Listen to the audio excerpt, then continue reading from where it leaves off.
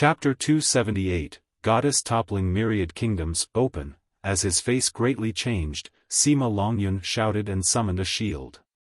With powerful blood energy, this shield confidently met Li Qia's fist. Bang! This fist heavily assaulted the shield as was Sima Longyun continuously pushed back. The ground behind him was stomped by his feet, and from the force exerted by his body, one hole formed after another.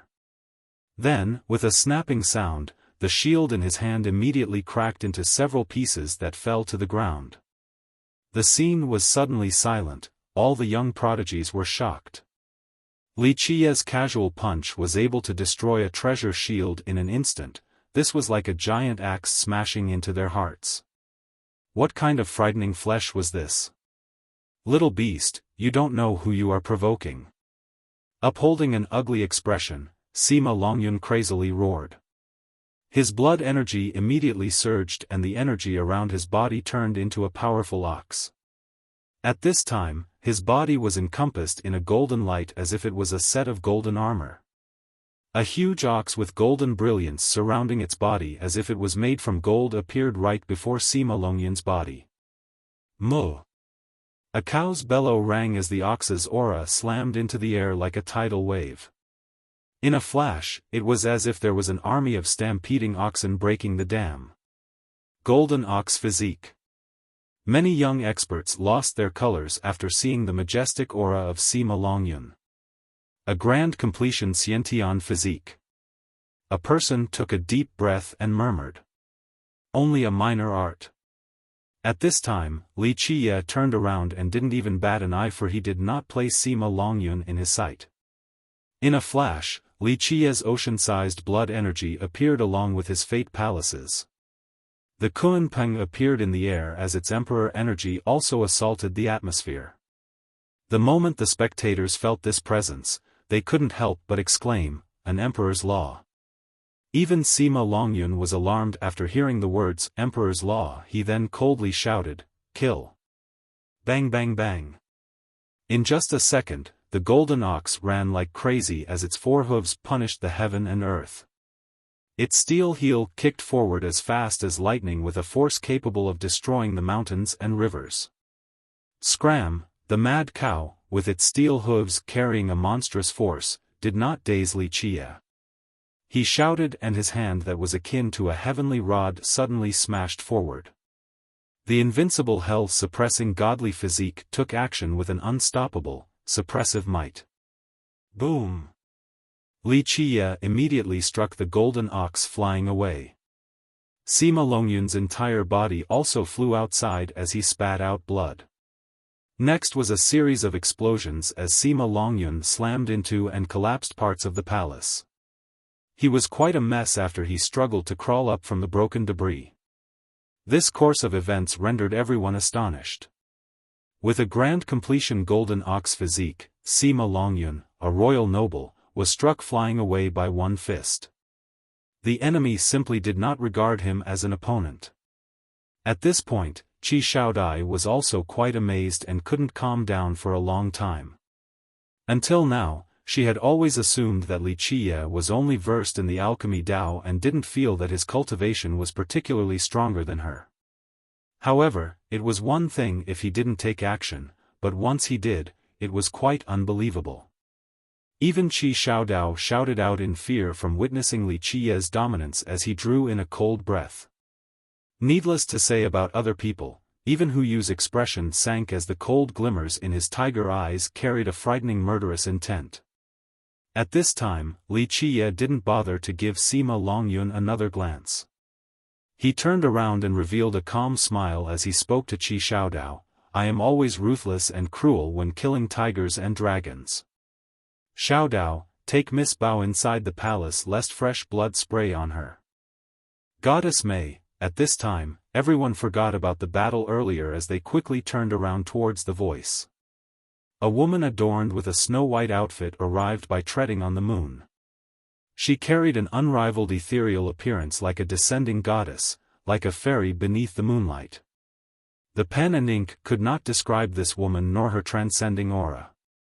It was as if the flames and smoke of mundanity could not touch her peerless grace. Her shape was just perfect, a bit skinnier would be too thin, a bit more round would be too plump.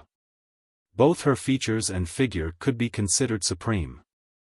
Along with a gentle atmosphere, strange images appeared due to her arrival. It made others feel as if they were merchants trapped in the desert only to suddenly find an oasis with hundreds of blooming flowers and budding seeds. The snow was starting to melt and the water began to form gurgling streams.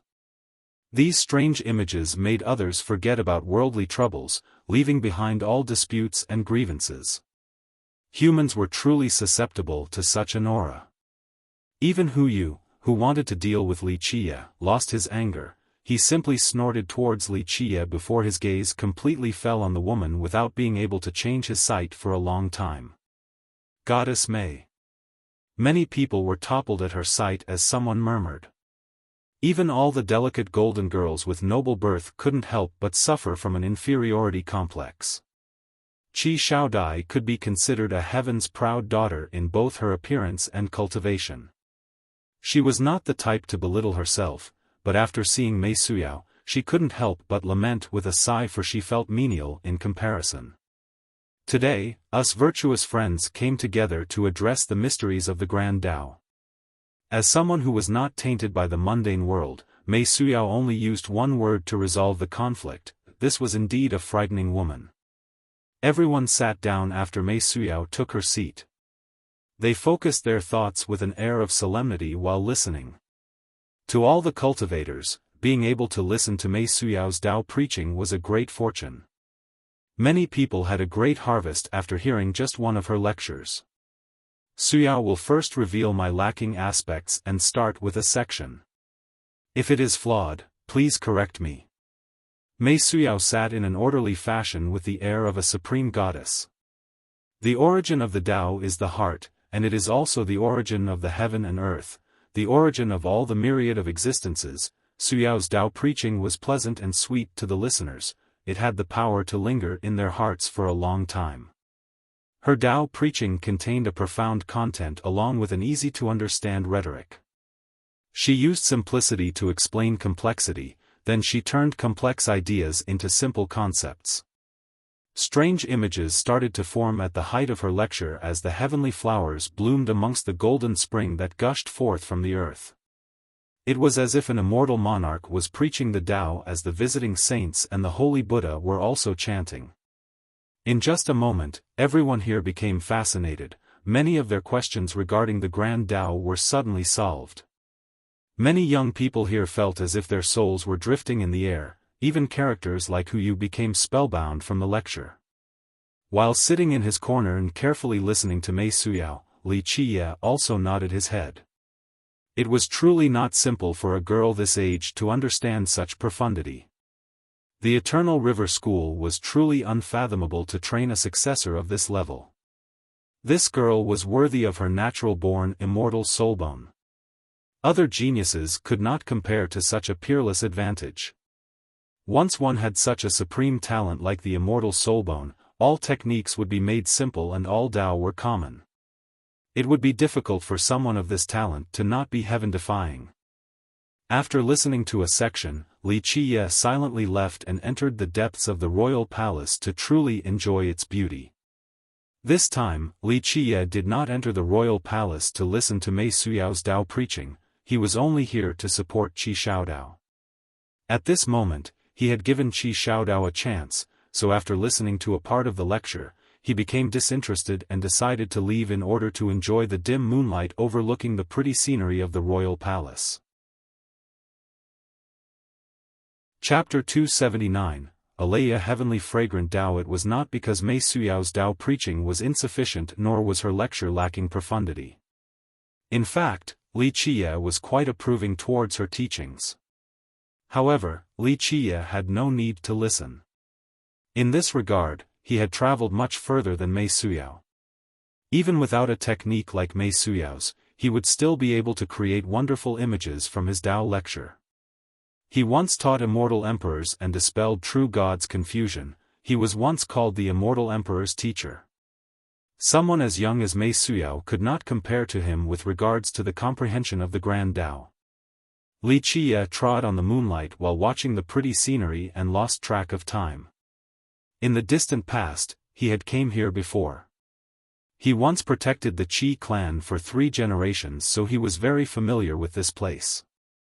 However, compared to the past, the Lion's Roar country had fallen and didn't have its secret strength nor resources of the past. In the end, after millions of rolling years, the Qi clan descendants had used up all of the things left behind by the ancestors. Li Qie planned to leave the Lion's Roar country because there was not much left for him to do here. The only remaining matter was to personally hand the treasure box left behind by Lion Monarch Ba Xian over to Qi Xiaodao's grandfather. Brother Li is feeling quite poetic. The Great Grand Tao is one where you stand alone and step towards the everlasting. This is the Alaya heavenly fragrant Tao that you need to search for. You are wasting away your talent. The immortal soulbone combined with the Alaya Tao is enough for you to compete for the heavens will in the future. Enlightening all living beings isn't something that you need to do. Moreover, you won't be able to enlighten me. Today, even if your progenitor, immortal Emperor Su Shui, personally came, she wouldn't necessarily be able to enlighten me. Don't use such a minor scheme against me in the future, otherwise, I will spank you in front of everyone. Finished speaking, Li Qie took his leave. Mei Suya watched Li Qie's shadow as her peerless pretty eyes became extremely deep.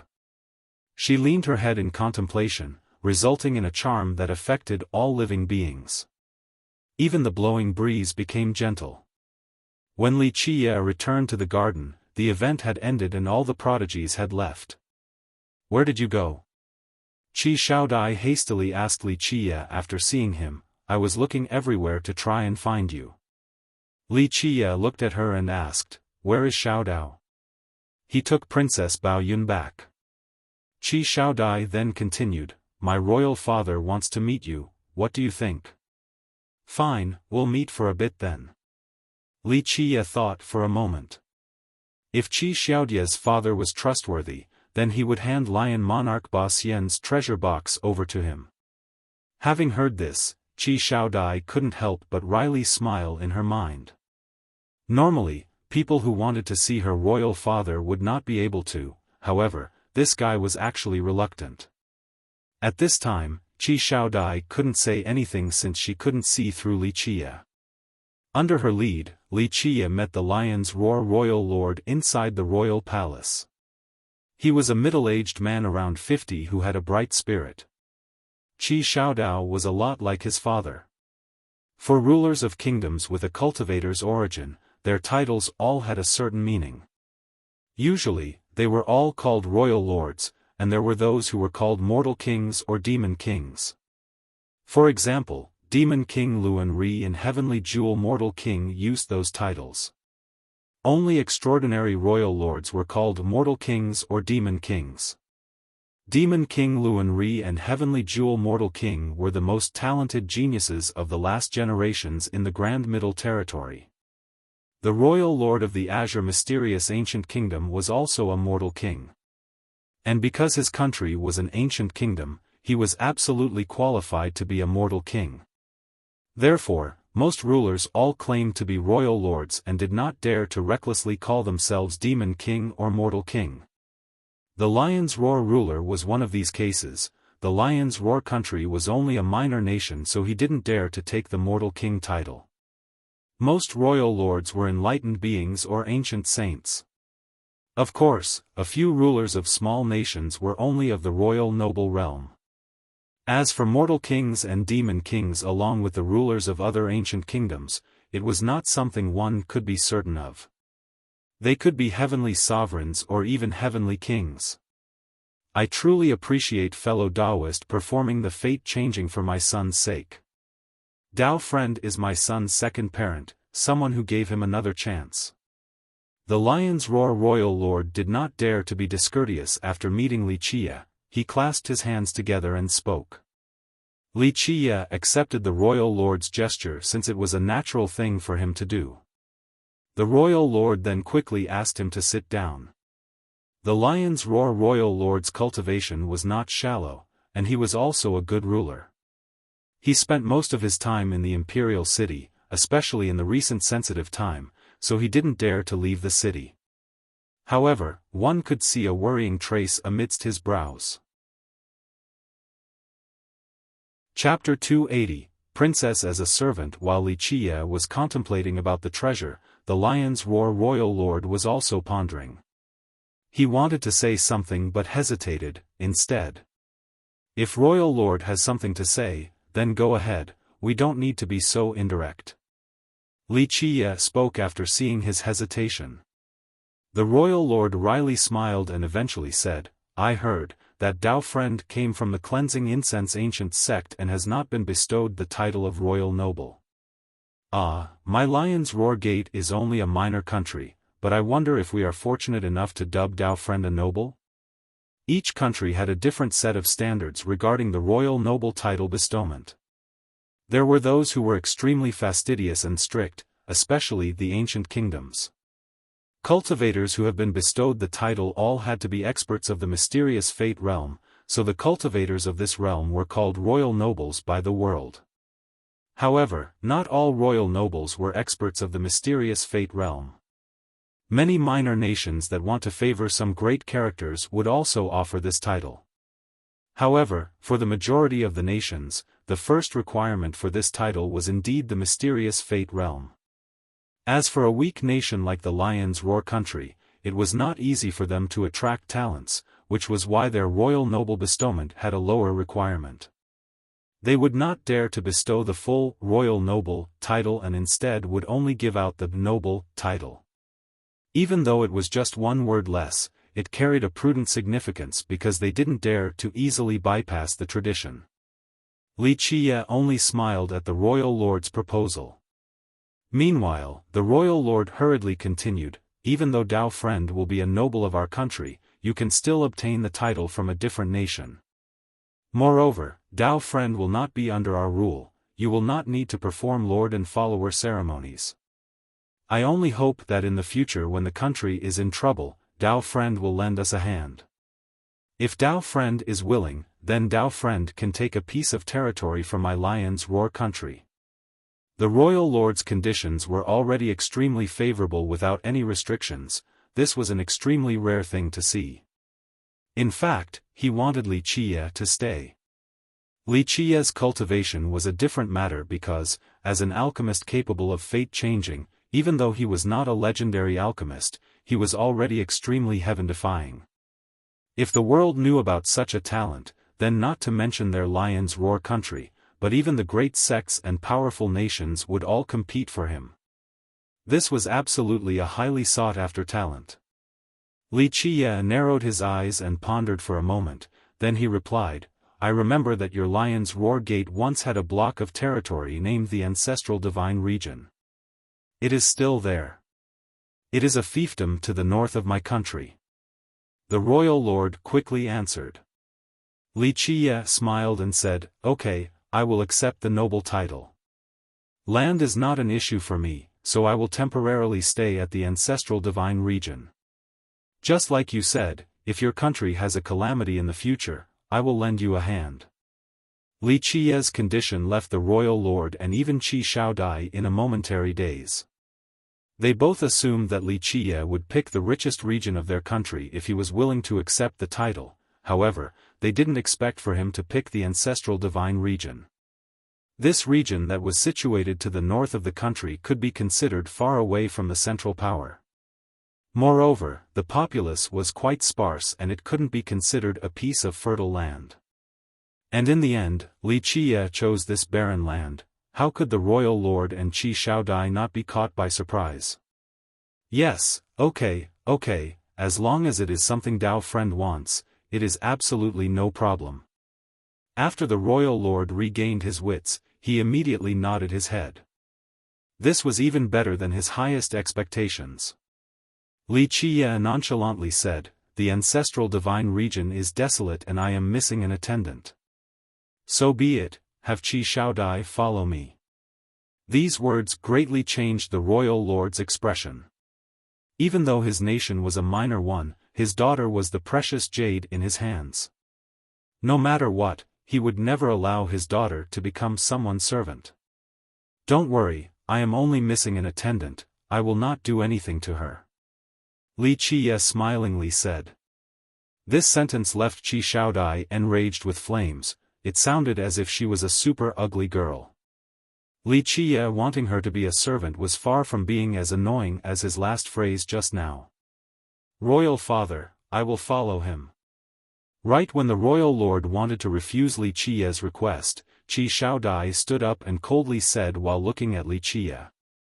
About this, on the other hand, the royal lord was hesitating. He stared at Li Qiye, then back at Qi Xiaodai.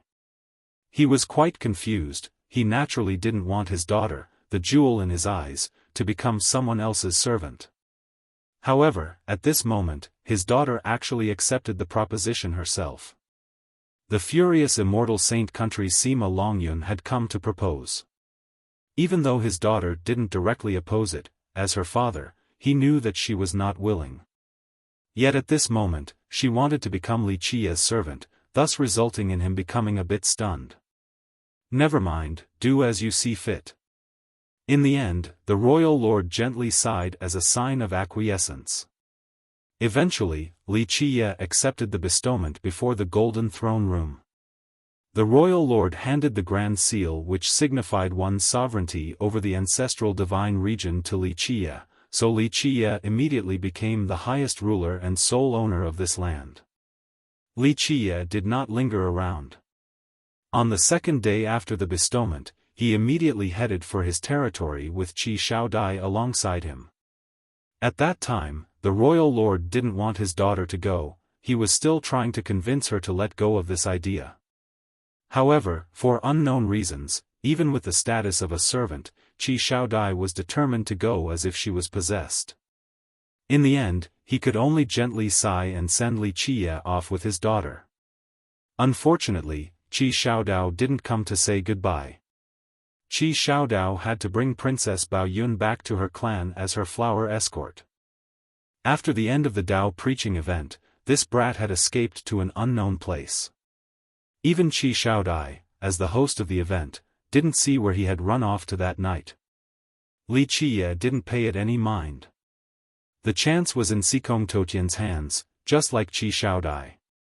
If she let go of this opportunity from her grasp, Li Qiye would not catch it for her. Li Qiye left the royal city and entered the ancestral divine region, but he didn't go towards the region's capital where the ruler presided. Instead, he kept on heading northwards. "Are we not going to the regional capital?" Qi Xiaodai was surprised to see Li Qiye not intending to enter the capital. "We are not." Li Qiye casually threw the seal that signified one's power of the region to Qi Xiaodai and said, "In the future, you will take care of the ancestral divine region's administration. I will do whatever I want because I will only stay for a short period of time." Noble bestowment, this was only because your Qi clan and I have a karmic relationship. With her hand holding the seal, Qi Xiaodai took a moment to regain her composure as she was sent into a daze. She gently sighed in her mind. These words were very arrogant and didn't put anyone in his eyes, but she didn't say anything else.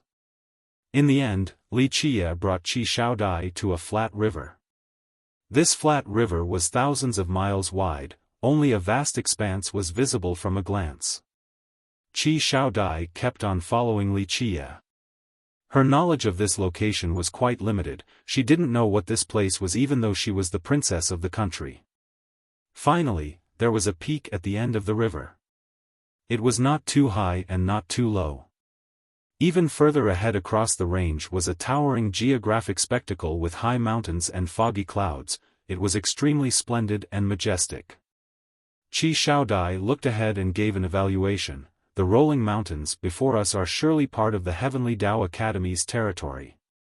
Then she gave it another careful look. This place seems to be the far western region of the Academy, and it is very far from the Academy's ancestral ground. Correct. Across these mountains is the territory of the Heavenly Dao Academy. Li Qiye looked ahead and nodded in agreement. Qi Xiaodai was lost for a bit. She didn't know why Li Qiye ran to this place. If he wanted to visit the academy, then he should have gone east because its ancestral ground was in the far east. Even though in front of them was still the academy's territory, its disciples would not come to this western land. Eventually, Li Qie and Qi Shaodai climbed on the fair-sized peak. As she was climbing this peak, she noticed that there was an abandoned temple at the top of the peak. This abandoned temple had not been visited for countless moons and was extremely decrepit. The walls and the roof beams had lost their colors. Moreover, along with entrenched old vines, there were weeds and wild vegetation running rampant in all directions. Small creatures like rats and snakes infested this place. When they entered the abandoned temple, there was a thick layer of dust accumulated throughout the ages with spiderwebs everywhere. While standing inside, the only discernible thing was that there were two statues within the ancestral divine temple. Li Qie gently sighed with some emotion while standing in this tattered hall. Qi Shaodai was also a bit confused as she stood in this place. She did not understand why Li Qie went to this ruined location instead of the prosperous regional capital. Take care of this place. I'm afraid we will have to stay at this place for some time. After taking a glance around, Li Qie commanded Qi Shaodai. Qi Shaodai was a bit startled. There were dust and spiderwebs everywhere. This type of cleaning up was something that she, a golden daughter, never had to do. Qi Shaodai took a deep breath and channeled her blood energy. She rolled up her sleeves and flicked it towards the temple. Suddenly, the wind roared as dust flew everywhere. In just a moment, both of them were shrouded in dust. Do not be disrespectful to the predecessors. Use your hands to clean it. Li Qie casually threw a spatial pouch towards her and said, "There are items for your daily necessities inside. Do a good job of cleaning this place, I'll go out for a bit." Li Qie left behind the spatial pouch as he departed. Chapter 281, 100 Battles. God King Li Qie left behind the spatial pouch, then turned around to leave. Qi Shaodai stood inside the tattered temple in a daze without being able to say a word. She felt very aggrieved. Even though the Lion's Roar country was not comparable to grand sects or ancient kingdoms, it still had hidden forces and was far stronger than an ordinary minor country. As the princess and golden daughter who was adored by the heavens, Qi Shaodai was always spoiled by others, yet today, she came with Li Qie to this desolate area as a servant. This was already one thing, and now she even had to do this dirty and tiring work as well. She had never done such a menial task before, but today, she undertook this task like an ordinary servant in the secular world. Qi Shaodai was speechless for a long time before she eventually picked up Li Qie's spatial pouch and began to clean. Even though she was a royal noble, it was still a big challenge for her since this was her first time doing these menial tasks, dusting the floor and walls, then taking care of the weeds. Qi Shaodai did quite a messy job, for she couldn't use her power, which resulted in a silly scene. Despite this being the case, Qi Shaodai quietly did her job. Even though she felt wronged and dejected, she kept on doing this dirty work that was proven to be a challenge for her. She was angry, and she didn't know whether she was angry with herself or Li Qie. To sum it up, Qi Shaodai would never do such a thing in the past, and her previous self would be quite surprised to see her doing this in the present. Qi Shaodai patiently endured her hot temperament with grief in her heart. Eventually, she managed to clean the temple. After leaving the ancestral divine temple, Li Qie took a stroll around the area to gaze at the rolling mountains ahead. These mountains were like waves that reached all the way to the high clouds. There were also valleys with indiscernible depths, filled with unpredictable dangers, quite a magnificent spectacle. Li Qie slowly walked forward. Although they seemed to be nearby, after a closer look, one would find that these mountains were several dozen miles away. Li Qie eventually reached the area opposite of the temple. This was a small peak. Compared to the high mountains and vast rivers before it, it was truly insignificant and garnered nearly zero attention. However, there was a Dao shrine with only 5 rooms above this small peak. It had green tiles and gray walls, and one couldn't tell how long ago it was built. The green tiles had become gray from the accumulation of dust with weeds that spanned amongst its cracks. However, compared to the decrepit ancestral divine temple, this Dao shrine was still doing much better since, at the very least, there were still traces of visitors. Once one approached the building, one could see that there was a plaque hanging on its main door with 2 words, "Everlasting Courtyard." One couldn't tell how long these words had endured the passage of time, because the initially pitch-black words already became an indiscernible white. The gate of the shrine was wide open and unlocked, so Wuxia slowly entered. Once inside, he heard a thunderous snore that shook the shrine. It emanated from one of the rooms. Wuxia eventually walked in it to find an old Taoist lying on a bed.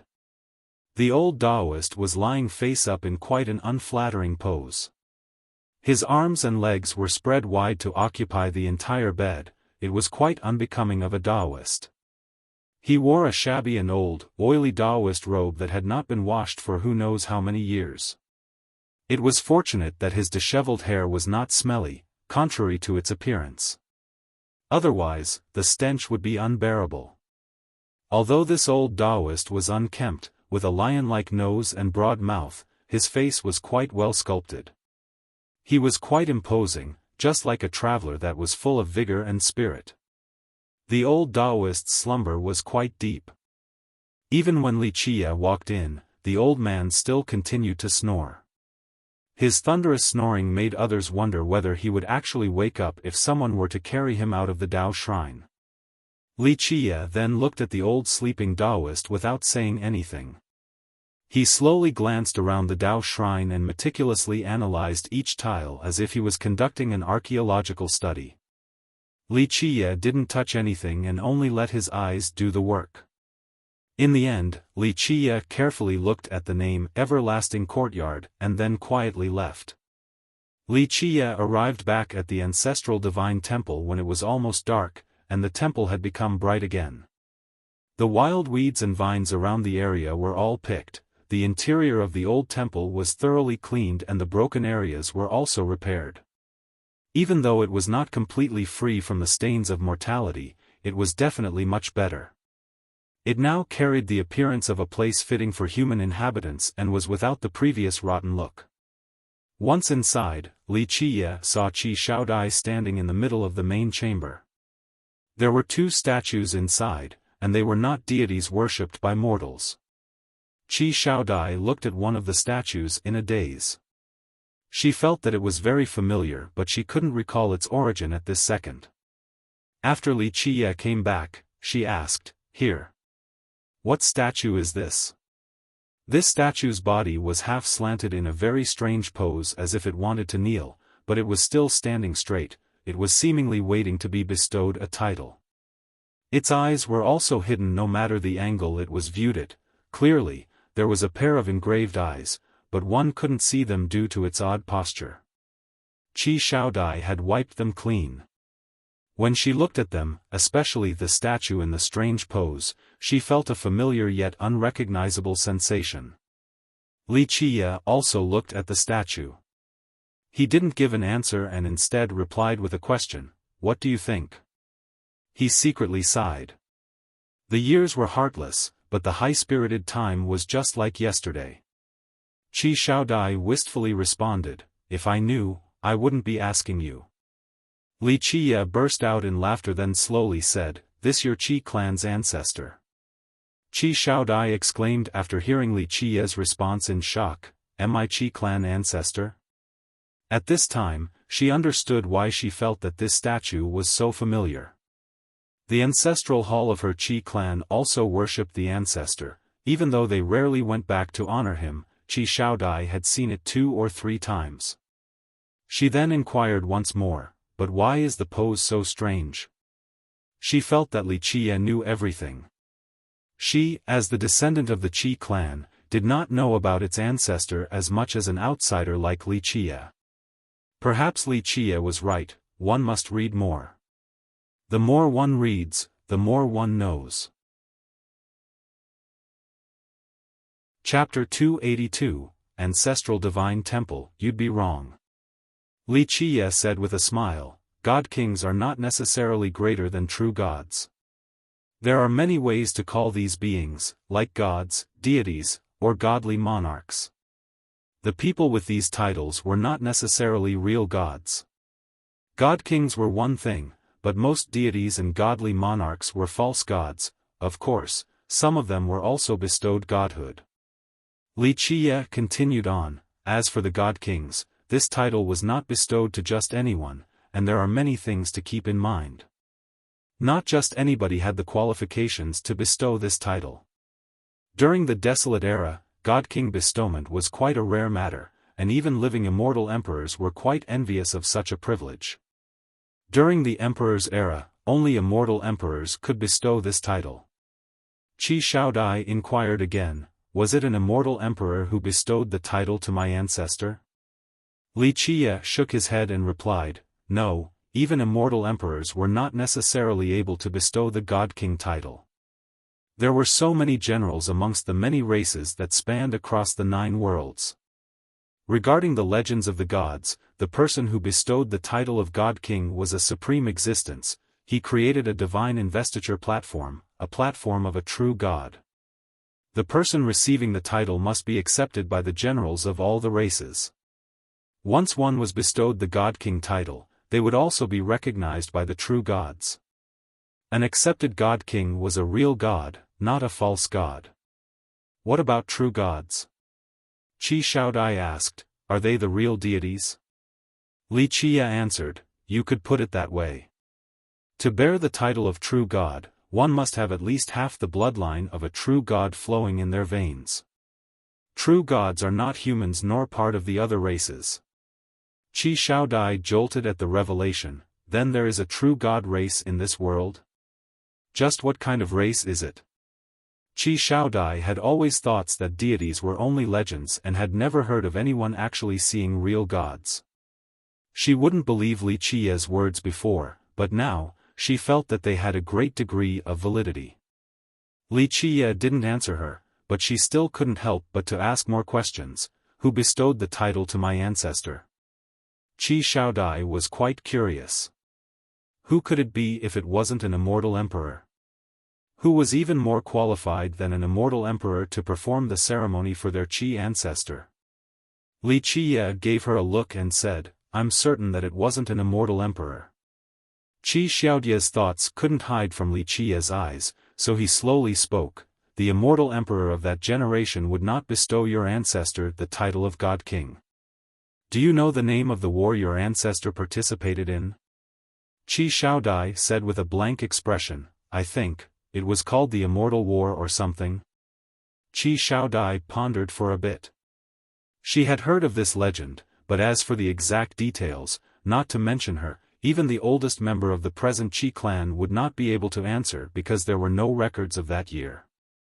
Wuxia said, the Immortal Massacre War, also known as the Immortal Massacre Campaign. She then asked, the Immortal Massacre War? Could it be that it was about killing immortals in the mortal world? Are there really immortals in this world? Wuxia shook his head and responded, no, not killing immortals, but an immortal emperor. In a flash, Wuxia's gaze became profoundly deep. At this second, it was as if he had returned to the heroic yet tragic era of the past. Killing an immortal emperor. Xiaofan didn't dare to imagine such a frightening thing. Before immortal emperors shouldered the heavens will to become invincible, there was a chance for others to defeat or kill them. However, once they carried the heavens will, they alone would stand at the highest peak and achieve solitary invincibility throughout the rest of their lives. It was too unbelievable that there were people who had killed an immortal emperor in the distant ancient era. Xiaofan was shocked and lost her mind for a while after hearing this. She eventually murmured in a daze, Immortal Massacre Campaign, slaying an immortal emperor. No one would believe such a tale about the Qi ancestor participating in the Immortal Massacre Campaign and how he was present in a war to kill an immortal emperor. Even Xiaofan couldn't believe it, but somehow she trusted that this matter actually happened. One did not need to envision such a scene, only hearing about the legends regarding slaying an immortal emperor was enough to make one's blood boil with excitement.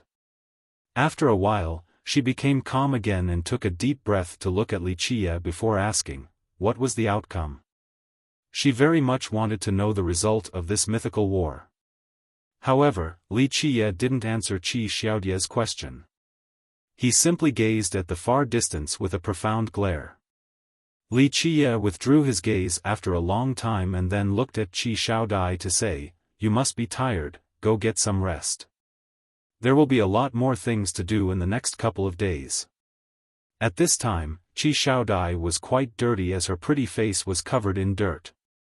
After a full day of manual labor, she almost turned into a stray cat. After hearing Wuxia's words, she became spirited again. After smelling the unpleasant scent on her body, she was both angry and annoyed as she quickly went to take a bath. After she left, Wuxia looked at the Qi ancestor's statue and slowly spoke, "You were truly loyal that year and used your death to protect me. I gave your descendants 3 generations of prosperity, so our karma was considered to be over. Today, I brought your descendant here in commemoration for your past devotion. Whether she will obtain a great fortune or not will depend on her and her alone." Wuxia then changed his gaze to look at Myriad Image's true God and whispered, "Today, I came to take it away since you promised me that year. As for the Void Gate, I will investigate it closely to find out the truth." Wuxia had his reasons for picking the ancestral divine region as his fiefdom. In fact, this temple was built by him. Because he promised to protect the Qi clan for 3 generations, there was a period when he spent a lot of time at this place. The first reason was to give Qi Xiaodie a great fortune as well as a chance for the Qi clan. Second, Wuxia came to study the defining technique of Myriad Image's true God. Third, Wuxia wanted to learn about the Void Gate. This was an unsolvable mystery since the ancient times. In the distant past, Wuxia once rescued Myriad Image's true God from the Buddhist burial plateau, and then this god left behind his defining technique to repay the debt of saving his life. Wuxia had never taken the true god's defining technique, 1,000 hands against the 9 worlds. This time, by going to the eastern 100 cities and traveling to this area, Wuxia was going to pick up this defining technique out of necessity. Today, Qi Xiaodie woke up quite early, but Wuxia was up even before her. He stood inside the main hall in front of Myriad Image's true God statue. He was in a strange pose as both his arms were horizontal to his shoulders with his palms stretched outwards. He stood on one leg and was half squatting. While Qi Xiaodie was feeling strange while staring at this sight, Wuxia suddenly moved. He used the tip of his foot to spin around like a spinning top at an inconceivable speed, becoming faster and faster. Qi Xiaodie became dazed from watching such a sight. And in the midst of her blurred vision, Wuxia suddenly disappeared. Qi Xiaodie stared and rubbed her eyes. Wuxia indeed disappeared, and it was not because of her eyesight. She was quite alarmed. Why did Wuxia disappear when he was just here? She was gazing at him the whole time, yet he managed to disappear without her awareness. Wuxia disappeared for a long time and Qi Xiaodie turned from calm to fearful. Qi Xiaodie was terrified and cried out, "Hey, don't mess around, I don't want to play with you." While Qi Xiaodie was horrified, the true God statue suddenly lit up as a brilliance appeared on its chest. Then, Wuxia jumped out from inside. With a blank mind, she was quite startled. She looked at Wuxia, then back at the statue, then back at Wuxia. She jumped up after regaining her wits and exclaimed, There is a secret inside." At this time, she suddenly understood that this was not just an ordinary statue. Obviously, Wuxia put away the true God's defining technique, the 1,000 hands against the 9 worlds. This was one of his goals when he decided to come here. He looked at her with one eye and said, "Do I have so much free time as to just come to this unwanted location to look at the scenery?" Qi Xiaodie was quite surprised. She didn't expect this old temple to have a secret that no one knew about. She took a deep breath and asked, "What kind of temple is this?" Wuxia, once again, didn't answer the question. He stood in front of the Qi ancestor's statue and spoke in a grave voice towards Qi Xiaodai, "Sit down." Qi Xiaodai was caught off guard, but she suddenly realized something and sat at the location Wuxia pointed to. The 5 minds to observe the heavens, the 5 bodies to communicate with the earth. Wuxia corrected her posture and taught her how to reach samadhi. After Qi Xiaodai reached a state of deep meditation, Wuxia reminded her, "Look at your ancestor's eyes, always look at this pair of eyes." Qi Xiaodai quickly focused on her ancestor's eyes with a straight stare, but she couldn't see them at all. Wuxia gravely instructed her, "Look with your mind, not with your eyes. This thing cannot be seen by ordinary eyes." Wuxia put on the demeanor of a strict teacher. Qi Xiaodai followed his instructions, but she couldn't see the statue's eyes no matter how hard she looked. After several attempts, although she was not willing, she had no choice but to accept the reality, "I still can't see anything." Even after following Wuxia's guidance and despite her hardest effort, she couldn't see her ancestor's eyes. Chapter 283, Thousand Martial Divine Gaze Dao. After numerous unsuccessful attempts, Wuxia finally said, "Let me see your eyes." Qi Xiaodai then turned around and Wuxia held her face with his hands in order to open her eyelids to carefully look at her pupils. The two were so close that their breaths exhaled into the face of one another. Wuxia was carefree, but Qi Xiaodai became flustered. This was her first time being so close to the opposite sex, so she was at a loss of what to do. Qi Xiaodai's eyes had a faint golden color, one wouldn't be able to see it without a careful look. Wuxia carefully examined her eyes and eventually let go with his hands while shaking his head. His gesture caused her to feel uneasy. With a negative sense of foreboding, she asked, "Is something wrong?" Wuxia didn't answer and simply replied, "You stay here, I will have to go out for a while." He decisively left after speaking. Qi Xiaodai was surprised, but Wuxia had already left before she could ask him anything. She was not someone who gave up easily, so, after his departure, she continued to follow his instructions to look for the eyes of her ancestor. However, no matter how many times she tried, she was not able to see the statue's eyes. Eventually, Qi Xiaodai gave up because she understood she was missing something. She, herself, didn't know the part that was missing, but maybe Wuxia did. Wuxia left for many days and was without any news. Early on, Qi Xiaodai assumed that Wuxia was busy with something, so he was late, thus she didn't pay it any mind. However, day after day had passed and Wuxia still hadn't returned. This caused Qi Xiaodai to be quite alarmed. Was Wuxia not returning? Had he abandoned her? Qi Xiaodai was lost with many inscrutable and negative thoughts. In the end, she calmed down while staying alone inside the ancestral divine temple. Wuxia's trip took 3 months. It was a morning when Qi Xiaodai woke up very early. She planned to cultivate, but she became frightened the moment she stepped into the main hall because a person was standing there. After the initial scare, she noticed that Wuxia was sitting in the hall, so she happily exclaimed, "You're back." But at this time, Wuxia ignored her. With one hand, he lifted his myriad heavenly cauldron while the other hand channeled a fire to refine a medicinal paste. A refreshing aroma of herbs permeated from within the cauldron. Wuxia then seriously commanded, "Go." He then took out a jade bowl and it sucked in the paste from the cauldron. The ointment was green in color. Even though it had just left the cauldron, it was cold instead of hot. Qi Xiaodai felt the coolness while standing next to Wuxia. He commanded, "Come over here." Once she got close, he told her to sit down. "I'm about to apply the ointment on your eyes. It will hurt a lot, but try to endure."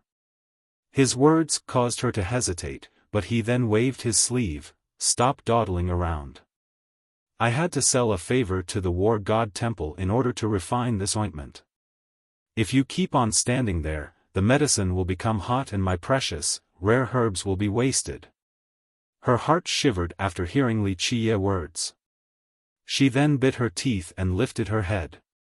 She let Li Qiye do whatever he wanted as he applied the paste onto her eyes. At first, Qi Xiaodai felt the medicine was cold and comfortable, it was no big deal. But a moment later, she began to scream miserably, "Ah!" A stinging sensation pierced her eyes. It was unbearable to the point where it was as if her eyes were being penetrated. A frozen winter overcame her eyes as her pupils loomed into the darkness. During her moment of pain, Li Qiye grasped her hands and calmed her down. "Don't move, hang in there. You must let the medicinal essence refine your eyes." Qi Xiaodai cried out from the intolerable pain, "Ah!" Li Qiye kept on shouting at her, telling her not to move, but this pain was indeed insufferable. At this moment, Qi Xiaodai felt as if her eyes were broken and the fear of losing her sight overwhelmed her. Lost in the darkness, her heart only held fear. However, Li Qiye's hands were grasping her own. The pair of firm hands gave her power and this gradually calmed her heart. Amidst all of this, Li Qiye's strong hands were Qi Xiaodai's pillar. She eventually settled down as the pain slowly disappeared. Li Qiye reminded her, "The ointment needs to be applied to your eyes for a whole month until they are refined just right." Qi Xiaodai couldn't see anything at this time, so she only became relieved when Li Qiye was next to her. "What is going on? Your eyes have changed." Li Qiye continued. Fortunately, the change was not too drastic. Otherwise, even if the old men from the war god temple agreed to give even more treasure medicines, I still wouldn't be able to change your pupils. Qi Xiaodai asked with surprise, "You went to the war god temple?" Could it be that Li Qiye took 3 months just to prepare rare and precious medicines for her? No. Li Qiye nonchalantly replied, "Only to its outer elder's place." Qi Xiaodai was quite astonished. The war god temple in the Grand Middle Territory was renowned alongside the Heavenly Tao Academy of the Eastern 100 Cities. Even its outer elders were high above characters, her royal father wouldn't necessarily be able to meet them. However, Li Qiye not only managed to meet them, but he was also able to obtain many precious herbs from the temple. Li Qiye directed the treatment of her eyes with the ointment for 1 month. He was by her side the entire time because she found solace in his presence. Eventually, he took the paste off and carefully looked at her eyes while nodding his head in satisfaction, saying, "Good, it is fortunate that your natural eyes only changed a bit. Otherwise, there would not be any chance of salvaging them." Qi Xiaodai breathed a sigh of relief after being able to see the light again, then she curiously asked, "How are my eyes now?" "Look for yourself." Li Qiye handed over a mirror. Qi Xiaodai noticed a change in her pupils. Before, there was a faint golden color to them and others wouldn't notice it without a careful glance.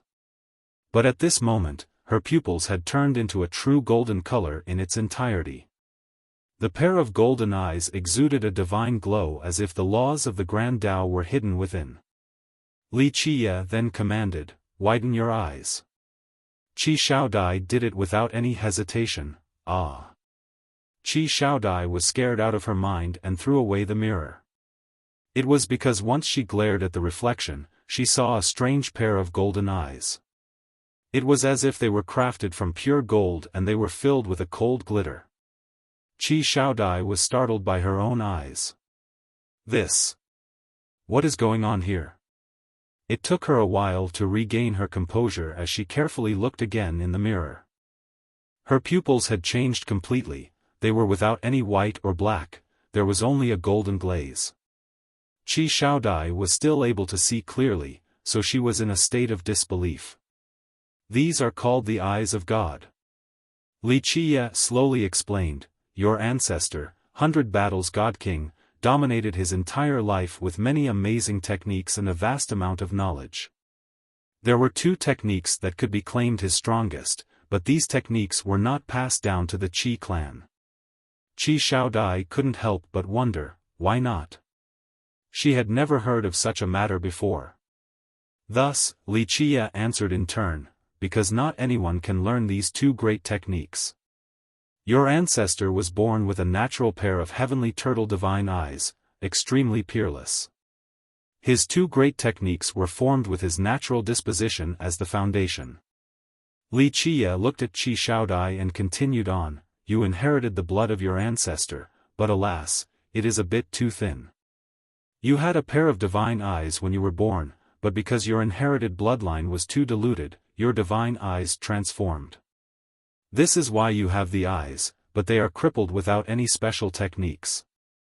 This time, I brought you here to see if you can inherit the 1,000 martial divine gaze Tao, one of your ancestors' two great techniques.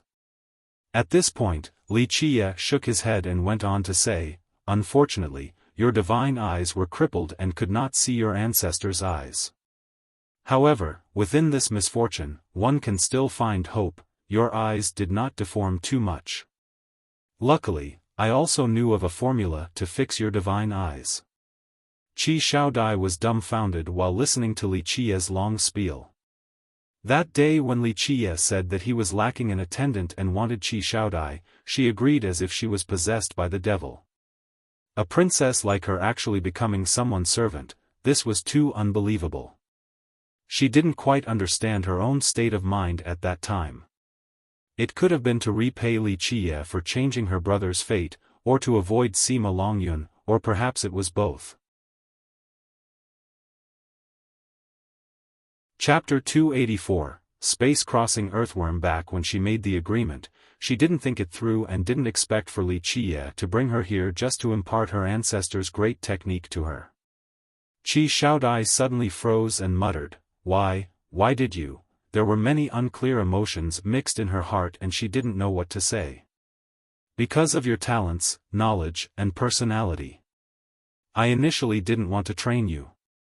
Li Qia said dismissively, but because of the Qi clan, I gave you another chance. If you can grasp it, it will be akin to grasping your own destiny. Qi Xiaodai was in a daze. If she didn't agree to become Li Qia's attendant at that moment, it meant that she would have lost a chance granted by the heavens and would have to live in regret for the rest of her life. Li Qia gravely spoke to her, don't think too much. Sit down, this is a good chance. Qi Xiaodai regained her composure after a deep breath. She slowly sat down according to Li Qia's instruction and closed her eyes. Use your mind, the divine eyes use the mind to point straight at the source. If you can't see using your mind, then you cannot exert its power. The divine eyes build 10,000 Tao, but the source is not from the eyes and instead, the mind. The divine eyes are merely the windows. When the windows are opened, whether you can see the scenery outside or not depends on your own soul. Li Qia instructed her. She couldn't see the first nor the second time. The third time, the Qi ancestor's statue suddenly appeared clearly in Qi Xiaodai's mind. It suddenly turned around and opened its eyes. At this very second, Qi Xiaodai saw her ancestor's eyes clearly and became startled by its golden glow. She happily opened her eyes and shouted, I saw it. After opening her eyes, the statue's eyes disappeared again. Not bad. Li Qia expressionlessly nodded his head and said, staring alone isn't enough. You must keep on gazing at them with your mind. It is up to your own fortune whether you can obtain the 1,000 martial divine gaze Tao from your ancestor or not. Qi Xiaodai took a deep breath and solemnly nodded her head, then she said, I will try my best. Qi Xiaodai was obviously older than Li Qia by several years, but at this moment, she acted like a proper student before him, creating quite an inconsistent scene. She closed her eyes and gradually saw her ancestor's eyes again. It was a golden pair of eyes that began to change gradually. Once they opened, the depths of the eyes caused Qi Xiaodai to fall into a world of grand Tao. The divine eyes slowly created many chains of universal laws as it built a new grand Tao that kept on changing without any order. Qi Shaodai became immersed inside as her soul was drawn in by the mysteriousness of the Grand Tao. For the next period of time, while Qi Shaodai was lost in the supreme art of her ancestor, Li Qiye was staying at the ancestral divine temple and trained the 1,000 hands against the 9 worlds technique taken from myriad images true God. Chapter 285, Little Autumn. There was nothing inside when Li Qiye opened the yellow trunk, and this caused his expression to change. Suddenly, a lazy voice rang out, "Are you looking for this?" The appearance of this person shocked Qi Shaodai. The old Taoist who was sleeping in the Tao shrine was standing right next to them without any warning. His eyes still contained a blurry drowsiness and were half opened. The old Taoist carried a clay cannon in his hand. The cannon was not huge, but it seemed to be very heavy from his posture. Li Qiye jumped out from the mud as his eyes gazed at the clay cannon in the old Taoist's hands. The old Taoist lazily said, "Coming to my Tao shrine to steal stuff is not good." Li Qiye looked at him and nonchalantly replied, "Steal? You are the one who is stealing. My ancestor once buried the space-crossing earthworm at this place for generations just so that, one day, I could come and take it back in the future." With his tired eyes, the old Taoist glanced at Li Qiye and asked, "Your ancestor? Who is it?" His question was also something Qi Shaodai wanted to ask, but she didn't want to pry. Li Qiye slowly placed the earthworm down and said, "You ask too many things. There are some matters that shouldn't be asked. Otherwise, one will die an unsightly death." "Really now?" The old Taoist beamingly smiled and said, "This old Taoist has been wanting to die for a while now, but it is simply not possible.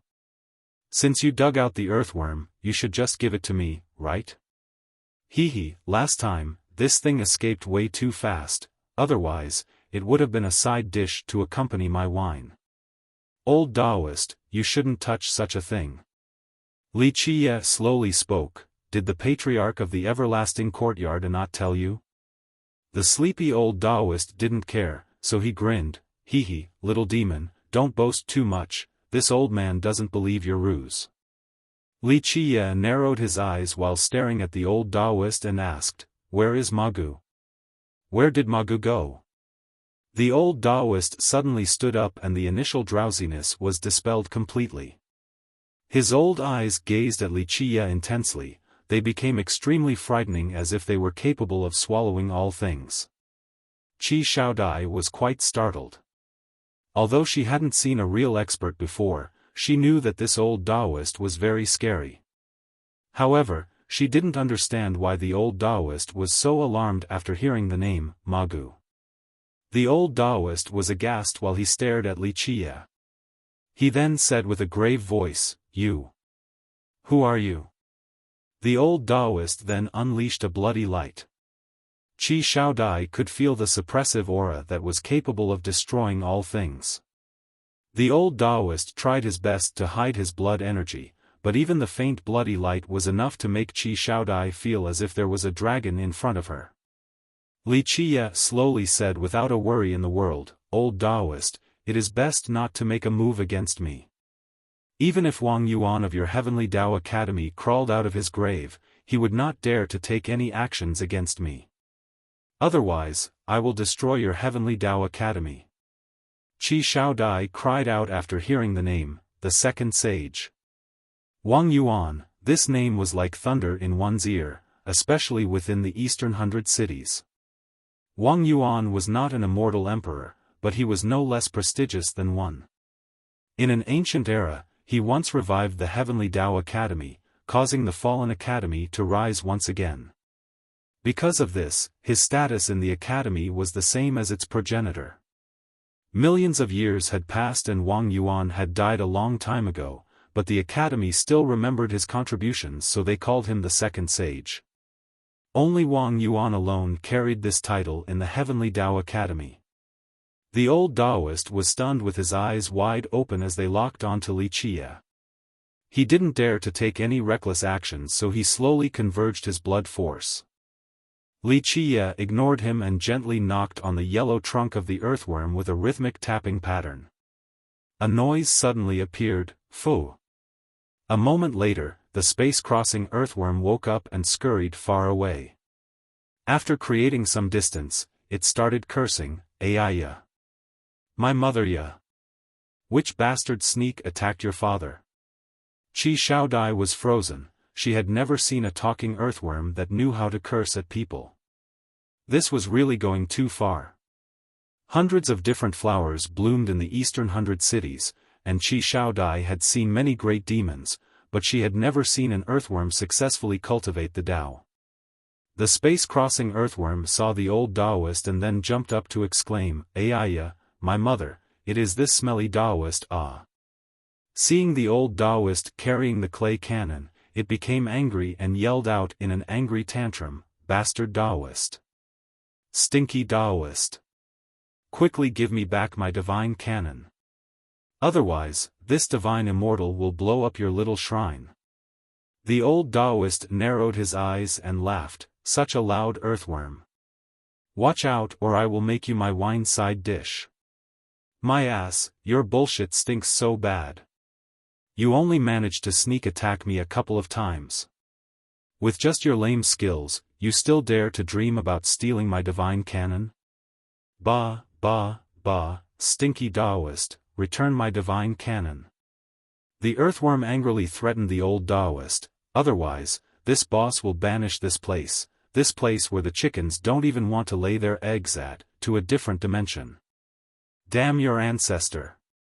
If this boss didn't promise to not leave this place, then I would have banished you and your shitty shrine a long time ago. Hurry up and give me back my divine cannon." Qi Xiaodai was shocked. It was not strange for a person to curse someone else like this, but a cursing earthworm was quite an unbelievable sight. Li Qiye patted the position next to him and told the earthworm, "Okay, little autumn, hurry up and come over here, I will get you back your divine cannon." The earthworm jumped and stared at Li Qiye in astonishment while saying, "How do you know about the Nihility Temple?" He was in disbelief and asked, "Who are you?" The earthworm with the foul and vicious mouth suddenly became cautious. Li Qiye leisurely replied, "I even know the bird that clipped you out from the Nihility Temple. If you keep running your mouth, I'll have it eat you. Mother." The space-crossing earthworm suddenly jumped up as if it had seen a ghost, and it started to stutter, Are you being serious? You tell me." Li Qiye spewed out a true mantra, and this true mantra turned into an orderly universal law that entered the earthworm's body. The earthworm then shivered and deafeningly shouted, "Oh my God! Young noble! Young noble is invincible in this world, in the 9 heavens and the 10 earths, in the 5 desolaces and the 6 Tao, in all the realms and myriad dimensions." This little autumn knew that nothing could stop young noble from returning. The king is back to reign over the world and all existences in the universe, to create 300 billion imperial concubines in your harem and marry millions and millions of fairies. The earthworm started to spew out a plethora of praises towards Li Qiye in just a moment. Qi Xiaodai and the old Taoist's eyes opened up wide. The arrogant earthworm that was cursing at everyone earlier could actually act like a sycophant in this manner. Li Qiye then told the earthworm, "Okay, if you keep on talking rubbish, I will throw you back to the Nihility Temple." The space-crossing earthworm hurriedly ran over to Li Qiye's side and dawdled around with an incomparably affectionate appearance. It seemingly wanted to win Li Qiye's favor. Li Qiye had to tap the yellow trunk on its back before it laid down next to him. With Li Qiye as his backing, the earthworm became even more arrogant. "Stinky Taoist, give me back my divine cannon." He shouted loudly at the old Taoist, "If you don't give it back, my young noble will knock all your teeth to the floor and break your home. No, he will destroy this rotten temple of your heavenly Tao Academy." Li Qiye tapped the earthworm again and said, "Okay, stop talking so much." The earthworm immediately became silent. Li Qiye looked at the old Taoist and said in a carefree manner, "Taoist should give the divine cannon back to my pet now." Li Qiye spoke in a polite and formal tone. There was no longer any trace of drowsiness in the old Taoist's sleepy eyes. He carefully looked at Wuxia and pondered for a bit before forcing a laugh. "I was just kidding, it was just a joke with the earthworm and its rotten mouth. I only took its divine cannon when it was unprepared, but there is no malice behind it." The old Taoist then handed over the divine cannon in his hands over to Wuxia. Wuxia then placed the divine cannon back in the yellow trunk on the earthworm's back.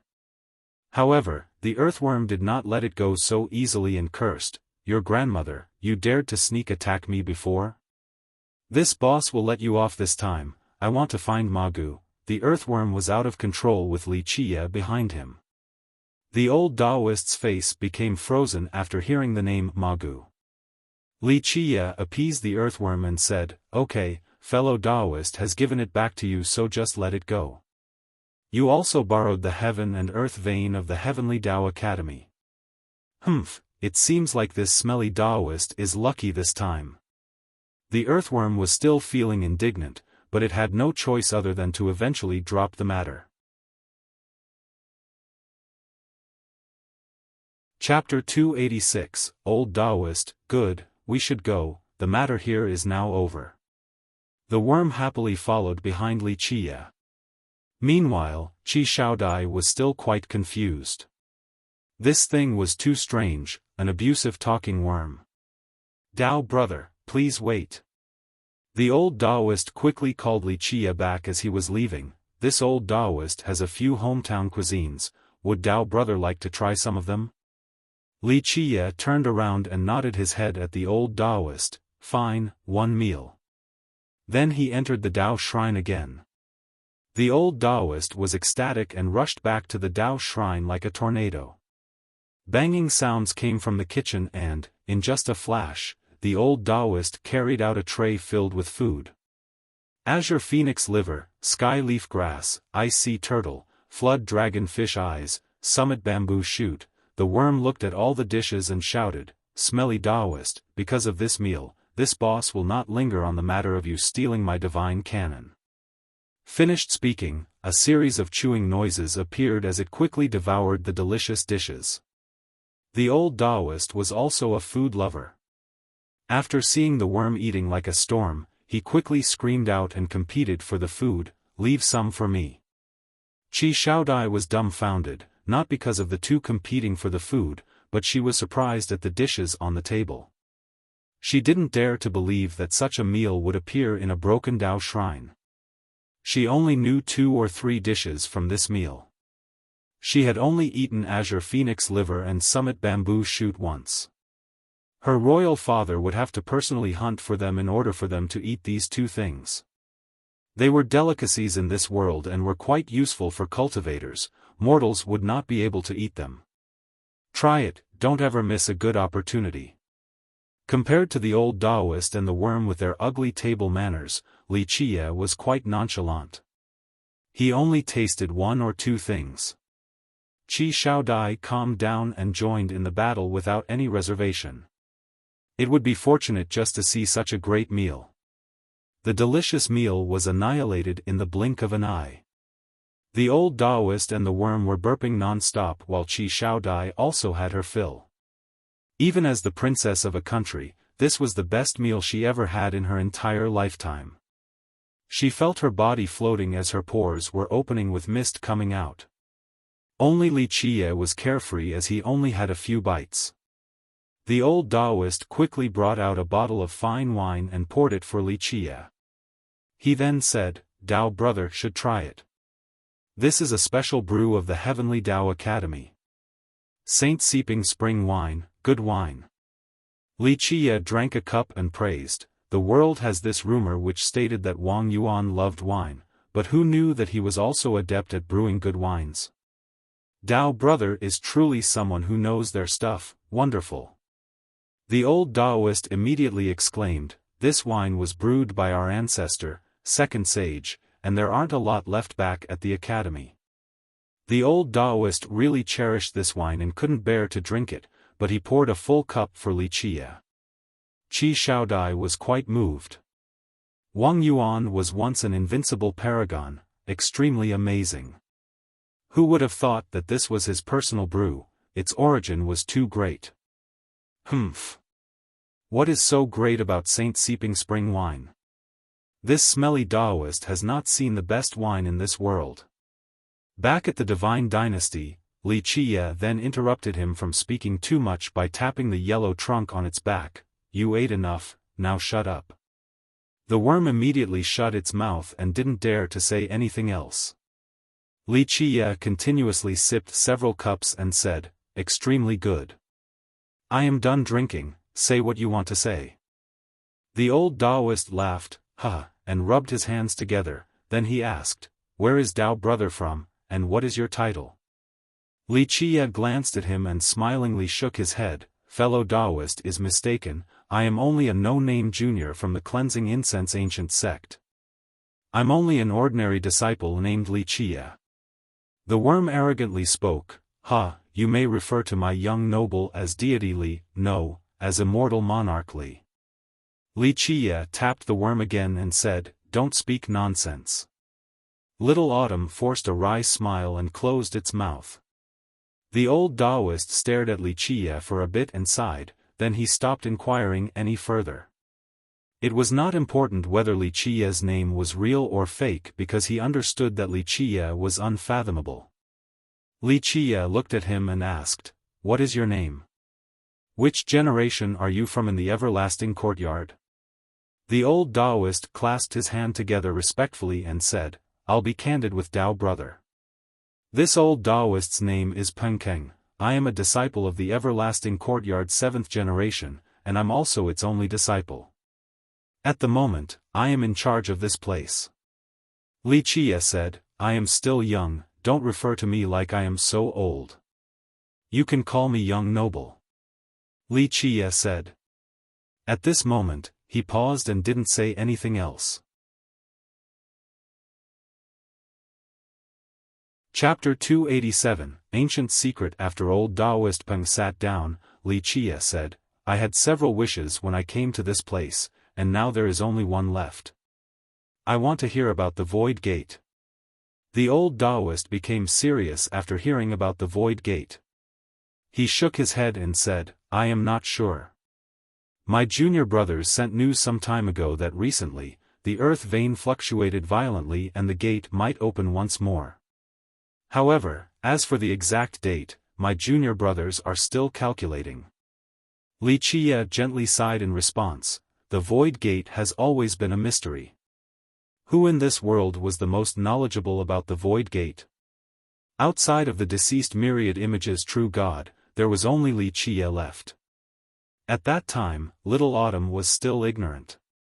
Old Taoist Peng opened his mouth. Ancestor Second Sage had gone inside to research, but unfortunately, he couldn't find the real door, or maybe there was never a real door in the first place. Little Autumn shook its head and said, the Void Gate exists for sure, but it is hard to tell where it is running off to. However, your Heavenly Tao Academy has a leftover door, and it is the best clue to finding the Void Gate. As for my instincts, I can't tell whether the gate will appear in this generation or not. Li Qiye was not anxious and said, we'll deal with it when the time comes. I'm not leaving this place for now, and I'm staying at the Ancestral Divine Temple. If your academy has any specific information, let me know. The old Taoist personally sent Li Qiye off all the way down the mountain before going back. After leaving the everlasting courtyard, Qi Shaodai curiously asked, what is the Void Gate? Li Qiye glanced at her and answered, one of the 9 grand heavenly treasures, the Void Gate. Qi Shaodai exclaimed, one of the 9 grand heavenly treasures. There were many strange things that happened today, but nothing was more shocking than this. She continued after being in a long daze, the 9 grand heavenly treasures and the 9 grand heavenly scriptures, aren't these the items from the legends? They don't actually exist in this world, right? Little Autumn said right away, little girl, you can just follow my young noble. You don't even know, the 9 grand heavenly treasures and scriptures really do exist, and the Void Gate is even more real. Here, Li Qiye glared at it so it shut up and was afraid to say anything else. Qi Xiaodai was too surprised to pay attention to his words. These treasures were part of the bedtime stories she heard when she was young. The world had always assumed that there were no such items.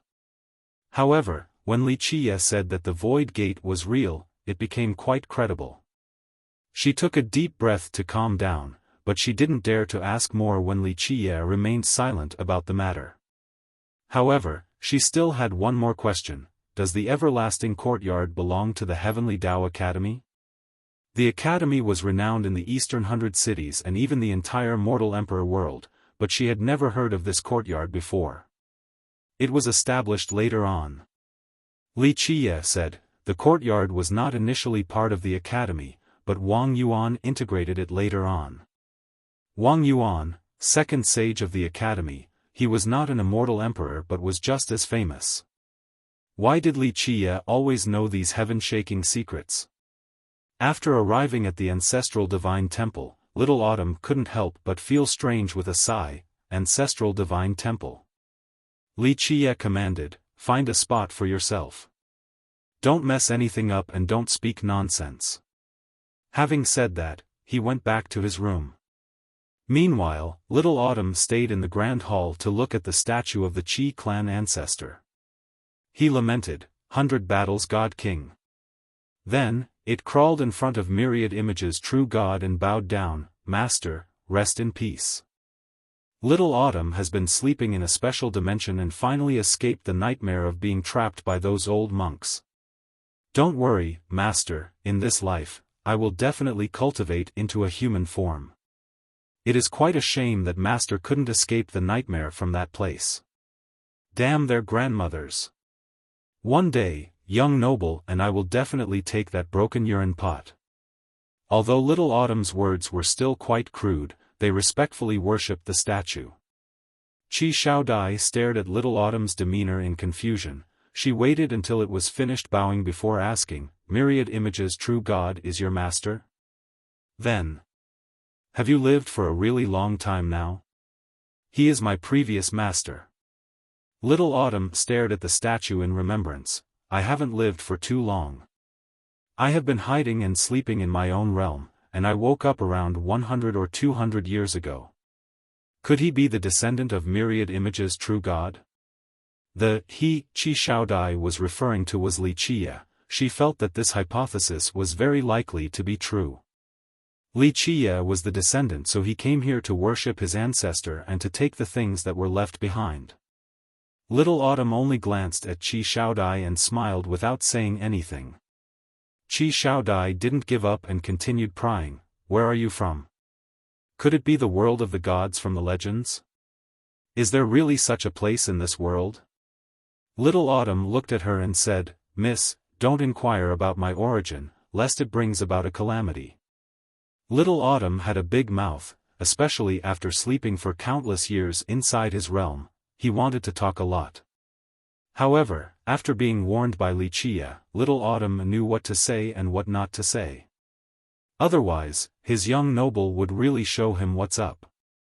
Without Li Qie's permission, Little Autumn would not tell anyone that it came from the Void Gate.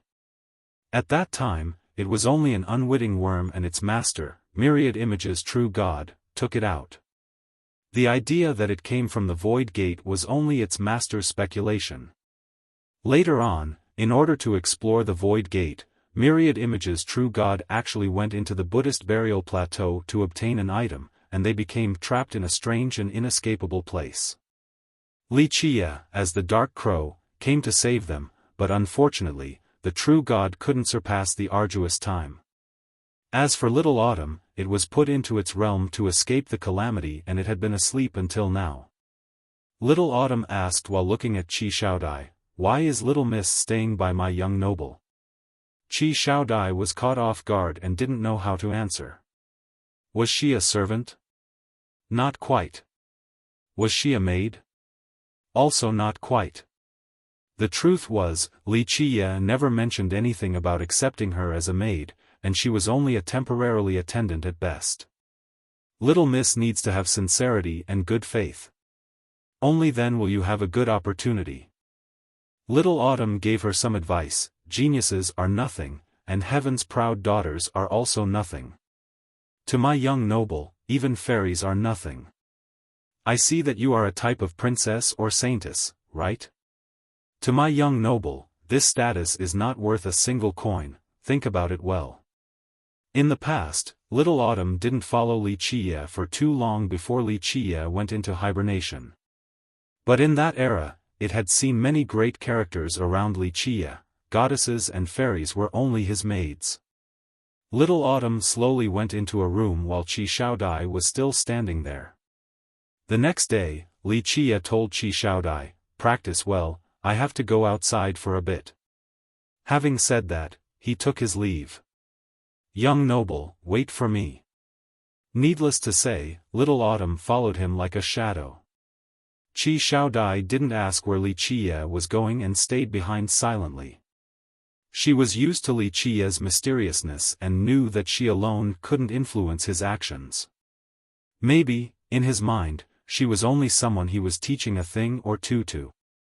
Thinking up to here, Xiaodai sighed. Since when did her emotions become affected by Wuxia? Wuxia left for the western border of the Heavenly Tao Academy with Little Autumn right behind him. The Academy's territory was vast. One could only imagine its inner power since it stood strong all the way from the desolate era until now. The Academy's barren western territory spanned for millions of miles with majestic mountains and rivers. Perilous peaks and valleys were found everywhere. Because of these dangers, humans were not around, only heavenly beasts and longevity spirits infested this zone. You, stay aware and check to see if the void gate can appear or not. Wuxia told Little Autumn once they stepped into this area. He had calculated the time and was certain that the gate would appear in this generation, but the exact time remained a mystery. Roger. Little Autumn knew what to do without Wuxia's command. It was likely born in the void gate, so it had a natural talent with space and void. It was capable of leaving and entering different dimensions. It was more sensitive to the void gate than anyone else, which was why Wuxia dug it out.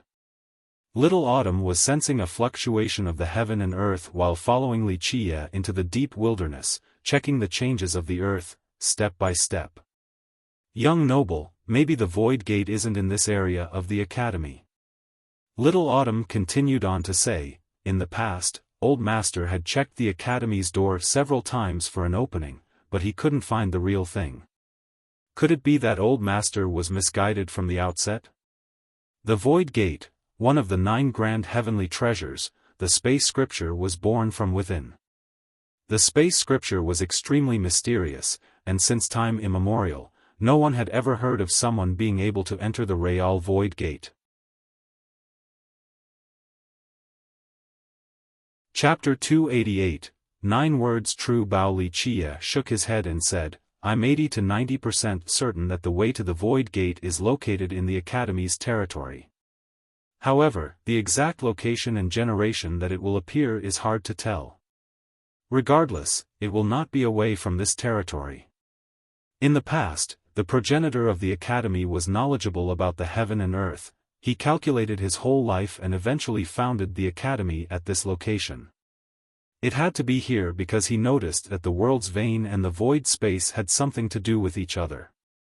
Little Autumn couldn't help but mutter, easier said than done. Old Master said that all the wise sages of the Academy had always studied the Void Gate with a countless amount of effort. Even though they opened several portals, they couldn't find the Real Void Gate. Wuxia casually said, how could it be so easy?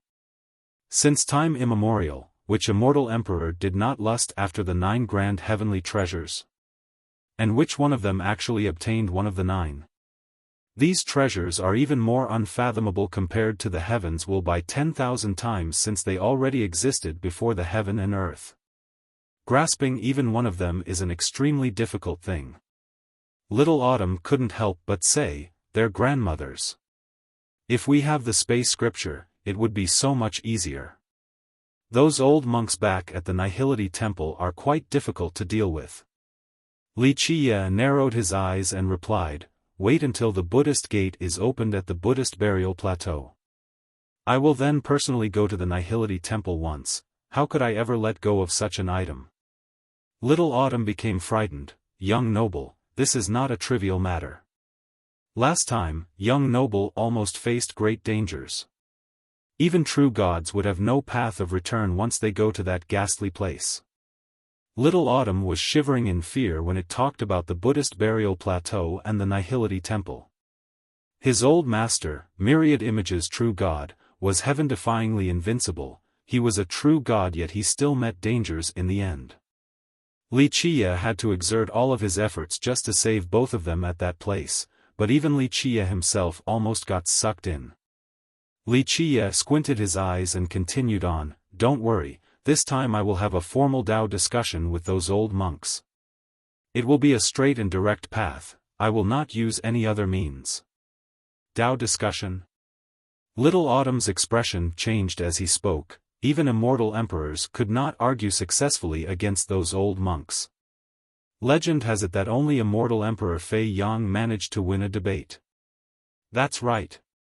Wuxia nodded his head. Immortal Emperor Fei Yang was capable of spewing lotus flowers from his mouth, and he managed to trick a Buddhist stone statue out of that place. This old man was really great with many tricks and schemes.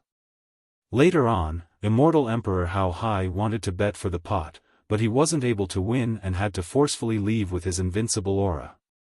From then on, he never dared to set foot inside the Buddhist burial plateau again.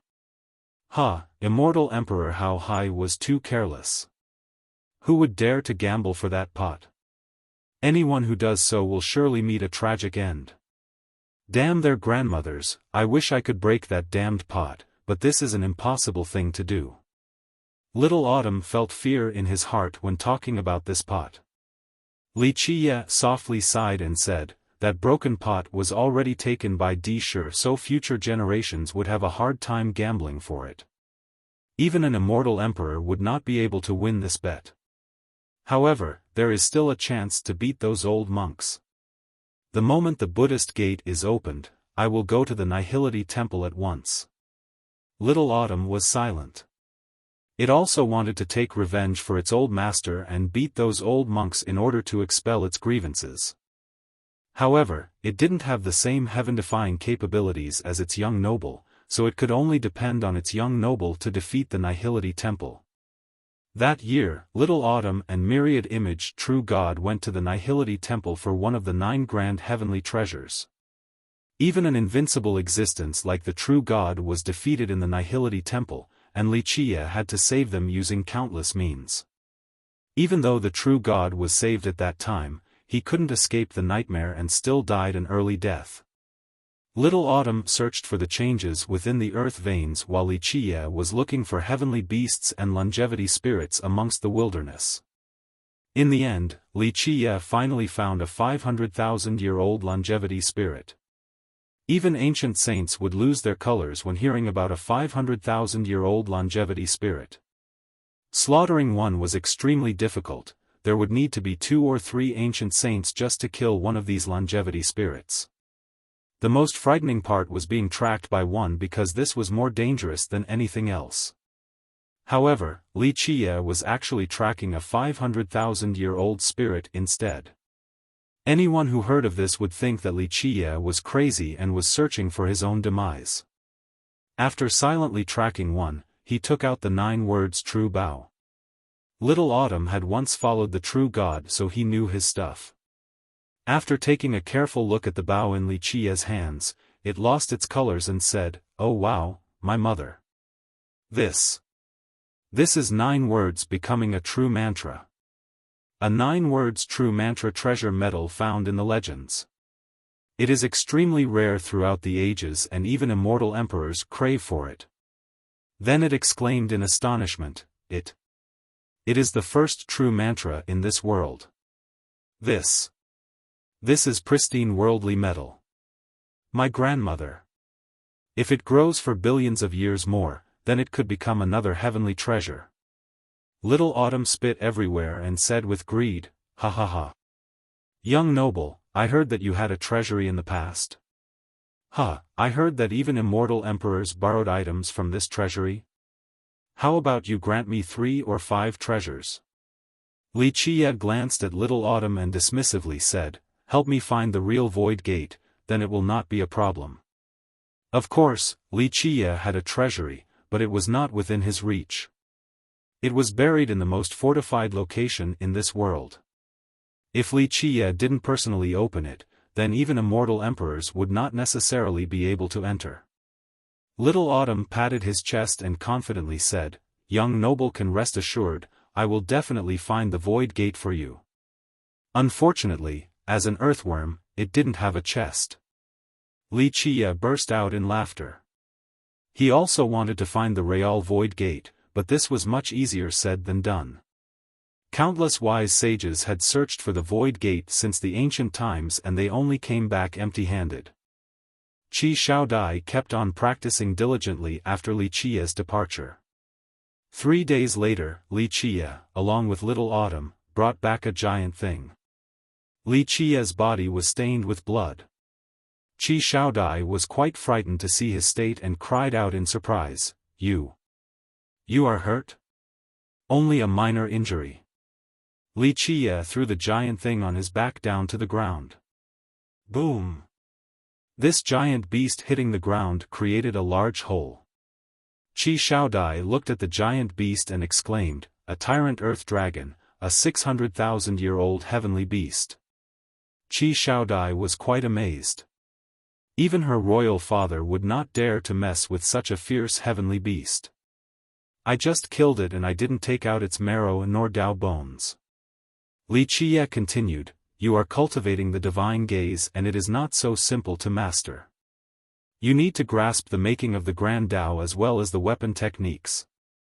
From today on, you will use a saber to carve into beasts until you are more than familiar with it." Xiaofan was startled after hearing this. She didn't expect that he left in order to hunt and help her cultivate the divine gaze. Wuxia was a strict teacher and didn't spare any leisure time for Xiaofan. He commanded, "Start right now." Xiaofan took a deep breath and focused her gaze. Her eyes suddenly became completely golden as a sound of metal clashing appeared. Xiaofan's eyes created a divine saber that gleamed with golden light. Clank! The divine saber shot out from her eyes and slashed the tyrant earth dragon's chest, causing blood to spatter everywhere. Wrong! Wuxia's voice sank down. Weapon controlling is more than just pure force and more than just a divine aura. The most important part is the technique. You must grasp the technique before freely controlling thousands of weapons. Only when you are well versed in the technique will you be able to control any treasure, even immortal emperor life treasures. Then, you will also be able to understand its mysticism with a single glance and create immortal emperor life treasures. Wuxia gave her more pointers. The dragon's skin is hard and tough. You using brute force will only hack the beast marrow and damage the natural treasure that is its body. Your saber needs to slice off the skin, soft yet swift, strong but flexible, acute and sharp. Xiaofan took another deep breath. She gathered her energy again and unleashed another golden divine saber to start from the beginning. With Wuxia's instructions, she slowly dissected the dragon's stomach step by step. Finally, she was able to dismember the entire dragon and separate its parts. After finishing, she took a sigh of relief and sat straight down, not caring about her appearance as a lady. This type of weapon controlling, to Xiaofan, was more draining than a fierce battle against someone else. Very mediocre. Wuxia glanced at her and shook his head. Your ancestors' weapon controlling skill was arguably at the peak, it reached the highest level. It could create immortal emperor true weapons, and they were exactly alike with the divine auras of said weapons. If you want to reach this level, then you have to grasp the weapon controlling art, otherwise, you will only have brute strength in the end, and you will only be able to create disorganized weapons and fight wildly. This is not the weapon controlling way. Xiaofan quietly listened to Wuxia's teachings. Although his words were harsh, she memorized each word and engraved them into her heart. While Qi Shaodai was devilishly practicing the divine gaze, Li Qiye would go to the mountain every couple of days to capture longevity spirits and heavenly beasts so that she could learn her weapon-controlling art. Qi Shaodai practiced diligently and considered each word and phrase of Li Qiye as gold and jade. Chapter 289. The storm began while Li Qiye and Qi Shaodai were training in the ancestral divine temple. There was a piece of news that reached the eastern 100 cities. The Heavenly Tao Academy had opened its gates to accept students everywhere. This news caused the entire region to clamor as countless people were debating about this matter in astonishment. One cultivator said, "The last time the academy accepted students was 1,000 years ago. That time, the academy was only accepting vagabond cultivators or young cultivators without any sections." Many great sects and countries in the eastern 100 cities quickly heard this news. This time, the academy was accepting students from all the sects and countries in this world, no matter the size nor heritage. As long as the students' conditions were suitable, they were able to enter the academy. Momentarily, countless people were in an uproar. Until now, the academy usually accepted disciples, but disciples and students were two different matters. Disciples, once accepted, were disciples of the academy for the rest of their lives. Students were different. They simply trained in the academy and could leave at any time. They bore no responsibilities and only needed to have the right qualifications. Of course, the treatment between disciples and students were different. Even then, there were still many young cultivators who were willing to become a student of the academy, even those from the great powers. Many young ones ran to the academy to see if they fit the requirements. Disciples from the great powers and the secret grounds all came since these powers could afford this little fee. Although these great powers had power and secret forces, they still brought their descendants and inheritors to the academy, including immortal emperor lineages and ancient kingdoms. The academy students could not learn the academy's secret and main techniques, but the academy had an extremely perfect teaching system. Although it didn't impart merit laws to the students, it taught them about the difficulties on the Tao path, how to deal with the devils of the heart, merit law control, and metaphorizing. There were no other great powers with such a perfect system. The Heavenly Tao Academy had researched about this matter for millions of years. Indeed, the academy was very great in this regard. Since the early ages, many immortal emperors once studied in the academy and benefited greatly. After becoming an immortal emperor, they would come back and leave behind an emperor law or immortal emperor life treasure for the academy.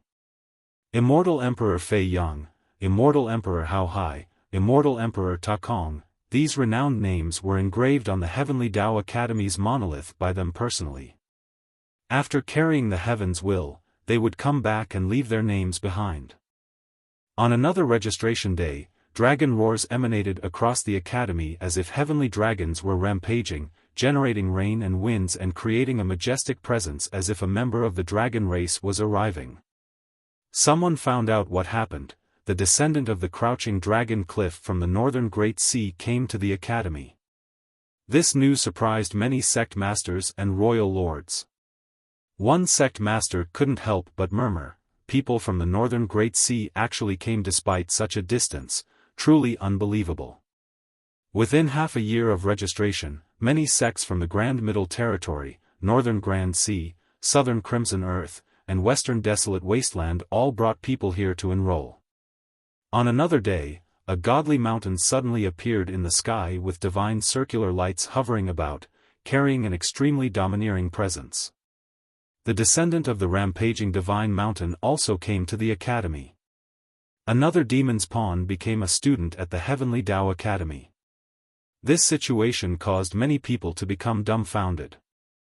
This is too weird. This is not the first time the academy accepted students. The majority of the students are usually from the eastern 100 cities. Why are people from other regions also arriving? The recruitment was no longer confined to the eastern 100 cities, and this caused many people to look with widened eyes. A few masters and royal lords were debating this matter, this is the ushering of a new golden era. Only when second sage was in charge of the academy would there be so many geniuses throughout the world arriving. Even geniuses from the 9 worlds also came after hearing his prestige. However, there was another explosive piece of news. Goddess May has enrolled in the academy. Mei Suyao of the Eternal River School had also joined the academy. Impossible. People were aghast after hearing this information. Eternal River School, 1 sect, 3 emperors. There were not many heritages comparable to it. Mei Suyao was the chosen one from the school to enter this world, and there was no need for further discussions regarding her. The Eternal River School's inner strength could even be stronger than the Heavenly Tao Academy, but Mei Suyao still enrolled. This was the cause for many people's astonishment. What is actually happening? Cultivators who were not aware of inside information became quite confused at the situation. Not many days have passed after Mei Suyao's enrollment when another heavyweight character emerged. That day, a person came down from the sky. This person came alone, but the myriad of laws were his followers. One step caused the grand Tao to shake, one step to become the ruler of the heaven and earth. In just a moment, the sun and moon lost their colors, his step alone trampled the mountains and rivers. Existences in the places trod by him were shivering as if a god had descended to the mortal world. He had not yet arrived at the academy, but someone had already shouted, "Deity is here."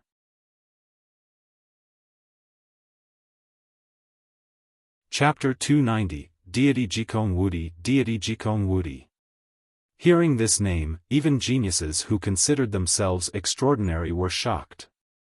Jikong Wudi, such a domineering name. He dared to call himself unbeatable, he was peerlessly supreme.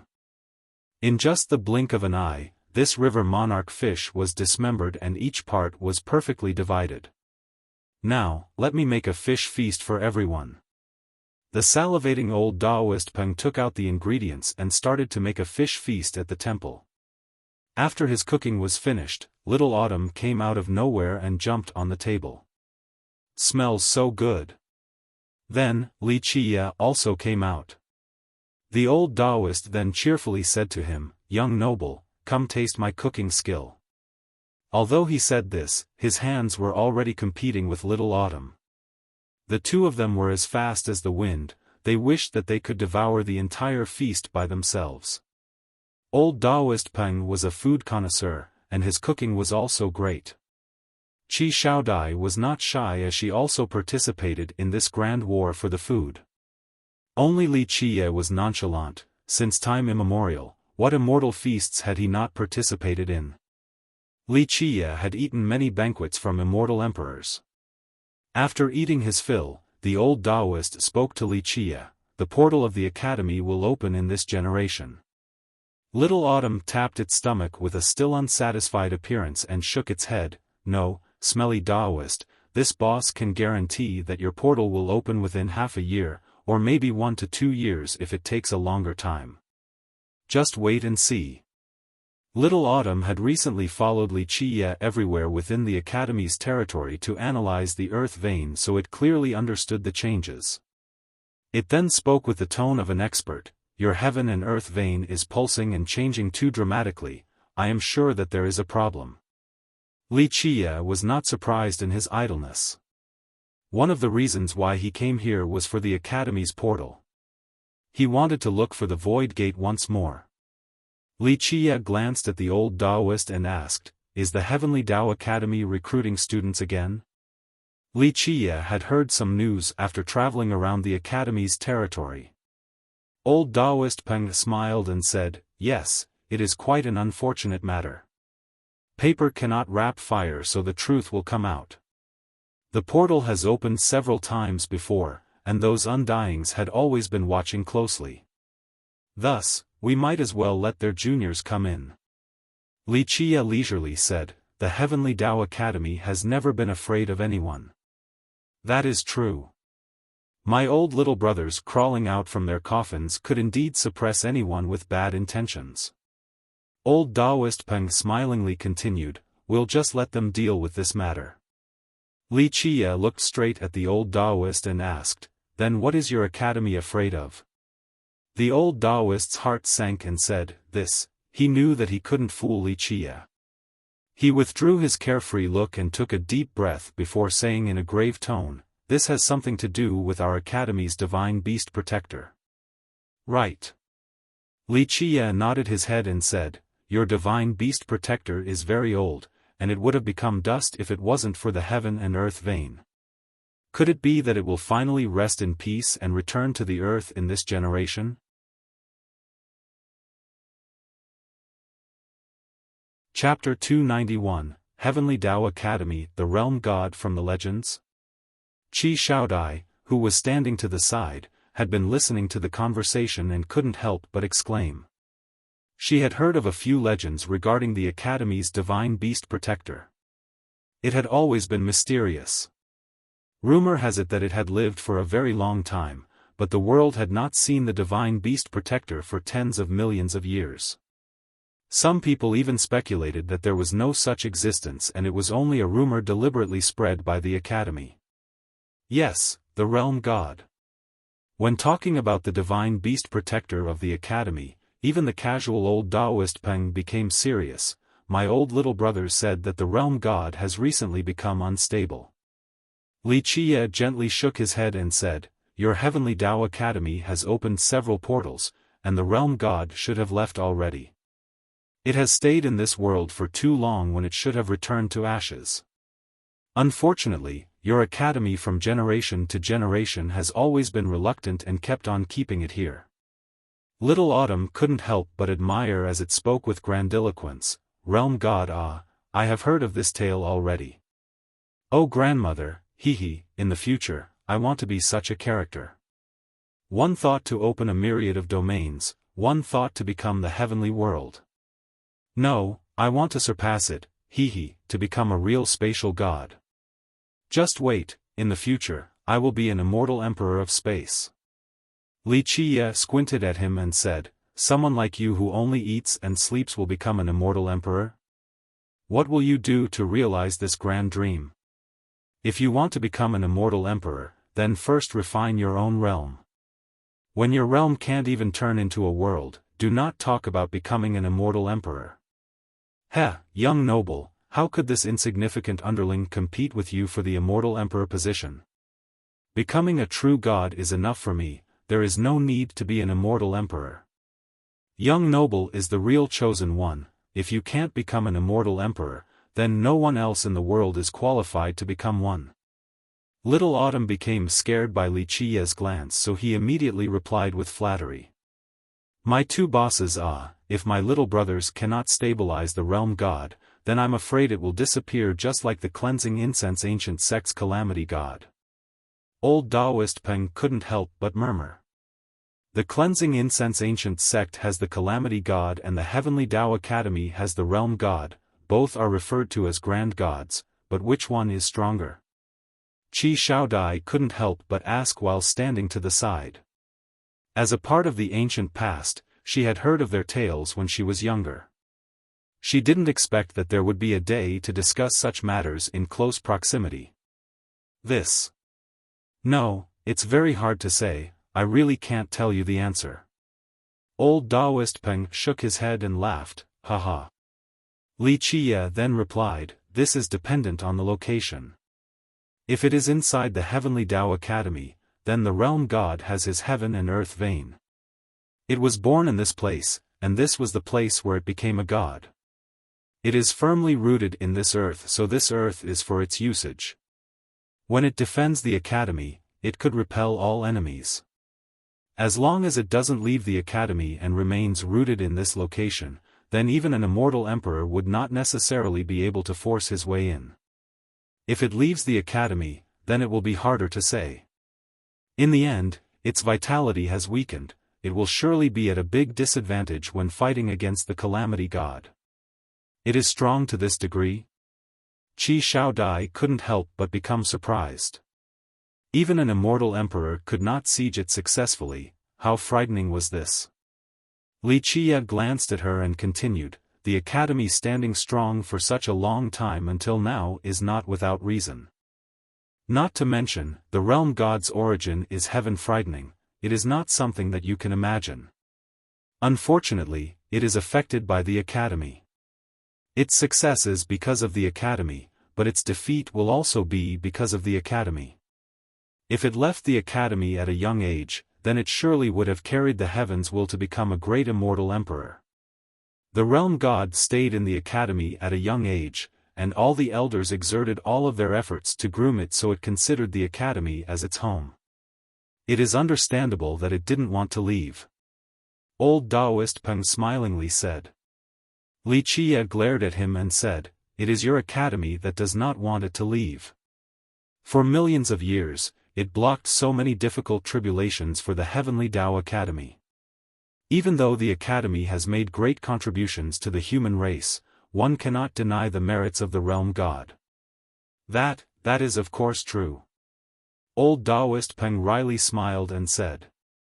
In the end, what belongs to the earth will return to the earth. The realm god has lived for long enough and it will one day leave. No one is immortal in this world, the same goes for immortal emperors and undying existences. Li Qia slowly said. After hearing this, old Taoist Peng became dejected as he gently sighed. He understood this rationality, but the elders of the Academy also understood. They only wanted to keep the realm god in the past and they expended a countless amount of blood and sweat to prolong its lifespan. But no matter what, it will leave one day. I want to go to your Heavenly Tao Academy. In the end, Li Qia said, your heaven and earth vein has recently been fluctuating too violently. This is very strange, and it is difficult to tell where the portal will open this time, so I have to go and see for myself. I need to see your ancestral ground that is channeling the heaven and earth vein to clearly understand this new strange development. Good, old Taoist Peng hurriedly said, I will tell my old little brothers to arrange it for you. He was very willing to see Li Qia enter the Academy since Li Qia was unfathomable. Maybe he will grant the Academy a new opportunity. No. Li Qia pondered for a moment and said, we'll do it like this. I will just enter the Grand Era Hall. Do you want to let the progenitor know? Old Taoist Peng couldn't help but ask. In fact, he wanted to know Li Qia's identity and why Li Qia knew their progenitor. Unless Li Qia was a descendant of their progenitor's old acquaintance, this would be an impossible matter. No. Li Qia shook his head and declined, there is no need to alarm others, I simply want to see the situation of the heaven and earth vein. Having said this, his heart couldn't help but lament with a soft sigh. Meeting the progenitor? They might as well not meet. At the moment, he didn't want to see Magu. It was too long ago, matters of the past have been covered with a layer of dust, so why the need to see each other again? Old Taoist Peng didn't force the matter, he nodded his head and said, then I will let little Lu arrange it for you. This brat is our Heavenly Tao Academy's most excellent young prodigy. This brat's nature and temperament are quite excellent and he's absolutely worthy of being groomed. At this point, he inadvertently or purposefully looked at Qi Shaodai, who was standing a bit to the side. Li Qia smiled and didn't say anything about this implication. He then told Qi Shaodai, clean up a bit. Tomorrow, we will go to the Heavenly Tao Academy. On the second day, Li Qia left the temple with Little Autumn and Qi Shaodai. Although the old Taoist didn't leave the everlasting courtyard, he arranged everything for Li Qia's entrance to the academy. But before their departure, Qi Shaodai didn't want to leave this old temple, she stared at the statue of her ancestor. There were too many unknown secrets in this temple, and she hadn't figured all of them out. To her, the time spent in this temple had changed her greatly, including her attitude and knowledge. One could say that this temple opened a new door for her and exposed her to the real Grand Tao. Before this event, she was an arrogant canary, the princess of the lion's roar country. No matter how modest she portrayed herself, deep in her bones remained an innate arrogance from being a golden daughter. But at this moment of departure, she was only a devout cultivator who managed to constrain her pride within, she was someone who was willing to stay next to Wuxia with sincerity. Before, she only glanced at a tiny corner of the Grand Tao, but after following Wuxia, she finally saw the Grand Tao and embarked on the journey towards the Supreme Path. "Come, you can come back whenever you want later." Wuxia glanced and said towards Qi Xiaodai, who was unwilling to depart. She took a deep breath and bowed down to her ancestor before leaving with Wuxia. Heavenly Tao Academy, an ancient and towering heritage, the human race's oldest heritage. People said that the Grand Tao of the human race had two origins, one was the War God Temple and the other was the Heavenly Tao Academy. Its origin was ancient to the point of being untraceable. One could only understand the Academy's majesty when standing in front of its doors. Countless divine mountains and giant palaces were present, they towered all the way to the sky to gaze at the heavens. The highest place was surrounded by stars as if it was its own separate world. Amongst the giant mountains, there was a divine bridge that spanned 10,000 miles from one corner of the sky to another. Inside the academy were divine cranes flying in the sky with flood dragons riding the clouds alongside other auspicious animals. Standing outside the academy made other people question its name. How could this just be an academy? It was more like its own separate world.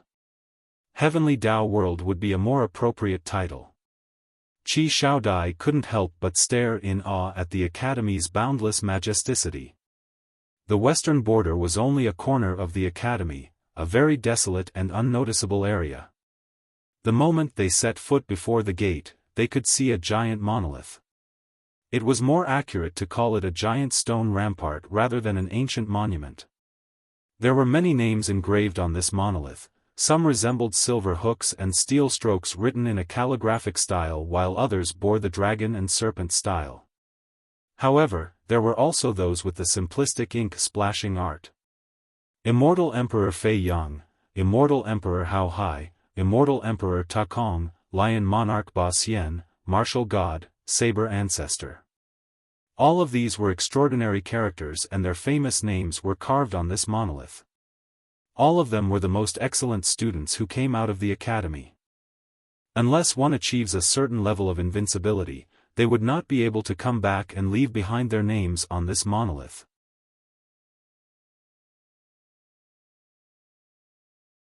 In short, Lu was one of the strongest geniuses in the Eastern 100 cities, but he had always kept a low profile in the academy and simply trained, thus his fame was not as thunderous as the fame of Zhu Huangwu or Ba Xia. Wuxia smiled and leisurely said, "Excuse us two are going to the Grand Era Hall to sign up."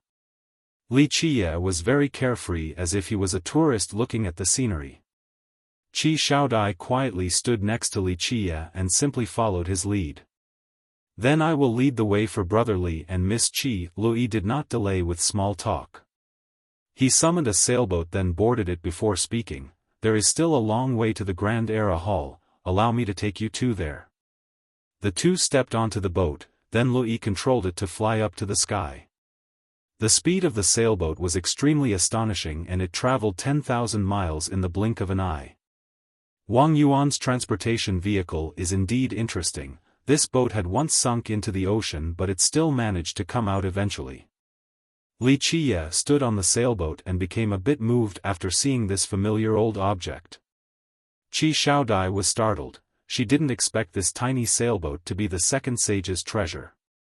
How great was the second sage's status in the history of the academy? This was indicative of Li's position in the academy. Brother Li is very knowledgeable, I am ashamed at my inferiority. Lu was also surprised.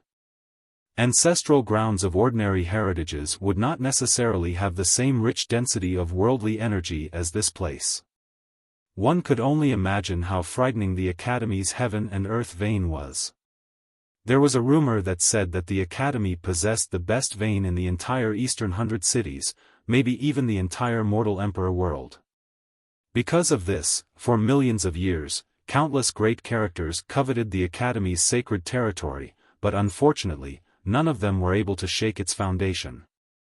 Wuxia and Qi Xiaodai went to the top of a mountain. Lui got the order from the upper echelons to give the two of them a mountain.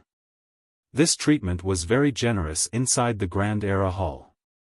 After arranging everything for the two of them, Lui said, "There are tens of thousands of disciples at the Grand Era Hall.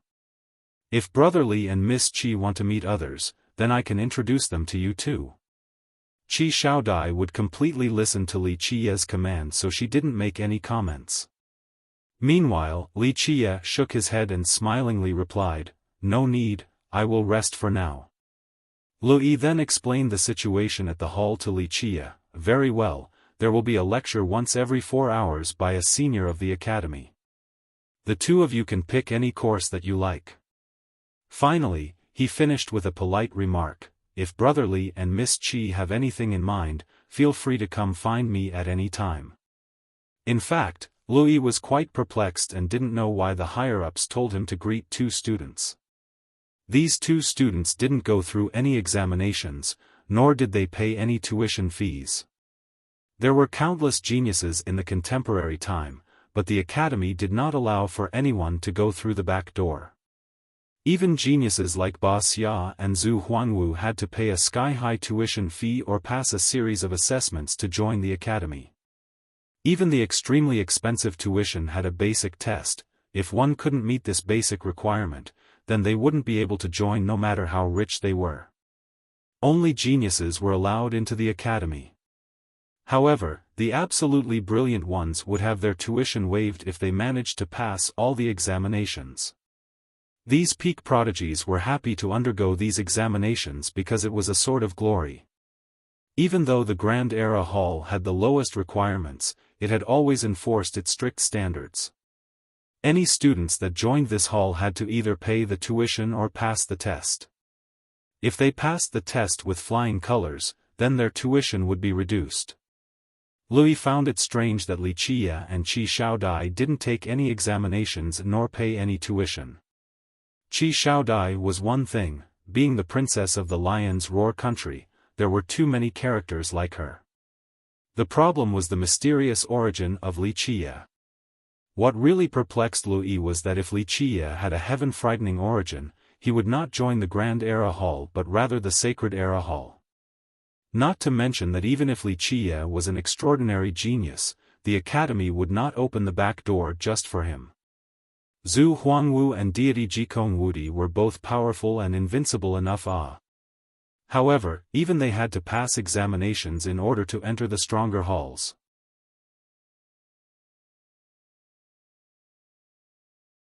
Chapter 293, Magu geniuses were worthless to the Heavenly Tao Academy. For ages, numerous geniuses studied at the academy, including immortal emperors. What were the contemporary geniuses worth?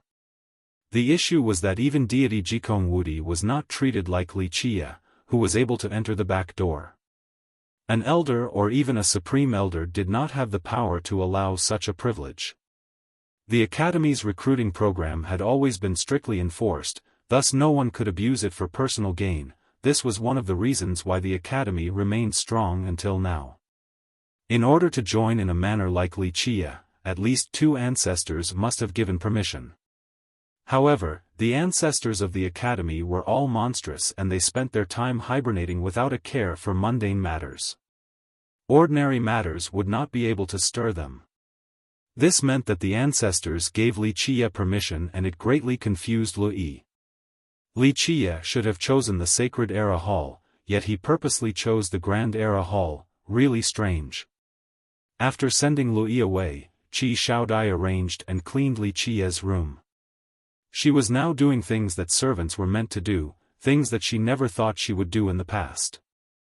Li Qiye and Qi Xiaodai lived alone in a courtyard with a vast space. After serving Li Qiye with a bath, Li Qiye gave her a glance and said, "You may ask if you have any questions. You have changed recently, so there are some things you may clarify to widen your knowledge." Qi Xiaodai couldn't help but ask, "Who is Magu?" This question had been held in her heart for a long time, but she didn't dare to ask. The mysterious old Taoist Peng in the everlasting courtyard completely changed his expression every time Magu was mentioned, which was enough to illustrate Magu's heaven-frightening origin. Li Qie looked at her and slowly asked, "Have you ever heard of immortal Su Chong?" Qi Xiaodai had changed a lot recently. She worked hard and had great results. Her personality also became better, which was why Li Qie brought her to the Heavenly Tao Academy.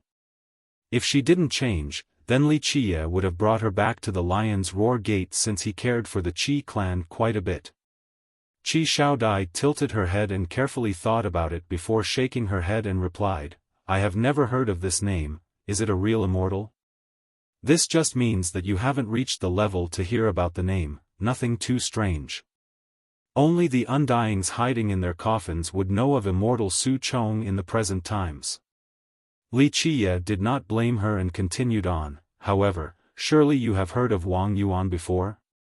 Second Sage Wang Yuan. The ancestor that revitalized the Heavenly Tao Academy." Qi Xiaodai quickly answered, "Although Wang Yuan passed away a long time ago, his sacred fame in the Eastern 100 Cities still lives on. Wang Yuan was not an immortal emperor, but he was just as renowned as one. This was enough to note his great influence." Li Qie slowly said, "Wang Yuan was famous, but the Heavenly Tao Academy had another giant figure. This was immortal Su Chong. On par with the second sage?" Qi Xiaodai was startled, for this information was too shocking.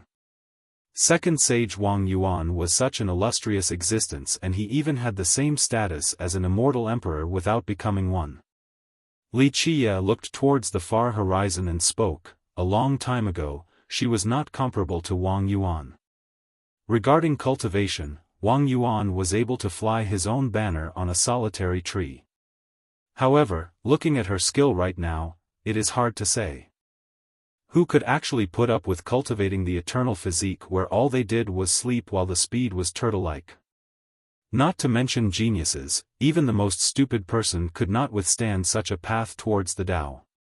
To Li Qie, who had lived for countless years and owned the physique scripture, the eternal physique was his biggest failure. He taught many people the eternal physique, but it had ultimately always ended in failure. However, as one of the 12 immortal physiques, the eternal physique was not a useless thing. Legend has it that once it was cultivated to the apex, one could reach immortality.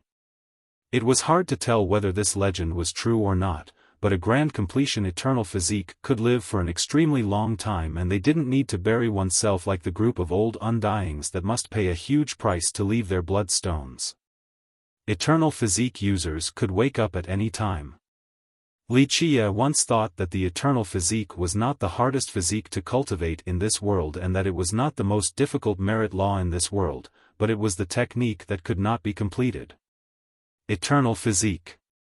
Qi Xiaodai couldn't help but dream about it after hearing Li Qie, because she remembered her own grandfather. The Qi clan ancestor once cultivated the furious immortal tyrannical physique and created his own physique law. Unfortunately, their supreme physique law had been lost. Otherwise, their Lion's Roar Gate would not have deteriorated to this sorry state in the present day.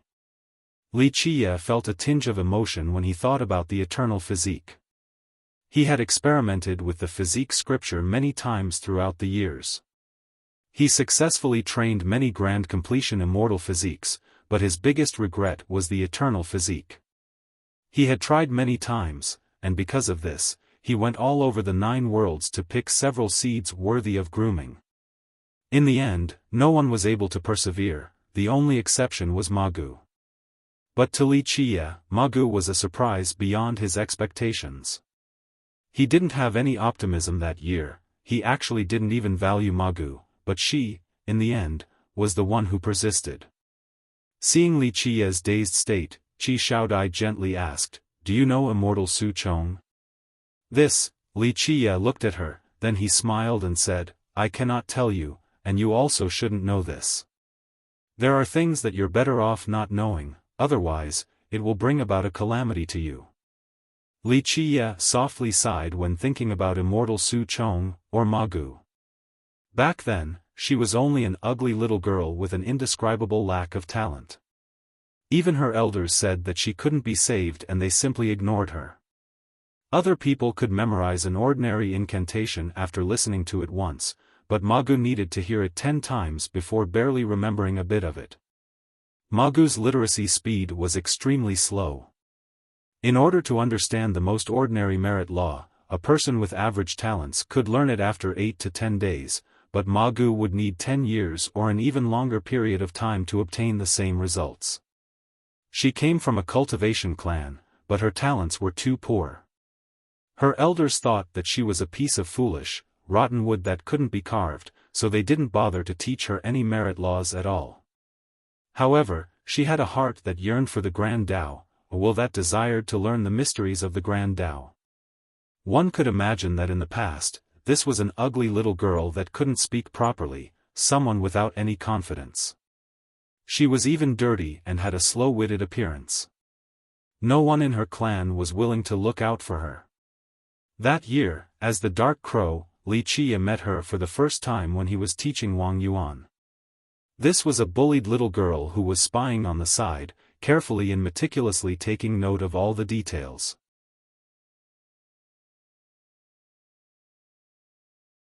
Chapter 294, Eternal Physique. When he saw her for the first time, with his experience after meeting countless people and training many immortal emperors, he shook his head at her talents.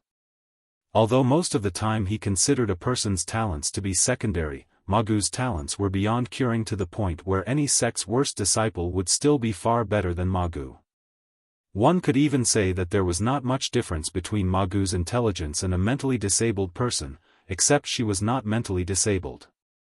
It was just that her learning ability was quite indescribably awful. The first time he saw her, Wuxia was moved by her eyes, a pair of eyes that craved for learning. This ugly and dirty little girl resembled a fool, yet her yearning eyes were capable of moving Wuxia, the Dark Crow and teacher of immortal emperors. At that time, he suddenly had an impulse to teach the Eternal Physique starting incantation to her. This was only the simplest and most basic incantation, but it took several days of repeating before she could memorize it. She was the stupidest person Wuxia had ever met, but he kept on teaching her for no other reason other than being touched by her eyes. After teaching her the basic incantations, he didn't impart anything else upon her because even if he tried, she wouldn't have been able to memorize it. Wuxia very quickly forgot about this matter. Many years later, Wuxia went back to the same place. Wang Yuan, who was once a kid, had become someone whose might trampled the 9 worlds and loomed above all beings. He transformed from a child into an invincible old expert. At that time, Wuxia met Ma Gu again. The unfathomable thing was that Ma Gu was still learning the same incantations that Wuxia had taught her before, but she was still only at the Palace Foundation realm. Palace Foundation was the lowest realm for all cultivators. Logically speaking, Ma Gu shouldn't have been able to live for this long. After meeting her again, Wuxia knew that she had stepped into the door of the Eternal Physique. But even then, one shouldn't have been able to live so long with these qualifications, not to mention Ma Gu, who had only just entered the path. Wuxia knew that Ma Gu had always stayed at this place for countless years with only one thing on her mind, practicing the few incantations that he taught her. After countless springs and falls throughout the years, Ma Gu repeated these incantations till perfection and reached the peak, allowing her to sense the supreme universal laws of the Eternal Physique. Even after numerous years of experimentation to train a grand completion Eternal Saint Physique to see if one could achieve eternal life after cultivating this technique to its maximum potential, Wuxia had always failed. After he saw Ma Gu again and witnessed the incredible miracle, Wuxia found some hope in his heart again. Wuxia told Wang Yuan to take care of Ma Gu as he taught her the supreme Eternal Physique law. One should know that Wuxia had always been extremely demanding and had a rigorous selection before giving anyone a supreme immortal physique law. No matter who it was, they were required to pledge the most stringent vow before being granted the physique laws. This was the reason why his physique laws had never been passed down to outsiders. The ones that were chosen were always reliable, or they wouldn't have been picked in the first place. Ma Gu was the only exception, thus he imparted the Eternal Physique to her while Wang Yuan made her a disciple of the Heavenly Tao Academy. Since then on, the academy had one more location, the Everlasting Courtyard. From that point on, Li Qie always came back every generation and taught Magu another section of the supreme physique law all the way until she learned the entire and complete law. Magu cultivated very slowly, but she always persevered on with her sincere and unchanging heart that yearned for the Tao. Her cultivation gradually became stronger and her intelligence also rose. The eternal physique changed her body, bones and muscles, and her talents. Due to her miracle, Li Qie had done something without precedent. He allowed her to pass down the eternal physique law to one disciple per generation. This was the reason why the everlasting courtyard only had one disciple.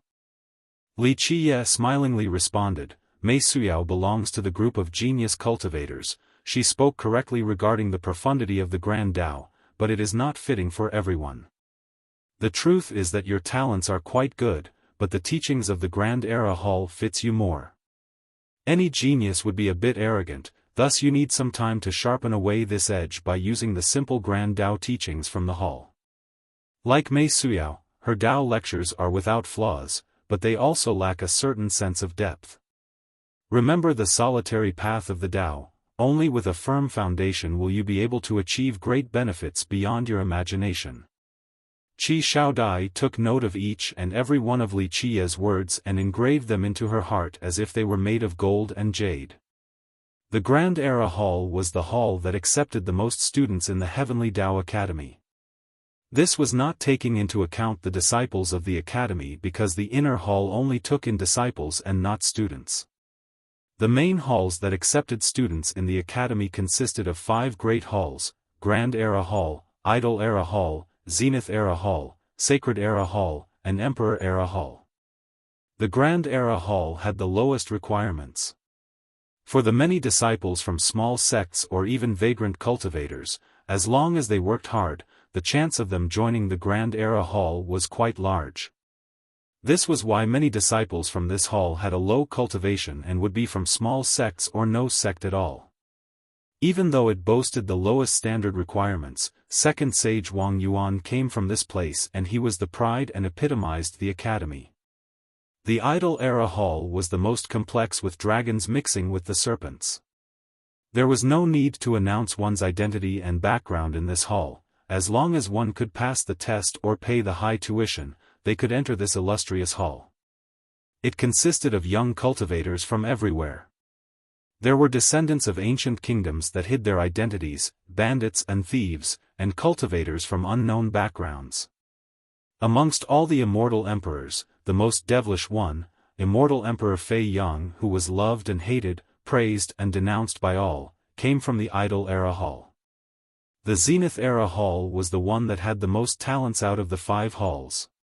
Of course, its requirements were very high. If the Idol Era Hall and the Grand Era Hall only required a paid tuition, then from the Zenith Era Hall onwards, one couldn't get in without passing the basic requirements. By passing the tests, anyone could join the Zenith Era Hall and would enjoy 0 tuition fees. Only the most exceptional disciples from the sects and nations entered the Zenith Era Hall. It could be said that this hall consisted of all the brilliant talents from the nations and sects in this world, so it cultivated many heaven-defying talents and invincible characters. For instance, the Lion Monarch, Martial God, and Saber Ancestor were all from the Zenith Era Hall. The name Zenith indicated its creed to reach the peak of a generation, thus its students really did become the bosses of their own generations. The Sacred Era Hall was even more exceptional. The requirement was beyond stringent. If the students from the Zenith Era Hall were prodigies, then the ones from the Sacred Era Hall were prodigies amongst prodigies. The majority of its students were descendants from immortal emperor lineages or great sects and ancient kingdoms. Many wonderful experts came from this hall. The strongest was immortal Emperor Takong, the last immortal emperor of the Emperor's era.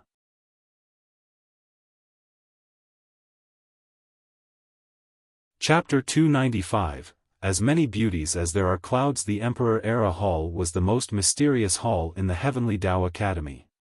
Those who could enter were few and far between, and sometimes the Emperor Era Hall did not accept anyone because no one was able to pass the examination.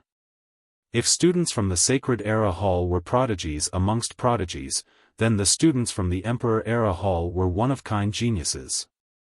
Only 1 or 2 people would be accepted into the Emperor Era Hall at a given time, and there were many generations when this hall was empty without any students.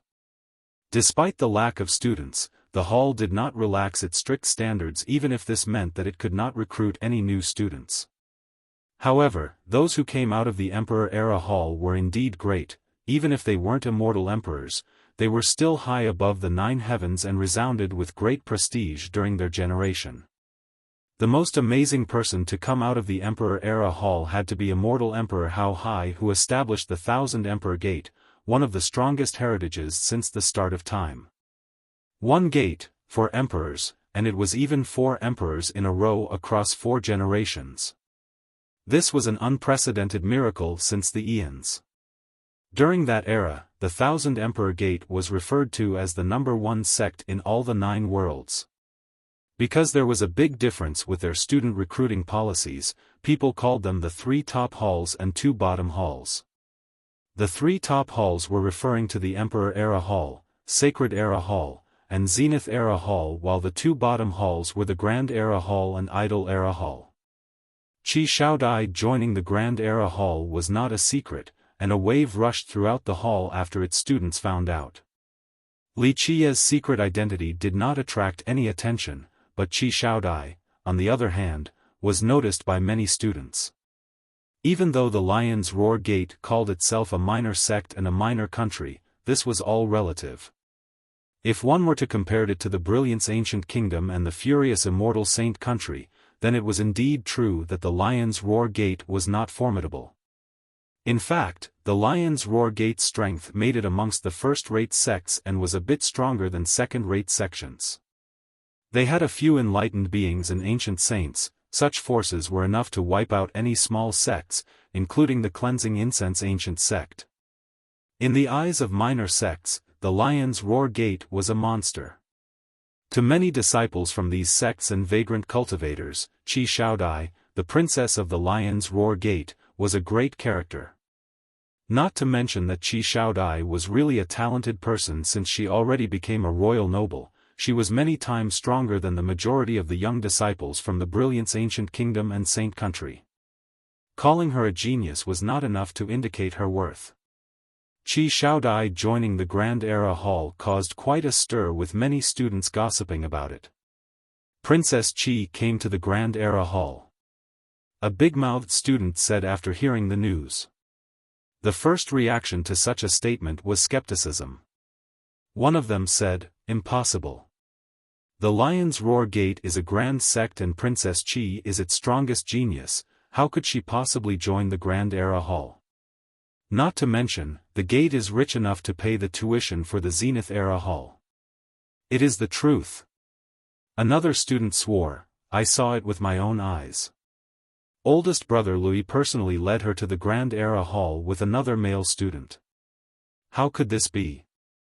Many cultivators, especially those near the Lion's Roar country, felt that this was a strange matter.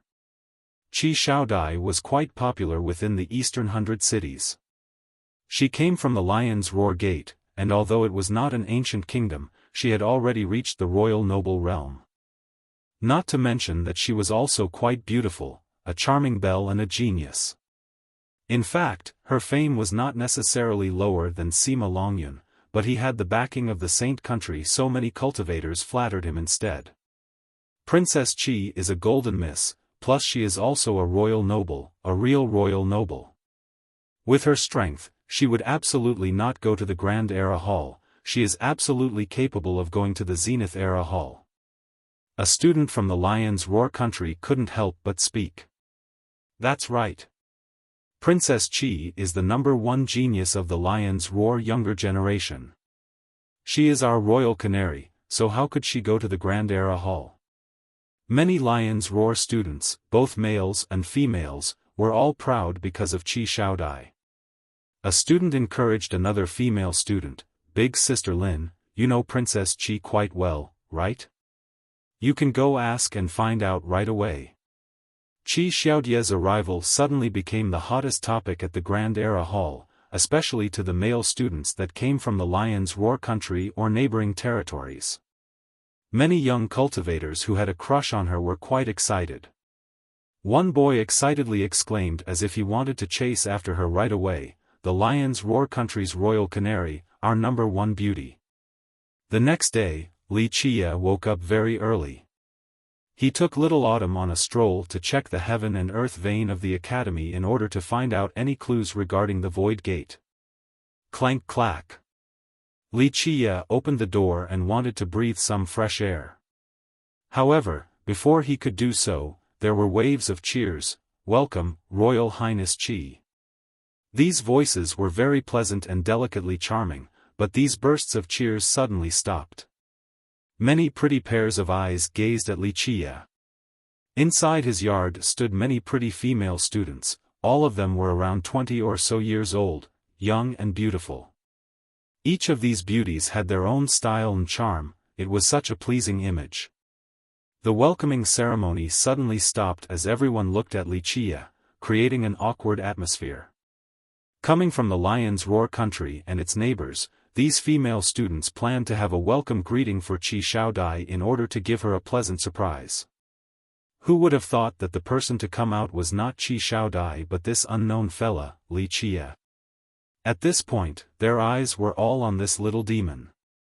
Wuxia calmly and nonchalantly looked at all the pretty girls and smilingly spoke with ease. "This is a refreshing morning with a wonderfully cool weather, yet all these misses are enthusiastic like flames. I'm unable to bear such a warm reception." An older student with an intellectual look came out and elegantly said with a hint of anger, "Little demon, what did you say?" She then glared with her wide eyes at him. Little Autumn stared at all the pretty female students and quickly wormed forward. "Wow, so many beauties, these shining white pretty legs make me really want to touch them." In just a second, many screaming sounds rang out one after another. "Ah! A worm, so disgusting." The pretty students turned pale and jumped up and back to maintain a distance with Little Autumn. They were afraid of this giant worm crawling up their pretty legs. Little Autumn suffered quite a blow and said, "A's, a group of little ladies without any knowledge." It rocked back and forth and proudly declared, "This boss is a natural-born divine earthworm, touching you is your greatest fortune." Having said that, it then crawled back next to Wuxia. Another angry female student coquettishly protested, "Damn earthworm, do you want a beating?" In a short period of time, pleasant voices like golden orioles filled the air. "Your Royal Highness Qi." At this time, Qi Xiaodai came out. She had been training inside but was attracted by the commotion. She was quite surprised to see so many female students, some were familiar, and most of them came from the lion's roar gate. She couldn't help but to look at Wuxia, afraid that he would be displeased. In the end, Wuxia had always been inscrutable and kept everyone at a distance. Wuxia noticed this inquiring gaze from Qi Xiaodai, then he smilingly said, "If you are old friends, then you can talk amongst yourselves. If you have time, then listening to the lectures is also not a bad choice." Having said so, he left with Little Autumn. After he went far away, a female student asked Qi Xiaodai, "Royal Highness Qi, who is that little demon? A disciple from the lion's roar gate?" Qi Xiaodai suddenly turned silent and looked at the group of female disciples. She could only wryly smile, looking at them reminded her of the first time she met Wuxia. She also had the same shallow sight and didn't recognize the immensity of the heaven and earth. Wuxia and Little Autumn went around the vast territory of the Heavenly Tao Academy. It appeared to be a casual stroll, but they were measuring the changes in the veins beneath the academy. The heaven and earth vein below the academy was an amazing grand vein, it could be described as the ancestral vein of the Eastern 100 Cities. This vein had a great creation potential with boundless worldly energy. This was one of the reasons for the academy being able to stand tall for so long. The academy's progenitor used a great technique to build the academy on top of this heaven and earth grand vein. After many generations of the academy's great sages struggling, they were able to lock this vein, allowing the academy to always benefit on this land. However, Wuxia understood the academy better than any of its living members, including the reclusive ancestors. Ever since the desolate era until now, Wuxia had come to the academy countless times, especially under Wang Yuan's rule. He knew the academy like his own palm. The academy locked the heaven and earth vein, and Wuxia knew the technique along with the changes inside. There was a distant memory deep in Wuxia's mind. During the ancient Ming era, a dark era, he once led countless wise sages of the human race and borrowed the strength of this vein to repel waves and waves of offensive campaigns.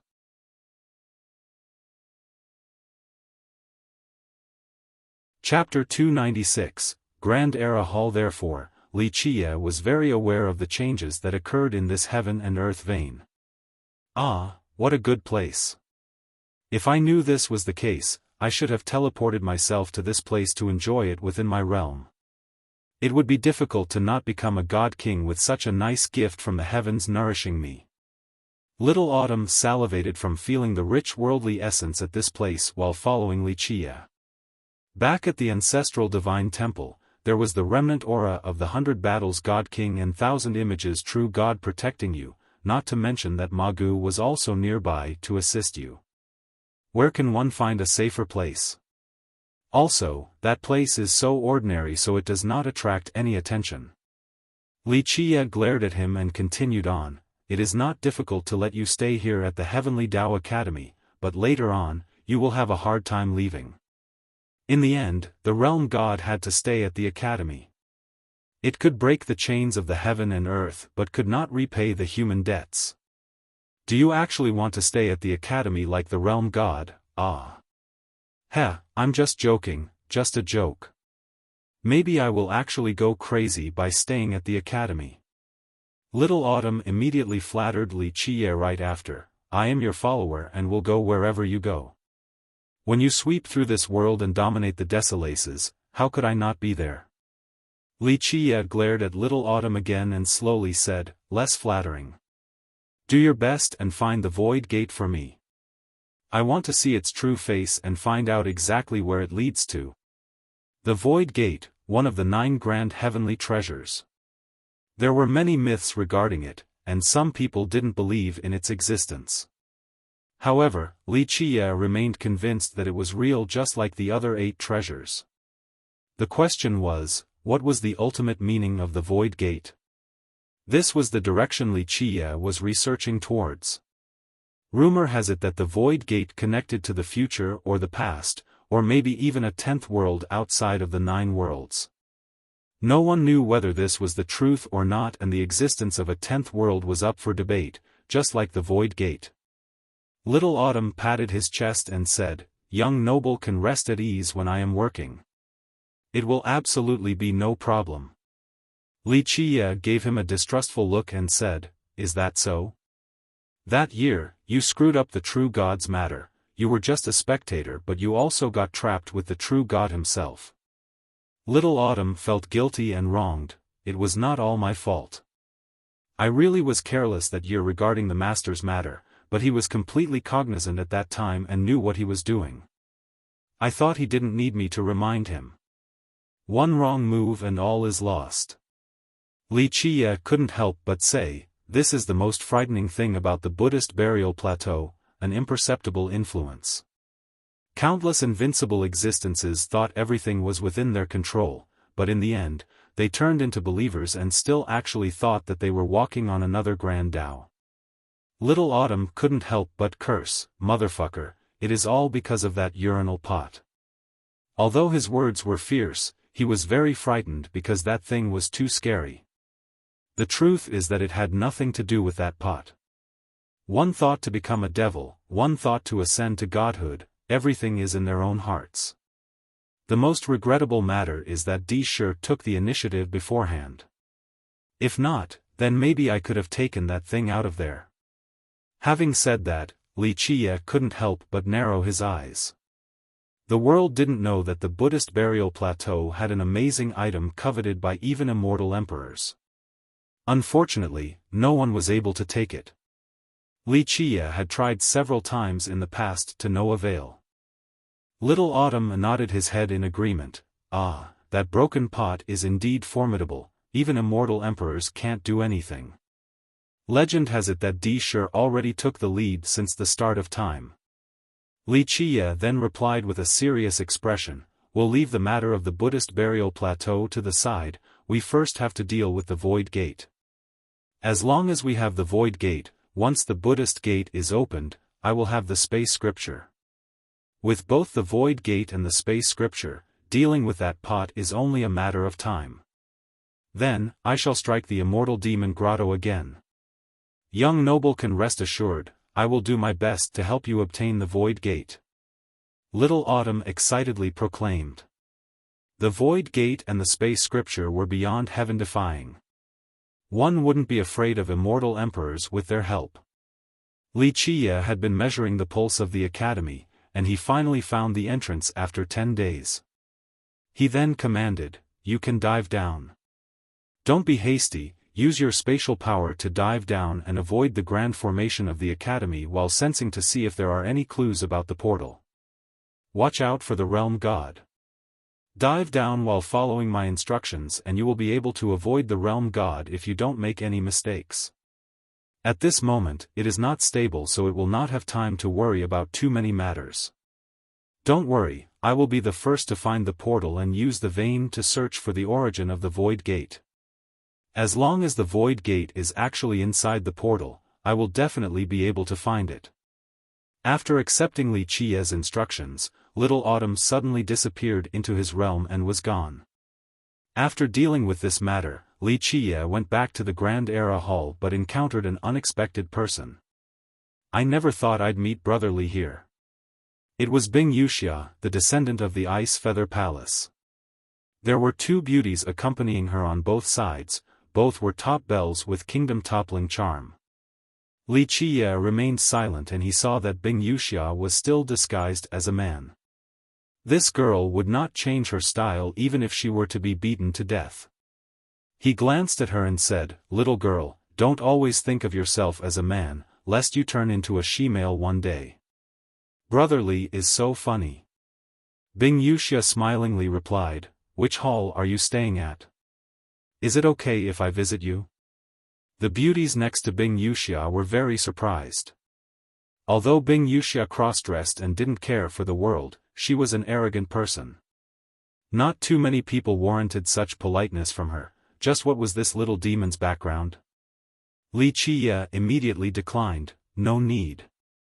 He then calmly said, you can keep on flirting with girls, don't bother me. Brother Li is wrong about this. Bing Wuxia revealed a beautiful smile, one must share good things with their friends. If you are busy right now, then remember to come to the Idol Era Hall next time. I will introduce several supreme beauties to you, and you will surely like someone. Li Qiye was out of words due to this tomboy. She was clever yet she wanted to mimic immortal Emperor Bingyu. Sometimes, Li Qiye wanted to teach her a lesson, but he could only sigh in secret because she reminded him of immortal Emperor Bingyu. Bing Wuxia laughed then said, it seems that you are interested? Remember to come, I must treat you and introduce some princesses and saintesses to you. Although she was dressed as a man, her beauty was still peerless. Li Qiye didn't know whether to laugh or cry. This girl was really interesting and completely different from the other descendants of great powers. After she left, another person came out of nowhere and cheerfully smiled. Young noble also came to the Heavenly Tao Academy? This is indeed a surprise. This was a muscular young man with a large figure, a student of the academy with an unfamiliar face. No one knew his identity. Li Qiye glanced at this strange student and said, so, your target this time is the Heavenly Tao Academy? Others couldn't recognize this student, but how could he elude Li Qiye's sight? This young man was Sikong Taotian. Sikong Taotian smiled and rubbed his hands together before saying, last time, I met an old enemy at the Lion's Roar Palace so I had to leave without saying goodbye. Li Qiye didn't know what to say. This brat made too many enemies, more than one could count. It was to the point where Li Qiye was too lazy to ask. Sikong Taotian looked around and saw that there was no one nearby, then he curiously asked, "Has young noble heard anything this time?" Li Qia glanced at him and said, "What thing? I am only here to stroll around." Sikong Taotian smiled. He naturally didn't believe these words, but he didn't dare to inquire any further. He then whispered, "I, on the other hand, have heard some news, and I will share it with young noble." "What kind of news?" Li Qia said while lacking interest. This time, he came for the Void Gate and didn't care for other matters. Sikong Taotian looked around once more and confirmed that there was no one around before saying with a serious expression, "The Heavenly Tao Academy is in danger." Li Qia narrowed his eyes and commanded, "Elaborate." This news piqued his interest. Sikong Taotian then whispered, "I obtained some secret news, a heaven-piercing secret. Some people want to take advantage of the situation and destroy the Heavenly Tao Academy." "Destroy the Heavenly Tao Academy?" Li Qia narrowed his eyes. This matter was not too outrageous. Since the beginning of time, countless heritages and dynasties wanted to destroy the Heavenly Tao Academy. It had an endless amount of resources with countless treasures. Any of these priceless items would be enough to start a war. It had also accumulated numerous merit laws and secret techniques since the Desolate Era, causing others to be even more greedy. Its territory could also be considered priceless even if one were to consider only its heaven and earth vein. One would have an eternal lineage just by building it above this vein. Since the early ages, many wanted to destroy the Heavenly Tao Academy, but in the end, it remained standing.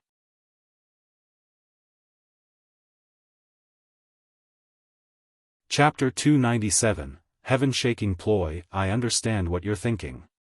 Sikong Taotian saw through Li Qia and said in a low voice, "If it was any other day, then these people would not dare to attack the academy even if they were 100 times more courageous, but the situation is different right now." Li Qia smiled and asked, "Oh? How are things different? Do tell." Sikong Taotian cautiously spoke, "I heard that the realm god of the academy is on the brink of death. It might have been affected by the opening of the portal. Not only will it die, but it will also explode. Rumor has it that there is something wrong with the realm god, and it might just go mad and destroy this piece of earth." Li Qia smiled cheerfully and added, "So this is why some people want to fish in troubled waters?" Sikong Taotian replied, "Yes. At that time, the academy will have a hard time stabilizing the chaos, and it will be the best opportunity to rob the houses that are on fire." Li Qia glanced at him and said, "Are you talking about yourself or other people?" Sikong Taotian awkwardly smiled and answered, "How could I be so courageous? Plus, taking advantage of the situation is something only petty thieves do. I heard of a secret message, one that stated that someone wants to seize the entire academy." "Seize the entire academy? This is not an easy matter." Li Qia knew the strength of the academy. Even an ancient kingdom wouldn't necessarily have the same foundation as the academy. Sikong Taotian then whispered, "That's right. So many people formed an alliance in secret and they wanted to take out a few immortal emperor life treasures. Even immortal emperor true treasures were brought up." Li Qia squinted his eyes and said, "Their reputations must be great. A few lineages can scrape up several immortal emperor life treasures, but there aren't many of them. Gathering true treasures would be even harder." An amazing character came out. "I heard that it might be a legendary master convincing other great heritages. A few seclusive undyings might be tempted to come out. This not only involves the Eastern 100 Cities, but also the Grand Middle Territory, the Western Desolate Wasteland, the Southern Barren Earth, and the Northern Grand Sea." Sikong Taotian said in a low voice. Li Qia rubbed his chin while pondering. A single legendary character would not be able to swallow the academy, not even an immortal emperor lineage would be able to do so. Several great legendary characters must have joined forces to aim for the academy. Li Qia smiled and said, "Experts in the legends. The difficult Tao era did not produce legendary experts, these existences were old men who buried themselves. Sikong Taotian quietly asked, "What do you think?"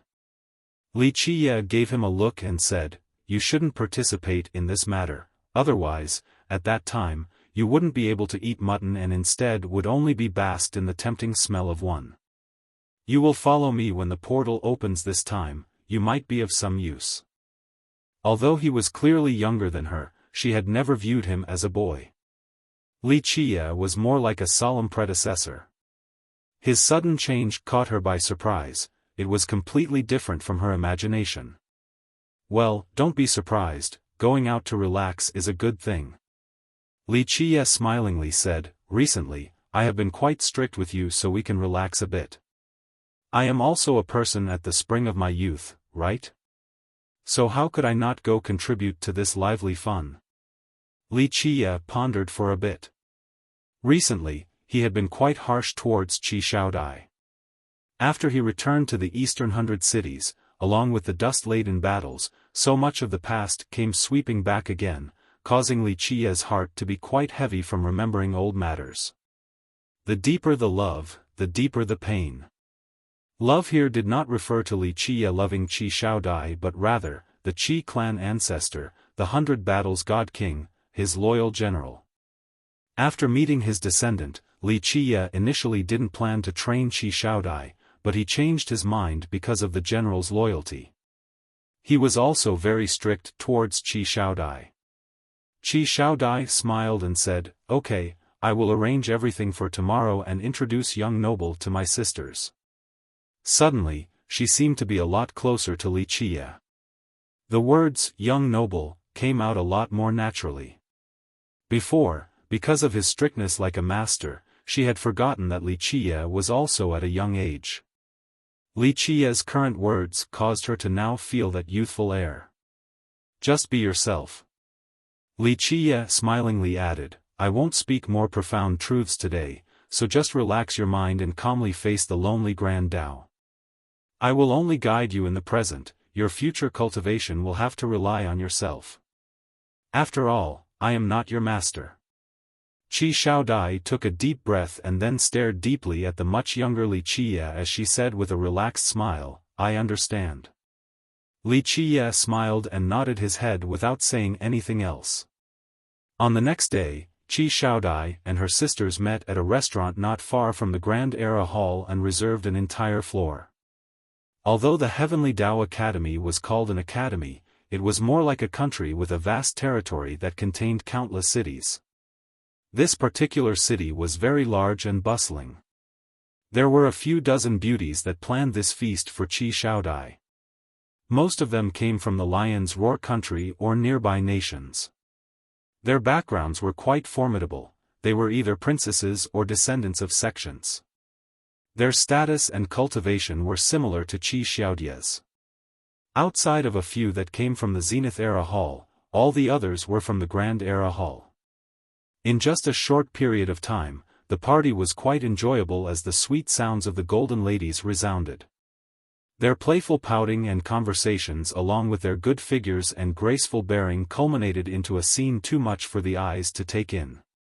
With a group of girls getting together and chattering about various matters with laughter, Li Qiye, who was quietly sitting in a corner, couldn't help but smile.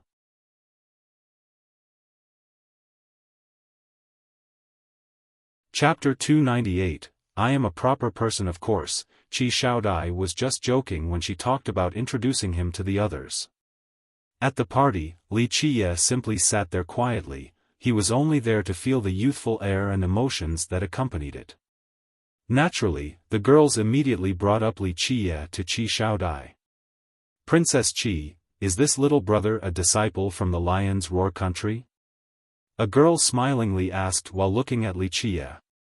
Another young girl around the same age as Li Qiye also smiled and said, "I remember that Sister Qi only had one little brother, and the brat always followed right behind you. Could this guy be a cousin of yours?"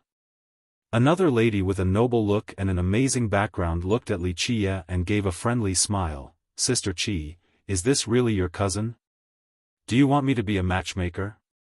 There are so many sisters here, maybe one is suitable for him. Qi Xiaodai was at a loss for words. Matchmaking for Li Qia? Even Bing Wuxia was only qualified to be his maid. Thus, she looked at Li Qia as if she was asking for help. Li Qia sat there quietly while he carefully examined all the girls present at the party, then he nonchalantly said, "This little brother doesn't know what to do when big sisters are speaking like this. This is my first time talking about marriage and matchmaking. Big sisters, please don't laugh at me, I am still young and very thin-skinned, easily embarrassed, please, embarrassed." A lively girl looked at Li Qia with one eye and said, "In my eyes, you are a little lecher. From the moment you came in, your shifty gaze has been glancing at us non-stop. Look at your sneaky thief-like appearance, you clearly have no good intentions." Another girl quickly added, "That's right, I see that although he is young, his lewdness can shadow even the sky." Li Qia was the only male at the party and he was younger than them, so a group of girls gathered together to boldly tease him. Facing the dozens of ladies, Li Qia did not panic. He calmly spoke, "These words really do this little brother injustice." Li Qia smiled and said, "If I was really so lewd, then if I liked someone, wouldn't I just directly carry her back home?" Another girl smiled amusingly, "Oh, this little demon sure can retort. Daring to kidnap a girl with just your three-legged cat ability? Watch out or she'll smack and punch your face swollen." This girl coolly said, "If you are a student of the Zenith Era Hall, then don't mingle with these dogs and cats. It is shameful to the Zenith Era Hall's reputation." This girl's name was Huangfu Feng, and she came from the Tiger's Howl School.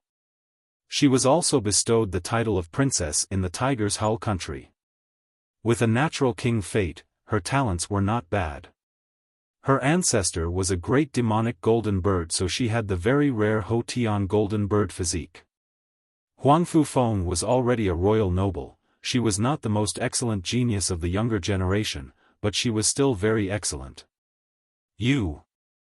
The neighboring princess became enraged and suddenly stood up, then glared at Huangfu Feng. The people who followed Huangfu Feng were all from great powers.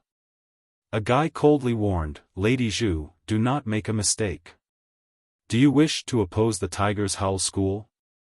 Huangfu Feng ignored the neighboring princess and glared at Qi Xiaodai. "Qi Xiaodai, you better control your brother, otherwise, he'll die without knowing why. Humph, know your place, lest you want your country to suffer a disaster." Huangfu Feng was a princess of the Tiger's Howl country and also the martial sister to Hu Yu. Since Qi Xiaodao was trying to court Princess Bao Yun, who very well might be Hu Yu's fiancée, Huangfu Feng couldn't let go of this annoyance, so she came to back Hu Yu up. Her stark threat left Qi Xiaodai startled.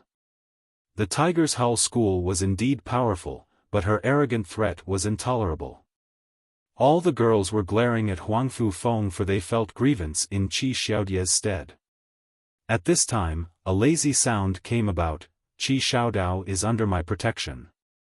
Him chasing after Princess Bao Yun is nothing outrageous. An unmarried man and an unbetrothed woman, if they are both willing, then this matter is the natural course of man. Little Miss Bao Yun still hasn't been betrothed to your school, so what is this unruly attitude?" Li Qia was the speaker. He didn't even bat an eyelid or bother to glance at Huangfu Feng as he continued on, "Since you came here running to threaten the people by my side, go back with my message. If the Tiger's Howl School is smart, then tuck its tail together and behave. If little Miss Bao Yun is willing to follow Qi Xiaodao, then what does it have to do with your school? If Hu Yu dares to try and suppress this matter and separate the little lovers, then I will personally remove his bones." Li Qia's brazen words left Huangfu Feng and her followers shocked. She coldly gave him a look and didn't think highly of him before commanding, beat up this little demon and end his life. I will personally take care of Qi Xiaodai. This thing not knowing life from death." The youngest man standing next to Huangfu Feng suddenly reached out towards Li Qia with his fingers that had an incomparable razor sharpness. Scram! Li Qie immediately stood up with a suppressive swing of his arm. Boom! Before this young man knew what happened, he was already struck flying away by Li Qie's one hand. Li Qie then became as fast as lightning and immediately soared towards Huang Fufeng. She became alarmed and shouted, "Do you want to die?" In the blink of an eye, Huang Fufeng slashed down with her feather saber. It was extremely sharp and even a king physique would not be able to withstand this cut. Pop! Li Qie didn't even lift his gaze towards the cut. His heavily swung his arm forward, and the feather saber immediately shattered while Huang Fufeng was also struck flying away as she spewed out blood. She underestimated her opponent too much and thought that one slash would easily kill Li Qie. She didn't expect for Li Qie to knock her away with one strike instead. However, before the blood-spewing Huang Fufeng could fall down, Li Qie moved with an indiscernible speed. In a flash, he already gripped Huang Fufeng's neck as her body was hanging in the air against a wall. At this time, Huang Fufeng, who was gripped by Li Qie, hung there like a white crane. Her fine unblemished neck that was clasped firmly in Li Qie's hand caused her to no longer be able to hang her proud and noble head high.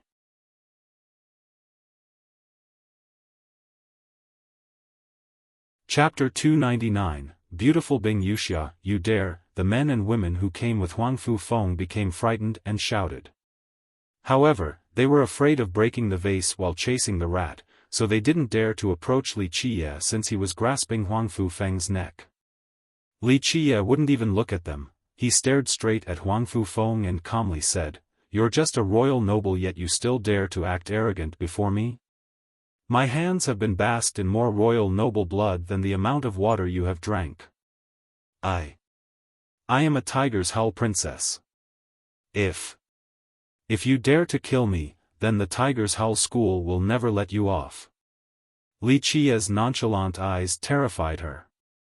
It was as if he would kill her as easily as crushing an ant, such a trivial and insignificant matter. At this time, a crisp and melodious voice appeared. "Since when was the Tiger's Howl School in charge of the Eastern 100 cities?" A person stood at the stairway with a peerless and elegant appearance in male clothing. "Lady Bing." The group that came with Huang Fufeng was startled and they all took a step back. The woman that appeared out of nowhere was Bing Wuxia. She idly stood there and closed her paper fan before stepping closer towards Huang Fufeng. "The Tiger's Howl School can scare little children, but if you want to scare Brotherly, you must, at the very least, bring in the Soaring Immortal sect." Qi Xiaodie's group of sisters were in a daze as they stared at Bing Wuxia. She was the descendant of an immortal emperor lineage, a high-above character in the eyes of the smaller sections. Li Qie freely answered her, "The Soaring Immortal sect is also nothing special." Li Qie then listlessly threw Huang Fufeng down like a bag of trash and didn't bother to look at her. Scram. "Today, my mood is good so I do not want to kill. If you dare to appear in front of me again, even though I do not like to kill women, I will personally slay you." Huang Fufeng was completely pale as she struggled to claw towards her group to escape. She was too frightened to stay even a second longer. The group of girls was extremely intimidated. Earlier, they were teasing Li Qie and felt that he was a harmless and young little demon. But suddenly, this harmless boy turned into a true powerful expert. A royal noble was like a little chicken in Li Qie's hands, and this reality caused them to lose their minds as they stared at him in a daze. He then looked at the girls and shook his head before saying with exasperation, "Our good time has been ruined by these indescribably vulgar people." The girls regained their wits. They looked at Li Qie then glanced at each other without saying anything. "Oh, you didn't want me to introduce you to anyone. So it is because Brotherly has this interest of wanting to build a harem by yourself?" Bing Wuxia looked at all the girls sitting down then smilingly said with the look of a playful young master, "Brotherly, as people say, although fine wines are great, one shouldn't drink excessively. You alone taking care of so many girls, can you actually handle it?" "Bah!" Li Qie suddenly slapped Bing Wuxia's voluptuous buttocks. His sudden attack startled her. She jumped and pulled away instantly to form some distance. What are you doing? Meanwhile, all the girls here were speechless. This was the descendant of the Ice Feather Palace. At this moment, she was one of the strongest young geniuses in the Eastern 100 cities, yet Wuxia dared to assault her savory behind, he dared to treat her frivolously. This was unbelievable. Wuxia leisurely glanced at her and unhurriedly said, an improper girl acting like a boy all day long. Watch out or I will take off your clothes one day. You dare. Wuxia arched her chest with both hands on her waist, resulting in an intimidating stance as she stared straight at Wuxia. Wuxia could only smile and shake his head before speaking to the girls. Big sisters can keep playing, this little brother will take my leave. Then, he turned away and departed. He got out to the door and spoke without turning back, come, or do you want to stay? Wuxia was speaking to Wuxia, of course. Wuxia smiled and gallantly spread her paper fan just like an elegant young master. She clasped her hands together to say goodbye to the ladies and cheerfully smirked, ladies, I will take my leave first. Having said that, she nimbly floated away. After Wuxia and Wuxia left, more than 10 girls who were sitting down were still in shock.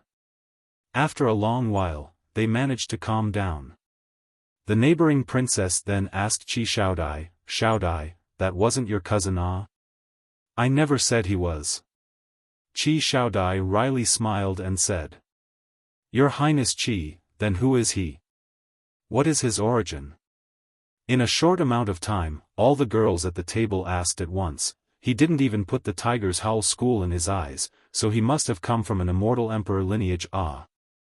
Xiaodai simply sighed in her heart. Not just the Tiger's Howl school, there were not many existences that could exist in his eyes ah. Xiaodai, you and him were together, could it be that he is your fiancé? You two stuck together every day, could it be that the two of you, a more crafty girl asked. Xiaodai suddenly blushed and gently scolded her, don't speak nonsense, it is not good if outsiders hear it. She couldn't help but become dejected and sigh. In the present time, what kind of girl would actually be able to tie him down?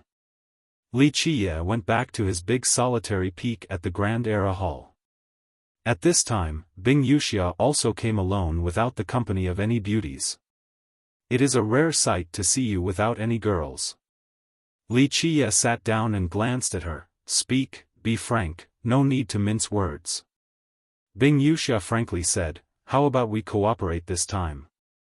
She came alone not to have fun, but because she really needed to talk with Wuxia. Wuxia then narrowed his eyes and said, cooperation? With what? He thought that Wuxia was going to talk about the sky-cutting tablet. She glared at him and said, you wouldn't join the Grand Era Hall randomly, right? You surely came for the Void Gate of the Academy, yes?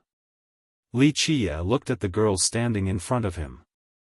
Her temperament and demeanor were somewhat similar to immortal Emperor Bingyu of the past. He shook his head and smilingly spoke, the Void Gate is a legend, and no one in this world knows whether it is real or not. At this moment, isn't it still too early to talk about the Void Gate? If it is only a legend, then why are you here? Wuxia was not the type who was all talk. Her becoming the descendant of the Ice Feather Palace proved that she was a formidable character. I'm a bit interested about it.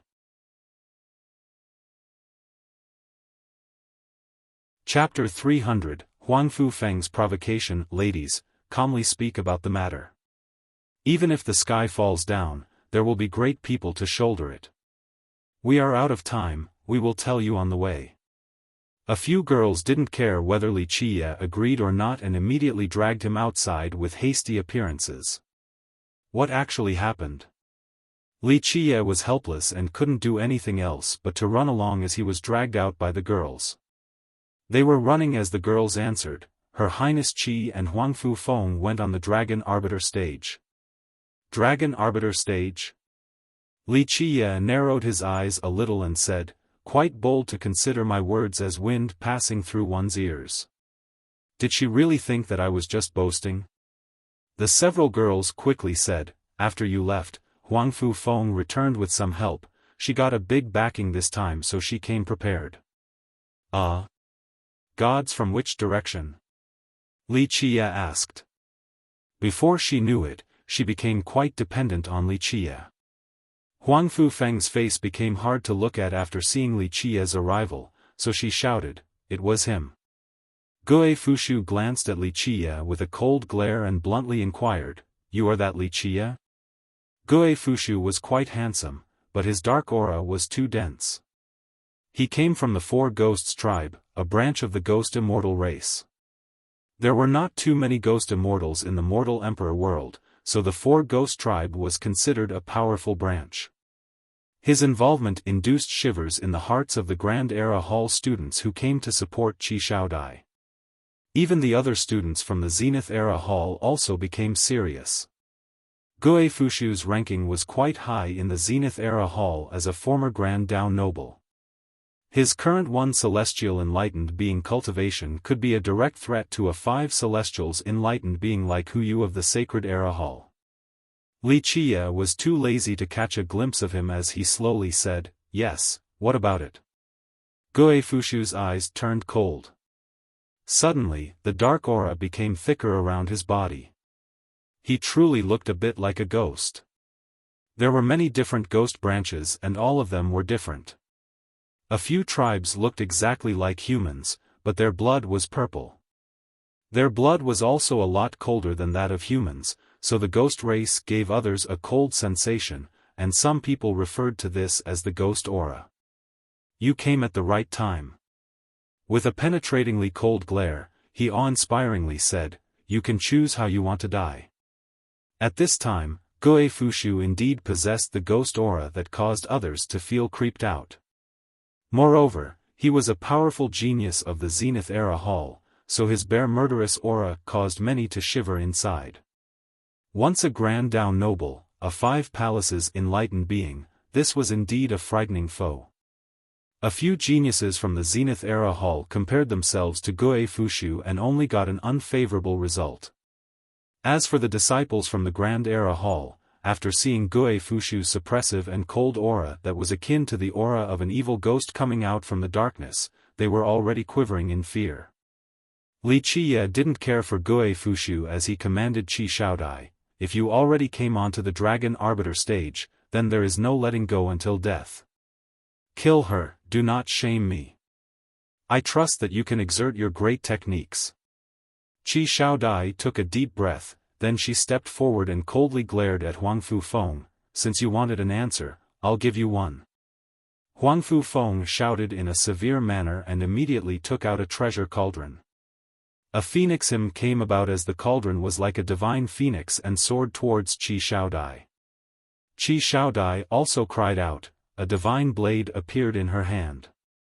She raised it towards the sky and slashed downward with a saber intent as violent as torrents. At this time, Li Qia also boarded a different Dragon Arbiter stage. He then pointed at Gue Fushu and slowly declared, "Come accept your death."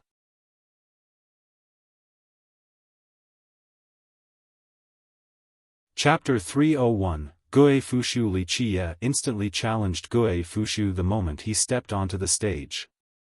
He announced for Gue Fushu to accept his death, and this caused many people present to take a cold breath.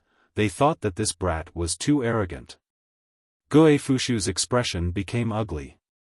After joining the ancient kingdom as a genius, whoever dared to defy him like this? After hearing such boisterous words, some Zenith and Grand disciples shook their heads and expressed, "This brat is too arrogant, too crazy." Even a few spectating sacred disciples' glaring eyes narrowed, "This kid is naive, Gue Fushu is capable of joining the Sacred Era Hall. He only joined the Zenith Era Hall because of a certain matter." Gue Fushu stepped onto the stage with a cold and dark aura that resembled a great fiend, then he looked at Li Qia with hostility. "How do you want to die? Should I tear your limbs apart or mince you into pieces?" Li Qia didn't care about him and slowly said, "You talk too much. You should take action rather than move your lips." Gue Fushu's ghastly aura soared as he shouted, "Ignorant fool." His initial ghastly aura suddenly turned into layers of immortal lights that had a faint emperor's air. In an instant, Gue Fushu unleashed an unbelievable and too swift-to-see speed. With a loud boom, Gue Fushu slammed into Wuxia, causing him to crash into the dragon stage. Boom!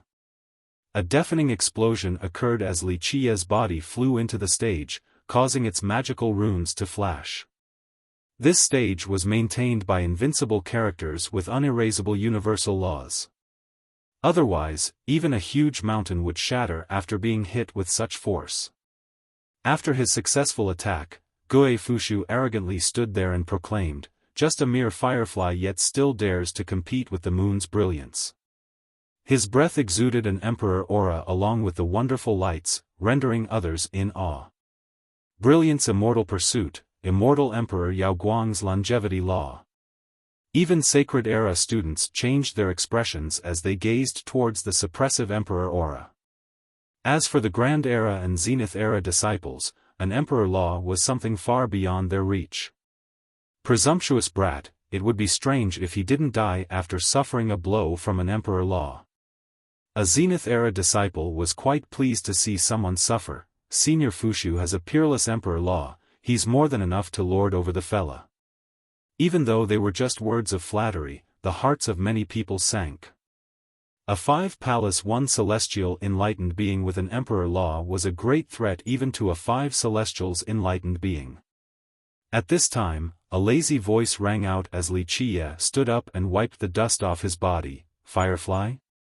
Are you referring to yourself? I'm only warming up, yet you still boast without any shame. Die." Seeing Wuxia fine and well, Gue Fushu shouted. He then rushed forward. At this moment, his speed exceeded all imagination like a bolt of lightning as he slammed into Wuxia's body. Such speed and impact resulted in discoloration on many people's faces. This was pure speed without any technique nor merit laws. Sometimes, pure speed alone was more frightening than even merit laws. Gue Fushu cultivated the brilliance immortal pursuit, which resulted in him being incredibly fast. Wuxia stood firm against Gue Fushu's swift impact. His body suddenly exploded as divine laws started their hymn. The hell-suppressing godly physique awakened and immediately suppressed the heaven and earth. Bang! A deafening blast exploded as Gue Fushu crashed into Wuxia and blood sprayed everywhere. However, the one struck flying away was not Wuxia, and the spilled blood was not from him either, it was from Gue Fushu's body. The moment his godly physique came out, Wuxia became an immovable divine mountain heavier than the earth as it oppressed the 9 worlds. A disciple who had some knowledge regarding Gue Fushu's clan exclaimed with surprise, "Harmonizing Tetra Ghosts. Rumor has it that this is the ultimate art of the Ghost Clan. One can turn into 4 while maintaining the same power as the original form." Everyone's hearts started to thump after hearing this. 1 Gue Fushu was scary enough, so what about 4? Little animal, accept your death. The 4 Gue Fushus surrounded Wuxia as 5 palaces rose above their heads. The 5 fate palaces then turned into a domain for each of the clones that eventually resonated together like a vast kingdom. Rumble. The sound of the Grand Tao appeared with a deafening bang. The 4 domains turned into a kingdom to trap Wuxia. Inside this kingdom, the 4 domains slowly lifted a giant statue with a grim visage of a ferocious ghost. How is this possible? 5 palaces turning into a kingdom. After seeing this scene, all the students were frightened. One had to know that fate palaces were extremely important to cultivators, and 4 fate palaces could turn into a domain while 8 fate palaces could turn into a kingdom. Gue Fushu only had 5 fate palaces, so he could only form 1 domain. It was impossible for him to create a kingdom, yet he actually managed to accomplish this unbelievable feat. An extremely talented disciple explained, "This is called 5 desolaces, not a kingdom." The harmonizing Tetra Ghosts combining 4 domains might look like a kingdom, but its power is far below a real one. Bang, bang, bang. The 4 giant ghost statues spewed out a ghastly energy, filling the sky. In just a moment, the 4 statues borrowed the power of Gue Fushu's 5 desolaces to wake up and become 4 invincible evil ghosts. The ghastly energy surrounded Wuxia and turned into boundless divine tidal waves. In but a split moment, it not only encompassed Wuxia but also turned into ominous chains that wanted to bind him. Inside the 5 desolaces, no matter where Wuxia went, he would be submerged within this ghastly energy. The ominous and evil chains were like maggots attaching to bones. Wuxia would never be able to escape.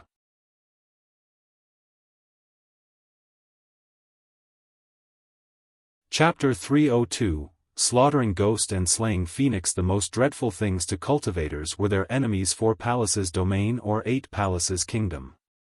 Once trapped inside, it would mean that one has fallen into their enemy's absolute territory, and their enemy had a definitive advantage. A single thought from the enemy could change the heaven and earth, one thought to flip the 8 desolaces upside down. It would be extremely difficult to escape such a situation, and in the majority of these cases, one could only await their death once they were trapped inside an absolute territory. Open. Wuxia then uttered a loud roar as his godly physique trampled the shaking earth. A terrifying crack appeared from the 5 desolaces territory. This greatly shocked Gue Fushu. However, even so, Gue Fushu hastened the 4 evil ghosts as they spewed out countless ghastly chains that forever stuck to their targets. Even if your physique is invincible, you will still die under the might of my 5 desolaces and divine ghosts. The 4 Gue Fushus roared. In a flash, the 4 ghosts became even stronger as millions of miles in this realm were covered with the ghastly aura. Zhang, the countless chains and their ominous ringing took Wuxia by surprise and enveloped him inside. The 5 desolaces' grand territory was Gue Fushu's absolute territory. In this place, Wuxia was always at a disadvantage. What was even more terrifying were the endless chains. With just a bit of carelessness, one would be locked by them. Today, I want to tear your limbs apart. The 4 evil ghost statues pulled the large chains that bound Wuxia. The 4 of them yanked hard, and Wuxia's body started to issue creaking noises. If this continued, then he would be torn into 5 pieces. Although Qi Xiaodai created many amazing weapons with her eyes, none of them could kill Huang Fufeng. On the contrary, she was on the defensive and kept on being pushed back. At the beginning, they fought quite evenly, but when she was distracted by Wuxia's unfavorable position from earlier, her mind was in disarray and Huang Fufeng took the initiative. Many people were surprised to see Qi Xiaodai's divine eyes being capable of creating weapons that seemed like real things that held great power. What technique was this? Wuxia shook his head and said, lacking battle experience. Then, he commanded, you are only exerting 20 to 30% of your divine gaze's strength. There is more than enough power, but not enough finesse. Creating them is only the beginning. I'll give you a hint, use both of the weapons with yin-yang harmony. Qi Xiaodai became spirited after hearing Wuxia's advice. The constantly pushed back Qi Xiaodai suddenly took a deep breath and maintained her ground. Her eyes turned bright as the divine pupils emitted a blinding golden brilliance. Zhang, Qi Xiaodai's left eye turned into a crescent moon while her right eye turned into a sun. The sun and moon thunderously flew out towards Huang Fufeng. You are at your wit's end. Huang Fufeng's shining golden bird form folded its wings to the front to form 2 defensive divine gates. Boom! After a loud bang, the sun and moon slammed into her golden wings, and they merely forced her to move a few steps back. This illustrious bloodline, it is indeed worthy of the great golden bird physique from the legends. Whoosh! The wind crazily cried out as Huang Fufeng flapped her wings and suddenly shattered the sunfire and moonlight. After doing so, she contemptuously sneered and said, only a minor art. Ah! However, before finishing her sentence, her laughter came to an abrupt halt as her body fell down from the sky. At this time, other people finally saw, very clearly, that there was a very tiny wound at her soulbone area as blood slowly dripped from it. At this time, a small dragon made from yin and yang soared out from her soulbone. With a more careful observation, one would find that this was not a small dragon, but a saber and a sword. The saber was a crescent yin blade while the sword had a yang edge. The two of them intertwined together and were as small as a silk thread, but they contained an endless power from the yin and yang. Although these two weapons were quite modest in size, they were capable of destroying everything. They were created from Qi Xiaodie's divine gaze. Momentarily, the stage was in complete silence as everyone couldn't help but take another look at this scene. Li Qiye had killed Gui Fushu, and now, Qi Xiaodai also slew Huang Fufeng. No one could have predicted such an outcome.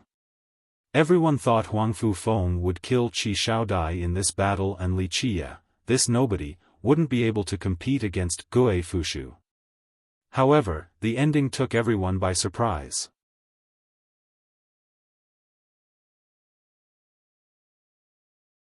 Chapter 303, Great Child Yaoguang, Nice. After the silence passed, Grand Era disciples started to cheer. Of course, the loudest ones were Qi Xiaodie's sisters. They were proud because both Qi Xiaodai and Li Qiye were from the Grand Era Hall. The two of them killing two geniuses from the Zenith Era Hall became a source of pride. Thousand Martial Divine Gaze Dao. Xikong Taotian, who was mixed amongst the crowd, finally remembered the name of Qi Xiaodie's technique and murmured. He then thought about a legend, an extremely ancient legend.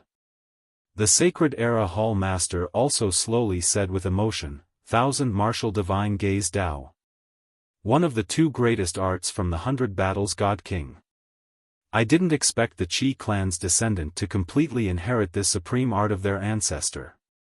After hearing this, many disciples became shocked and even the devilish Zenith-era geniuses lost their colors. Everyone knew that the Qi clan and the Lion's Roar Gate were ranked as a low first-rate sect. They were nothing compared to the immortal emperor lineages. They didn't expect that the ancestor of the Qi clan was the 100 Battles God King, someone who was bestowed the title of God King. Just the name alone was indicative of his frightening invincibility in the past. While everyone was in a daze, the ash remnants of the burnt-to-crisp Gui Fushu suddenly cracked like a butterfly emerging from a cocoon. At this moment, the unthinkable happened as Gui Fushu crawled out from the ashes. He was reborn from his own body as he was soaked with water and immortal lights. His body was smooth and delicate as if he had just casted off his burnt skin.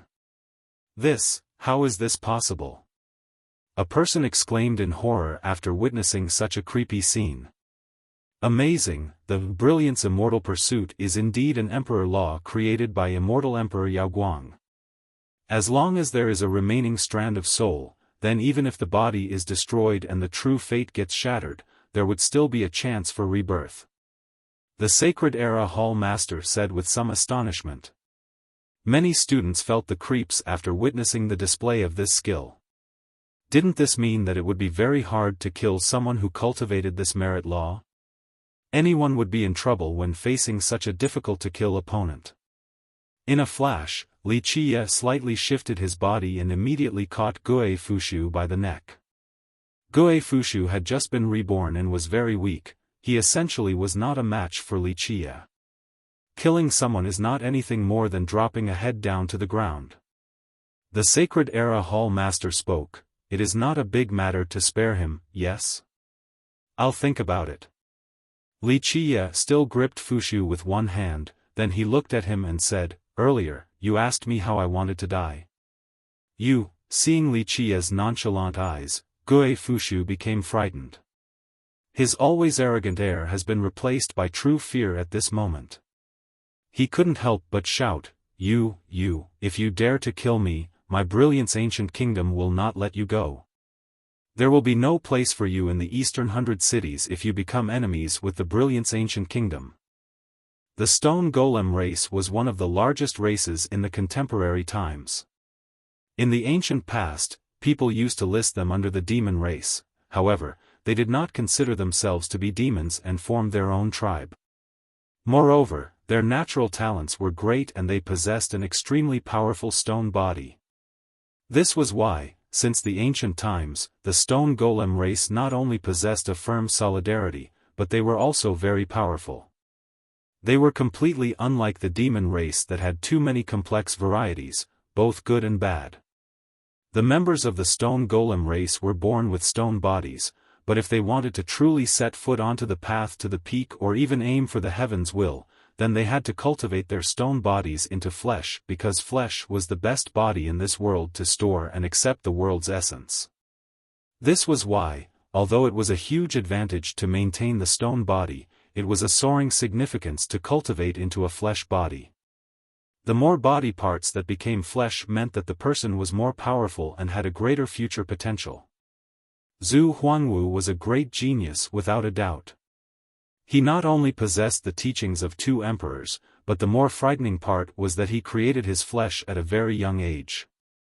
The only remaining part of his body that was still stone was his jade bone amidst his brows which couldn't be refined into flesh. At this time, his jade bone looked like an ornament, causing his frightening self to be a lot more attractive. Let him go. Then, my ancient kingdom will not pursue this matter any further. With a torch-like gaze and soaring divine light, Zhu Huangwu was like a prince from the heavens, causing others to feel admiration. No matter the young genius, anyone who stood before him and saw such an appearance would feel shame from an inferiority complex. At this time, all eyes were on Wuxia while they held their breaths. Grand Era students were sweating for Wuxia. Qi Shaodai killing Huang Fufeng and Wuxia defeating Gue Fushu was a glorious matter for the Grand Era Hall, and it garnered much pride and joy to its students. However, Zhu Huangwu appeared and this caused the Grand Era students to become worried for Wuxia. No good results could come from being enemies with Zhu Huangwu and the ancient kingdom. The Zenith Era students were sneering. Huang Fufeng and Gue Fushu both came from this place, but they had lost, resulting in a grim visage on all of its students. It was as if they were slapped by the Grand Era Hall. At this moment, with the appearance of Zhu Huangwu, they all felt that Wuxia was dead for sure. Foolish thing, daring to provoke the ancient kingdom. I'm afraid he will die without a grave. A Zenith Era student sneered. With one hand still holding Gue Fushu, Wuxia glanced at Zhu Huangwu while remaining calm and at ease, then he nonchalantly spoke, "What if I do not let him go? Kill without mercy." Zhu Huangwu's eyes squinted, a frightening divine glow shot out like the rays at sunrise all the way to the high sky. "Little thing, let me go. Otherwise, it will not end at just killing you. My brilliance ancient kingdom's 100 races will destroy your sect and annihilate your 9 kins." After seeing his martial brother's arrival, Gue Fushu became more courageous and shouted. The brilliance ancient kingdom was the nation with the most races within the eastern 100 cities. Thus, it was not unreasonable for people to call it the 100 races kingdom. In fact, both of the immortal emperors from the brilliance ancient kingdom were not human. Immortal Emperor Yaoguang was from the stone golem race, and immortal Emperor Fu Mo was from the heavenly devil race, which contributed to the kingdom's colloquial name.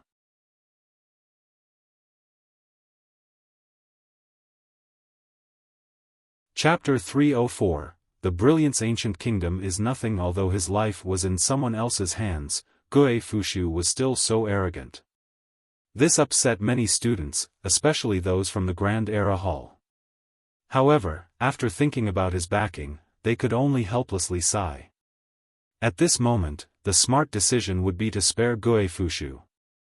In the end, Wuxia had already defeated him and won some reputation. Sparing him and not becoming enemies with the ancient kingdom was the wisest choice. A Grand Era student spoke, "Brotherly, it is better to be friendly, it was just a spar." He provided stairs for Wuxia to easily step down on. Since Wuxia won honor for the Grand Era Hall, they were very united at this moment. Everyone knew that Wuxia was riding a tiger, thus it was hard to get off without losing some face. If he killed Gue Fushu, then Zhu Huangwu would ruthlessly kill him. In order to provide him an easy way out, the Grand Era students quickly beseeched and hoped that he and Qi Shaodai could escape unscathed from this turmoil. Another Grand Era student tried to convince him, that's right. Senior Li, everyone was just sparring, so why is there a need to fight to the death? They tried to save Li Qia some face. But then, a Zenith Era student sneered and commented, "Ha, a group of lowly peasants still knows how to work together to find an easy way out." The Grand Era students were outraged by this comment, but they endured this anger and still tried to persuade Li Qia. To them, the most important thing was to protect Li Qia and get him out safely. Great Child Yao Guang looked at Li Qia and contemptuously spoke, "My patience is limited." Gue Fushu listened to the Great Era students who tried to convince Li Qia. Although his life was within Li Qia's grasp, he was no longer afraid. He started to jeer, "Ha, you are finally looking for stairs to step down on now? Too late. Little animal, at the moment, it is time for you to apologize to me." With just you? With just the Brilliance Ancient Kingdom? What about it? Li Qia leisurely smiled, not mentioning this great child. Whatever Yao Guang, even if your ancestor personally comes, I would still kill you. Boom! The 9 suns sword and the refined sunfire covered the heaven and earth. No! As he was being burnt, he couldn't believe that this was actually transpiring and screamed. Even with his senior brother here, Li Qia still killed him. After this loud scream, Gue Fushu became cinders in an instant as ashes flew from Li Qia's hand, not leaving even a corpse behind. The 9 suns ruthlessly burned him. Even the heavens would be incinerated, let alone a dead corpse. At this moment, everyone froze. Zhu Huangwu personally came with the ancient kingdom as his backing, but he still couldn't save Gue Fushu. Li Qia easily burnt him to ashes in front of everyone. This was such a dominating action. Earlier, the arrogance Gue Fushu showed was not worth a coin compared to Li Qia.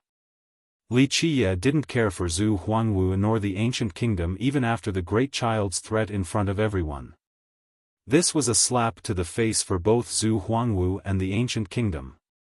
At this time, many people were still shocked while the Zenith Era disciples couldn't help but become astonished. You want to die? Zhu Huangwu's blood energy suddenly filled the sky. A divine light as sharp as a sword and universal laws started to ring under his one palm. This one palm then suppressed down from above and was capable of oppressing even kings. 10,000 miles became frozen. Immortal sword-like hails suddenly appeared. In just a second, pillars of gigantic glaciers stabbed out from the earth. These sword-like ice pillars that carried a powerful sword energy stopped Zhu Huangwu's giant palm. A pleasant voice rang out, "So? Zhu Huangwu, only your ancient kingdom can bully people, but other people cannot retaliate?" A girl stepped forward while swaying her paper fan. It was a girl that was dressed up as a man, a girl with a charming aura that wooed the hearts of countless girls. Who else could this be but Bing Wuxia? Her sudden cross-dressing appearance and taking action to stop Zhu Huangwu caused many students to look at each other. Bing Wuxia, the descendant of the Ice Feather Palace. Even though the Ice Feather Palace always maintained its distance and low profile, no one dared to look down on it. Li Qia glanced at her and calmly said, "Little girl, this has nothing to do with you. If other people want to cause trouble for me, then I will personally break their bones." Bing Wuxia glared back at him as she closed her fan to step onto the Dragon Arbiter stage with a soul-stealing bearing, then she said, "Who said I wanted to help you? I only want to challenge the Brilliance Ancient Kingdom, nothing more. Miss Bing, you may want to rethink it." Zhu Huangwu's eyes shot out a frightening divine glint as if it could devour the mountains and rivers. Even his enemies had no choice but to acknowledge his amazing air. Bing Wuxia collapsed her fan into her palm and freely said, "Zhu Huangwu, what do I need to think about? Everyone said that you cultivate arts from 2 emperors. Today, I want to see how you combine them together. I want to see if your emperor art is unbeatable, or is my heaven-cutting seal better. Bing Wuxia challenging Zhu Huangwu caused many people to look at each other in amazement. However, thinking about it again, the Eastern 100 cities didn't only have Zhu Huangwu, Ba Xia, and Hu Yu. Regarding fame, these three were the most prestigious, and it often caused others to turn pale after hearing their names. Some people felt that this world would become their stage in the future. But in fact, how could Bing Wuxia be any weaker than them? The previously mentioned three were always arrogant and didn't put anyone in their eyes. They challenged many geniuses to show off their might. Today, Bing Wuxia wanting to take them down a notch was not a surprising matter. Like Bing Wuxia said, was the Brilliance Ancient Kingdom the only bully in the Eastern 100 cities? And was no one else allowed to bully them back? The Sacred Era students were also silent. Even though Bing Wuxia joined the Idol Era Hall, her power and style exceeded many Sacred Era geniuses. Zhu Huangwu was not afraid of a challenge and said, "Fine, I want to see just how formidable the Ice Feather Palace's heaven-cutting seal is." He became serious as his blood energy soared high above like a true dragon. He took one step forward and the stars began to move. The earth started to shake as if a divine beast was awakening. His mighty aura caused many disciples to shiver. Bang bang bang. The heaven and earth started to shake. In the beginning, everyone thought that Zhu Huangwu was powerful to the point where he could cause trembles, but the shaking became more and more severe. Boom! Boom! Boom! The earth cracked, and even the Dragon Arbiter stage began to split as a huge gap appeared before everyone. Many students were witnessing this horrible scene where many mountains and ancient temples in the Heavenly Tao Academy began to collapse. What's happening? At this moment, many students were frightened as they flew up high to avoid the sudden shattering of the earth. Clank! Suddenly, a clear bell sound emanated throughout this heaven and earth. Countless immortal lights thrusted upward from the Academy's endless territory. In just a second, many Grand Tao universal laws as huge as the stars locked the earth and suppressed the changes underground to stop this cataclysm. Without a doubt, while the heaven and earth were collapsing, the Supreme Tao Foundation beneath the Academy suppressed this sudden change. What happened? Many students were in shock, especially those with a weaker cultivation from the Grand Era Hall and the Idol Era Hall. They felt that doomsday was approaching. Many Sacred Era students' eyes became deep as if they had understood something. The Sacred Era Hall Master said in a serious tone, "Go back to your halls, it is best not to go out for the time being." Several students looked at the Hall Master, wanting to find out what happened, but the Hall Master said nothing and told the students to go back to their halls. Zhu Huangwu glared at Bing Wuxia, then Li Qie. He no longer wanted to fight and turned around to leave. Bing Wuxia then murmured, "It is almost time." Then, she decisively left. The uneasy students quickly went back to their halls and hoped that their hall masters would be able to make clear of what transpired. Li Qie also planned to leave, but the Sacred Era Hall Master came to him and said, "Young noble Li, the ancestor wants to meet you." Li Qie looked at him and told Qi Shaodai, "You guys go back first, I will be right back." The Sacred Era Hall Master took Li Qie deep into the academy. This place was detached from the 5 halls' territories, and only great characters from the academy could enter. Inside an ancient hall, Li Qie saw old Daoist Peng from the everlasting courtyard. Despite his unkempt look, he belonged to the ancestor level of the academy. The Sacred Era Hall Master took Li Qie here, then he bowed and quietly left. Old Daoist Peng looked at Li Qie, shook his head, then he said right away, "I'm afraid the realm god will not make it." Li Qie narrowed his eyes and asked, "What do you mean? Is its lifespan corroding, or is it something else entirely?" Old Daoist Peng said with a dignified look, "It's not because of the lack of lifespan.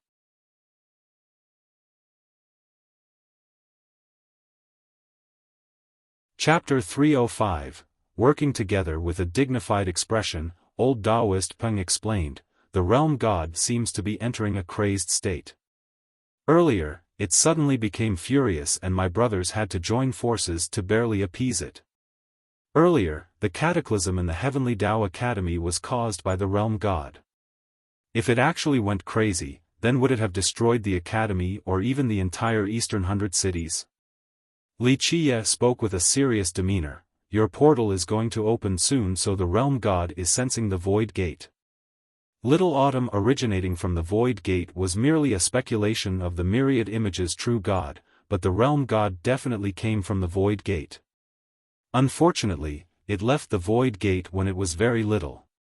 Outside of knowing that it was carried out of the void gate by the academy's ancestor, it didn't know its relationship with the void gate.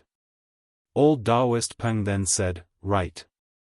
The realm god also guessed that the portal wants to open for sure, but during the previous times the portal opened, it never sent the realm god into such a frenzy. It cannot control itself, so it can only seal itself in order to avoid entering an enraged state and destroying the academy. Your academy. Its success is due to the realm god, but its failure will also be due to the realm god. Wuxia gently shook his head and pondered for a bit before saying, it seems like this time is different from normal circumstances. Maybe this will be a chance to understand your academy's portal. Old Taoist Peng also sighed and said, my little brothers have discussed it, we will welcome everyone once the portal is open and allow everyone to go in. Wuxia laughed then said, oh? You guys also got some news? The academy standing strong for so long was not without reasons. Old Taoist Peng smirked and replied, in this world, there is no wall that can block all wind. A few people want to scheme against my academy, and this is no secret. If they come, then we will open our door to welcome them. Wuxia touched his chin and asked, your academy won't start the killing with their juniors, right? That's hard to say. Old Taoist Peng smiled with narrowed eyes, opening the doors of our academy to this world is already enough. If some people still remain unsatisfied, then they can't blame us for raising the butcher's blade. The academy was definitely not an overly moralistic existence. It had experienced many bloody battles after lasting for so long. Normally, it considered itself an academy and accepted students from all over the world to dispel their questions. However, when necessary, the academy would wash the 8 directions in blood. Some people have already gathered a few emperor weapons and even invited true weapons. Old Taoist Peng chuckled and continued, a few people actually thought that our calamity is approaching. At the end of one's road, many people will want to take a bite out of such a fat piece of meat. However, when that time comes, coming will be easy, but leaving will not be as simple. What is your plan? Wuxia had faintly guessed it. A few old men sensed a strange atmosphere and thought that the academy was awaiting its death while the inevitable disaster approaches. In my opinion, I don't want you to enter the portal. For those who desire the academy and crave for the portal without any mediation, inside the portal will be their hell. Old Taoist Peng's eyes turned cold as he warned Wuxia. Do not be fooled by his cynical and carefree appearance. Old Taoist Peng had experienced countless waves and storms. During the moment of action, he would be absolutely decisive and ruthless with cold blood. You guys want to start the mass killing inside the portal? Wuxia understood the academy's intention. This was locking one's door to beat the dogs. Wuxia pondered for a bit before shaking his head and said, in order to untie the knot, one must find the knot-tier. Your realm god's restlessness must be directly resolved inside the portal. Locking our doors to beat the dogs is what we have been forced to do due to the circumstances. Old Taoist Peng shook his head and said, what you said is not unreasonable, but the realm god's lifespan is also nearing its end, leaving the blood era stone is not good for it. If it enters the portal, it will suffer an even greater effect and will enter a state of complete madness. Then, no one will be able to help it. However, inside our ancestral ground, our ancestors left behind supreme divine mantras to suppress the realm god's inner demon. Li Qie shook his head and said, "This is why you should have let the realm god return to the earth earlier. Constantly prolonging its lifespan until now is not necessarily a good thing." Eventually, old Taoist Peng wryly smiled and reminded Li Qie, "Be ready, a bloody battle is inevitable. Being involved in this affair. No matter who they are, they will not be able to get out unscathed." Li Qie burst out in laughter before calmly saying, "Those who cannot escape unscathed will not include me. But you are right, this bloody battle is unavoidable. Your academy wants to catch everything with one net, massacre all your enemies, and trample 10,000 countries." These words caused old Taoist Peng's eyes to squint as he said, "Massacre all the enemies and trample 10,000 countries." He then stared at Li Qie and continued on, "You are funny, my academy has always been peace-loving, so how could we do such a thing? This is the current situation. Even if you don't want to, the world will be against you. Everyone craves this land that has been occupied by the academy, and everyone wants a piece of the pie when it is about to meet a disaster. Who wouldn't want to take a bite? Rather than wait for the disaster before slaying your enemies, it is better to preemptively annihilate your foes and then think about it more after." Old Taoist Peng slowly added, "A few immortal emperor lineages and ancient kingdoms are not so easy to mess with, especially existences like heavenly protectors." There was no doubt that he was tempted by this advice. Li Qie smiled freely and said, "Have you ever seen these heavenly protectors travel around the world? And even then, so what if they are heavenly protectors? I know that, at this moment, the realm god cannot enter battle, but after killing your enemies and dealing with the realm god's issue, I do not need to say more about the ensuing events." Old Taoist Peng remained silent, thus Li Qie went on with a smile, "I can help the academy with regards to this. First, I want to borrow a few things of the academy to use, and second, I want payment. However, the problem is whether you have the authority to make the decision in the academy or not. And do you trust my abilities or not? If you cannot personally make the decision, then forget it. What will you do?" Old Taoist Peng's tone sank and said, "As long as your requests are reasonable, then everything is negotiable." Old Taoist Peng agreed with Li Qie's scheme, it was better to make the first move. "This is more like it. All I ask of you is to perform a play with me." Li Qie narrowed his eyes and revealed an especially cheerful smile that was as bright as the morning sunshine with his white teeth. Old Taoist Peng stared at Li Qie's white teeth and bright smile, and he didn't understand why he, a being that had lived for so long, felt a creepy sensation as if he had just seen a fierce beast opening its mouth to devour humans.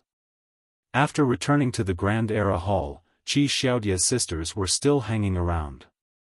Dozens of girls in one place created quite a festive mood with pleasant words and soft coquetry. These pretty girls were beautiful and had different styles, this was quite a scene to behold. All the girls who were smiling and joking around suddenly became silent after his arrival. While staring at him, all of them were frozen and no one spoke for some time. Previously, these sisters were teasing Li Qie for they felt that he was only a cute little demon with a talkative mouth. They thought that he was Qi Xiaodia's little cousin so they couldn't help but gather together to make fun of him. At this time, their view of him had changed. This boy that was seemingly younger than them was a lot more terrifying than even their imaginations. Killing Gue Fushu and provoking Zhu Huangwu, how dominating and arrogant were these feats. They couldn't see how this young man had such a frightening power. They felt fear and didn't dare to tease Li Qie like before. Some of them asked Qi Xiaodai about his background earlier, but she maintained secrecy about this matter. Eventually, the neighboring princess said towards Qi Xiaodai, "Xiaodai, we'll be going first." Li Qie did not ask them to stay and said with a smile, "Take care, big sisters. If you have time, then come here and play." This time, the girls couldn't banter with Li Qie anymore, they said their goodbyes and took their leave while Qi Xiaodai sent them away. After they left, only the neighboring princess stayed behind. She was Qi Xiaodie's closest sister and she asked, "Xiaodai, tell me the truth, is he really not your fiancé?"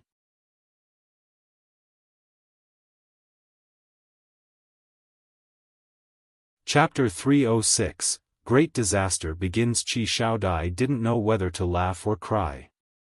Her heart secretly sighed, and she shook her head before answering, "No such thing." After hearing this response, the princess couldn't help but whisper, "Next time you visit my country, could you help me by bringing him along as a guest, please?" Having said that, this princess blushed quite a bit. There was no question that this forthright princess was a bit interested towards Wuxia. Qi Xiaodai looked at the princess' appearance and secretly sighed. She didn't want to ruin her mood.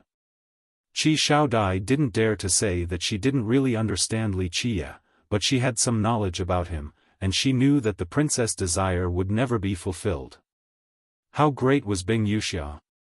Regarding talents, background, and beauty, she far exceeded them, but Wuxia didn't even place her in his mind, let alone them. Qi Xiaodai couldn't bear to cruelly shatter the princess' dream, so she gently nodded her head and said, "The next chance I get to visit your country, I will surely ask him." After sending all the girls off, Xiaodai came back to the room and found that Wuxia was resting with his eyes closed. She sat silently next to him without saying anything. A while later, he opened his eyes and slowly asked, "The chaos will soon begin, and a scene of carnage is unavoidable. Will you go back to the Lion's Roar country, or will you stay?" Qi Xiaodai took a deep breath, then she gazed at Wuxia and said, "I am staying." She was determined with a firm resolve. Wuxia nodded his head and said, "The storm is coming, so mentally prepare for it. This bloody battle will pierce the heavens." Qi Xiaodai silently nodded. Although she did not know anything about this ensuing bloody battle, but seeing Wuxia's solemn visage, she knew that this battle will absolutely be extraordinary. So tired. Little Autumn suddenly appeared out of nowhere as if it had just come out from another dimension like a god. He came out and saw Wuxia and Qi Xiaodai sitting together. He then looked at Wuxia a bit, then Qi Xiaodai, then it chuckled and said, "Am I bothering you too? Hee, if that is the case, then go on, just act like I never appeared." Wuxia gave him a look and said, "Is your skin itchy for a beating? Hurry up and tell me about our business." Qi Xiaodai, on the other hand, couldn't help but blush. She quickly stood up and said, "I will go make you some snacks." She quickly left after saying this. After she left, Little Autumn quickly sat on the big chair in a comfortable and unruly manner as it smilingly said, "Young noble, this young miss is not bad. I see that she is becoming more virtuous after your teachings. She now understands propriety, so it should be fine to keep her around." Wuxia glanced at him and leisurely said, "Since when do you decide my business?" Little Autumn forced a smile and quickly said, "Haha, it is just a suggestion, just a suggestion. Dear young noble, I have a major discovery." Wuxia became spirited and asked, "What kind of discovery?" Little Autumn took out an item and showed Wuxia, "Look and see if you know what this is. I can guarantee that this thing has never appeared in the previous openings of the portal before." Wuxia took the item. It was something like a black strand of light, something as thin as a pin, and it emitted a black glimmer. It was capable of eating time, extremely frightening. Time-space chaos glint.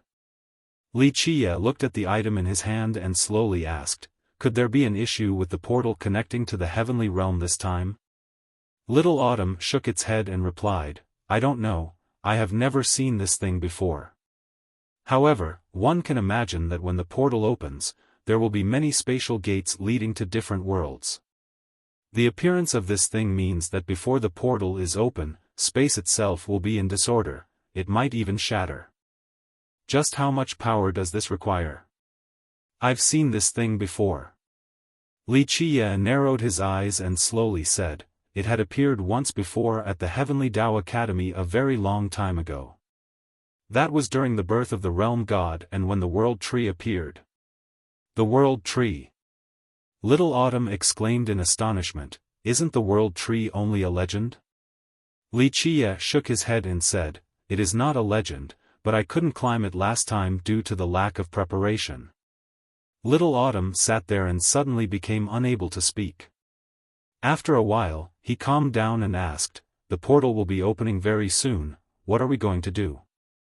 Wuxia squinted his eyes that flashed out a terrifying gleam, it doesn't matter whether the void gate will appear or not. If the world tree appears, then it will be fine if there is no void gate. I will absolutely not miss it this time. Little Autumn couldn't help but murmur, what is behind the void gate? What does the world tree represent? Wuxia smiled and said, very few people know this since time immemorial. Unless you are able to pass through the void gate or climb to the top of the world tree, you wouldn't be able to learn the secrets behind them. Damn, these 9 grand heavenly treasures, they really are mysterious. No wonder why immortal emperors and true gods had always wanted to understand the secrets behind them. Little Autumn emotionally stated. Wuxia took out a treasure and threw it at Little Autumn, wear this thing and use it with your big cannon. Fragmented realm spatial disc. Seeing the thing in his possession, Little Autumn was startled and said, isn't this a treasure that immortal Emperor Fei Yong swindled to obtain? After immortal Emperor Fei Yong disappeared, this also disappeared. Old Master tried to find it for a long time but to no avail. There are other uses for this thing, but it can temporarily act as your weapon. Wuxia narrowed his eyes and proclaimed, it is time for us to go on a massacre. Little Autumn couldn't contain his excitement and eagerly said, massacre? Ha ha ha. I like this word the most. It has been a long time since I've done something huge. At that time, just tell me the commands, young noble. Just wait, some old undyings are becoming impatient. Wuxia closed his eyes and nonchalantly said. Several days passed and there were strange phenomena in the academy with non-stop quakes. In its utmost severity, chasms started to form everywhere. This heaven and earth suddenly became very fragile. People were very panicked, especially the students from the 2 bottom halls. This sudden disaster worried a lot of them since they didn't know what was going on. The academy remained tight-lipped about this matter, and even the hall masters were unwilling to divulge anything to the students. Seeing the cracked mountains and shattered pavilions left the students in fear as if the end of time was approaching. However, regarding this sudden change, the students from the Zenith Era Hall and Sacred Era Hall were different. They came from the great powers and were privy to a few things that the 2 bottom hall students didn't know about. This was a chance for them, a chance that was hard to come by even after 10,000 years. The fissures formed even more violently, and finally, the academy shed some light for the students. A catastrophe has befallen on our academy and our territories are at risk. For safety, students in the school should go back to your home and shouldn't return until the disaster is over. Although the academy sent the notice, it didn't force the students to leave. They were happy to open Dao gates for the students to leave, but they also accepted students who wanted to stay. Many students were in a daze after the announcement, especially those who came from average backgrounds. They worked hard to enter the academy and hoped to graduate one day, but this disaster caught them off guard. Within a day, the academy opened many Dao gates to send away their disciples that had lower cultivations. I heard that all disciples below Royal Noble were sent away. This sudden news spread quickly throughout the academy. The disciples were the cornerstone of the Heavenly Dao Academy, they were different from its students. At this moment, when the academy sent away their low cultivation disciples, many students from the 5 halls felt the gravity of this situation, that the academy was really in trouble. This was not a joking matter. Another shocking piece of news sent waves across the academy. I heard first disciple Lu Yi also had to leave. Overnight, a storm approached. The initially scared people became even more frightened. Lu Yi was the academy's most promising disciple. Now, even Lui was sent away, so everyone realized that the academy's disaster was even more serious than expected. We should also leave and come back after the disaster is over. Many disciples who didn't want to leave were shaken, and they gathered their belongings to leave. The academy then opened more gates so that they could leave. In a short amount of time, many students from the 5 halls took their departure. However, most of the students were from the Grand Era Hall and Idol Era Hall. Not too many people from the Sacred and Zenith halls left. It ought to be coming. A few Sacred Era disciples murmured since they knew the inside story.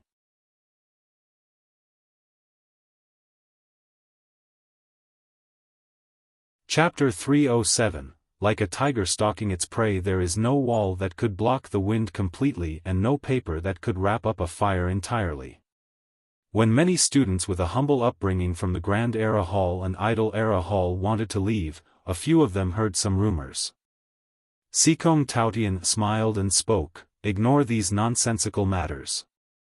After the portal opens, we should enter right away at your order. We are not in a hurry." The calm Li Chia slowly said, "We will watch the play, first. Whether we enter or not, I will listen to all your orders at that time no matter what, even if you tell me to enter a sea of fire." Sikong Taotian patted his chest to show his allegiance. Little Autumn glanced at him and said, "Yo, isn't it too late to suck up now? Heh, my young noble does not lack henchmen." Sikong Taotian ignored it completely and continued to chuckle. "You guys can keep doing your show." Bing Wuxia closed her fan and said with unparalleled finesse, "I have a date with a miss to gaze at the moon together. I am going now, so let me know when you guys want to enter."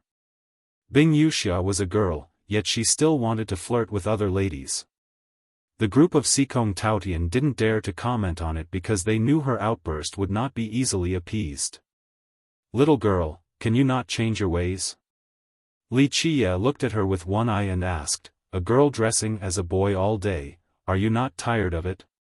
Start dressing like a nice lady again and find someone to marry."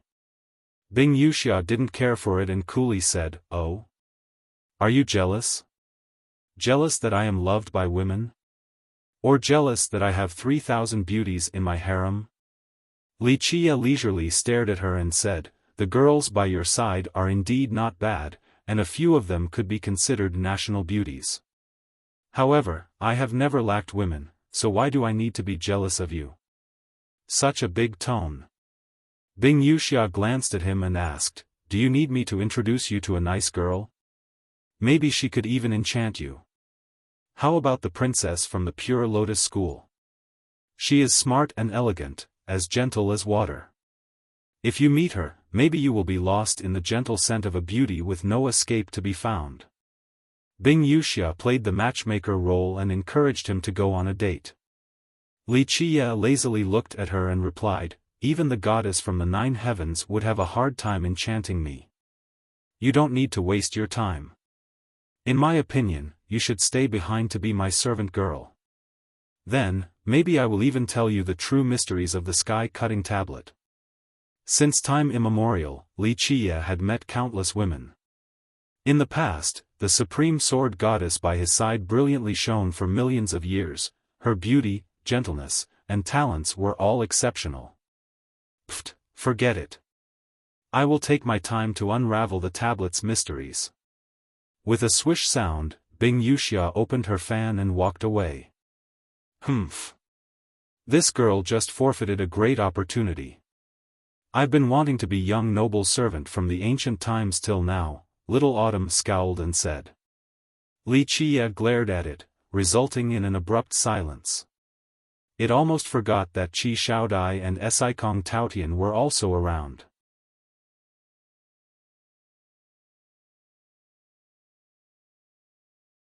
Chapter 308, Portal from the Legends. As more days passed, not only did the earth split more violently at the academy, but the ground emitted bright and brilliant lights.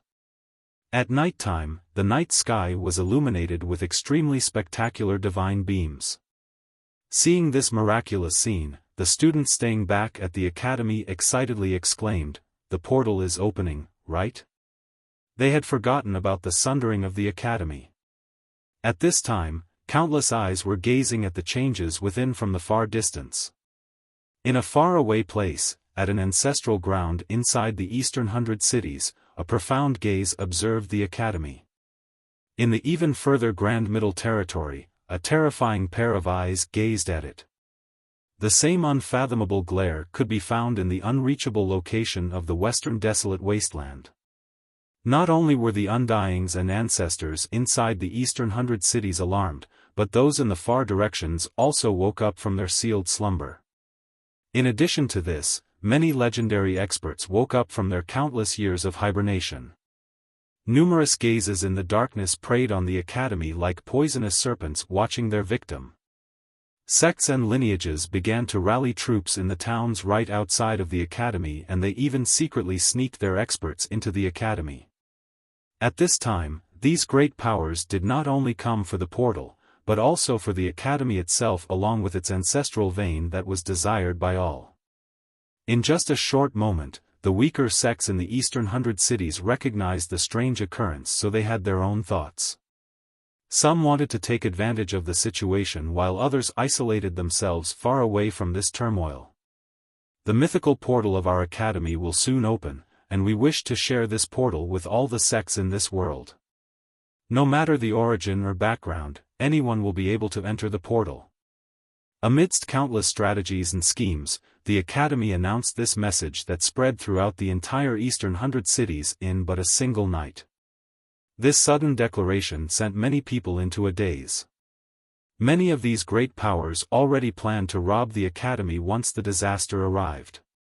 It didn't matter what their intentions were or whether or not they sent any geniuses to the academy, they were excited nonetheless and hid their strength in the closest territories around the academy. However, announcing that the academy would share the portal took these sects by surprise, and a few old Undyings were caught off guard. They already came up with many excuses in order to enter the academy or a reason to attack it while still maintaining a moral high ground. However, this sudden invitation to everyone in this world broke the schemes of a few old Undyings. A few sects and countless cultivators who didn't know the inside information quickly came to the academy almost overnight. The ancient portal in the legends of the Heavenly Tao Academy is about to open.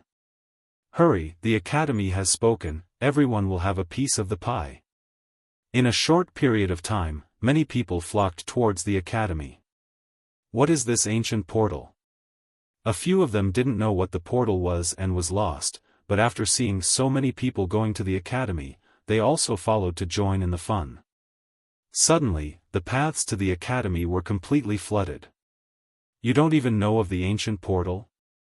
An elder cultivator explained, rumor has it that it is a place connected to a divine kingdom or some immortal scenery. Do you know Immortal Emperor Xiaofan? In the past, he obtained a fortune from the portal and became an invincible existence that created the most miraculous and frightening sect since the start of time till now. Another sect master exclaimed with utmost excitement, I heard that there are amazing techniques left behind from the legendary era. Only by cultivating one would it allow for someone to become unbeatable and shoulder the heavens will to become an immortal emperor. Immortal Emperor Xiaofan is the prime example. I heard that there were many ancient royal herbs inside the portal, even more than wild weeds, bushes after bushes, you won't ever be able to pick them all. Cultivating inside the portal for 1 hour is better than cultivating for 100 years outside. Not only that, I heard that there were even divine weapons from the legends. One could sweep through the 8 desolaces by just wielding them. Many rumors quickly flew around and they became increasingly more outrageous. The most ridiculous one stated that one would immediately become an immortal emperor once they entered the portal. In just one night, the earth shook with excitement inside the Eastern 100 Cities as countless cultivators headed for the academy. Some people traveled with their flying swords while others rode divine boats. Others controlled their flying beasts while those with shallow cultivations had to walk. Everyone wanted a piece of the pie as they crazily rushed towards the academy as if they were possessed. Very few sects and cultivators managed to stay calm. There would occasionally be those who chose to close their entrances and cultivate in isolation, for they were reluctant to become involved in this affair. The great sects in this world are watching the opening of the portal like tigers stalking their prey. How could they share such a fat piece of meat with us? I'm afraid that we would be inviting disaster before being able to take a single bite. Boom! Boom! Boom! Cavalry started to block out the sky. Overnight, the Tiger's Howl School, the Thousand Mountains Sacred Ground, the Furious Immortal Saint Country, and other powerful heritages utilized their Dao platforms to open a Dao gate to teleport their great armies to the academy. As for the already congregated armies in the towns near the academy, they prepared their banners and boldly appeared right outside the academy's territory. The perimeter of the academy became completely packed with a sea of people in such a short amount of time. Countless experts' blood energy was as violent as the sea. Ancient saints arrived and looked down upon everyone. There were even rumors that heavenly sovereigns and heavenly kings also came, but they didn't show their faces.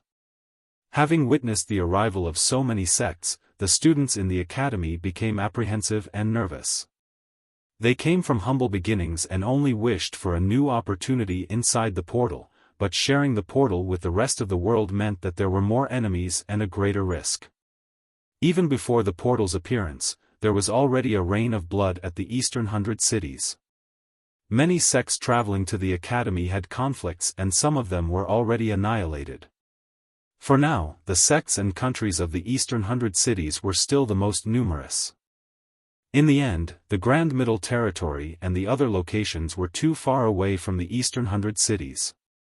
It took them quite a long time just to get the information. As for those monstrous existences who obtained the news early, they would have kept quiet about it as well. My royal father brought some disciples here and are waiting right outside the gate. As Li Qia was leisurely cultivating, Qi Shaodai suddenly came with a message. Li Qia frowned and said, "Why is your lion's roar gate participating in this mess? Your little power is not enough as an appetizer for others." He was sitting at ease on a fishing boat despite the storm, waiting for the large fish to bite. Qi Shaodai shook her head and said, "I don't know, I only got the message just now." In fact, she was very worried. Everyone could clearly see that the turmoil had begun. With just a single misstep, a calamity might fall upon one's head. Because she was staying around Li Qia, she was not tempted by the so-called divine weapon and immortal treasures. Li Qia shook his head and said, "Let me meet your father." Li Qia didn't want to mind other people's business, but he didn't want to see the annihilation of the Qi clan. Out of feelings for the 100 Battles God King, Li Qia had no choice but to take action. Qi Shaodai immediately arranged it for Li Qia. She also didn't want to see her royal father and the Lion's Roar Gate joining in on this chaos because they couldn't compare to the other behemoths. The Lion's Roar Gate could be said to have brought everything. The elders and high elders all personally came and were camping in a valley 500 miles away from the academy. Under her instructions, Li Qia very quickly met with the Lion's Roar Royal Lord, Qi Xiaodia's father. "Thank you for taking care of my daughter in the recent times." The royal lord did not put on airs or act arrogant in front of Li Qia, he quickly bowed as a greeting.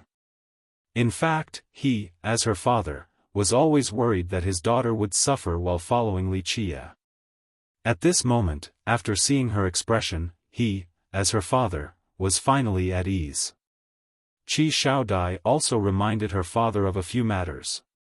Of course, she was not willing to disclose certain secretive matters because she didn't want Li Qia to become unhappy. At the same time, she also secretly told him that Li Qia was more trustworthy than anyone else. This was the reason why the royal lord maintained a very humble attitude when he met with Li Qia.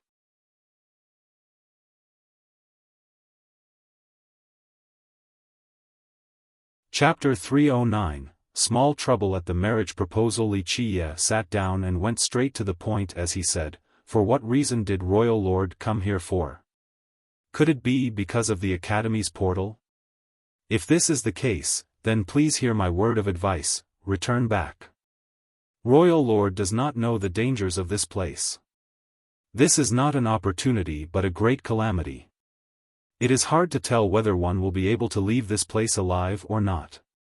The lion's roar. Royal Lord was startled, then he shook his head and said, Young nobly misunderstood, this time, my lion's roar country exerted all of our strength not because of the portal, but because we want to assist the Heavenly Tao Academy. Li Qie did not expect this and repeated, assist the Heavenly Tao Academy? The Royal Lord forced a smile and said, this is the will of my father. The academy had helped our sect a lot. When my father came to the academy to find our ancestors' footsteps, he was graced with help from the academy. So now, when the academy is in trouble, my father wants us to aid the academy despite being weak.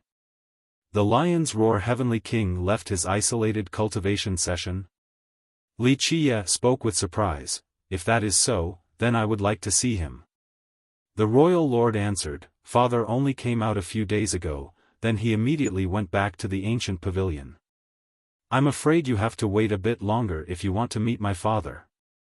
I heard that he is currently stabilizing his physique. Your father had an incomplete physique law. After hearing this, Li Qie knew what was going on. The lion's roar. Heavenly King was a descendant of lion monarch Ba Xian, but unfortunately, their clan's physique law was lost. Despite this being the case, the Heavenly King still tried his best to find his ancestors' footsteps at the Heavenly Tao Academy. Without a doubt, he successfully found something. The Royal Lord wryly smiled and said, Only Father knows about this clearly. After he leaves his cultivation, you can talk to him about it. The Heavenly King also came this time. However, he was staying at the ancient pavilion and was not meeting outsiders. In fact, outside of the elders, the other members of the Lion's Roar Gate did not know that their ancestor had come out. Li Qie nodded his head and said, however, in my opinion, forget about assisting the Heavenly Tao Academy. You guys can just sit still and watch. If the situation deteriorates, then hurry up and leave. Li Qie didn't want to ruin his grand plan because of the Lion's Roar Gate. He was waiting for the big fish. After hearing this, the Royal Lord pondered for a bit before asking, what is young noble trying to say? Li Qie shook his head and replied, Royal Lord cannot imagine the true power of the Heavenly Tao Academy. Among its ancestors, there is an extraordinary person. Also, the Academy has an unfathomable depth. To them, ancestors from the great sects and the sealed old undyings are nothing. Even masters from the legends are not worthy enough to cause the Academy to worry. And even against eternal existences, the Academy can still deal with them. The Saint Country wanting to marry his daughter was far from being a simple matter. Rumor has it that their physique law was incomplete and they had always been searching for a method to supplement it. Without a doubt, their Lion's Roar Gate was one such target. The Royal Lord reluctantly said, regarding my daughter's marriage, it should be up to her, so we have to hear her opinion. The council elder quickly said, Brother Qi is mistaken. A boy of age should marry a wife, and a girl of age should marry a husband. If one's parents agree, then how could the daughter not listen?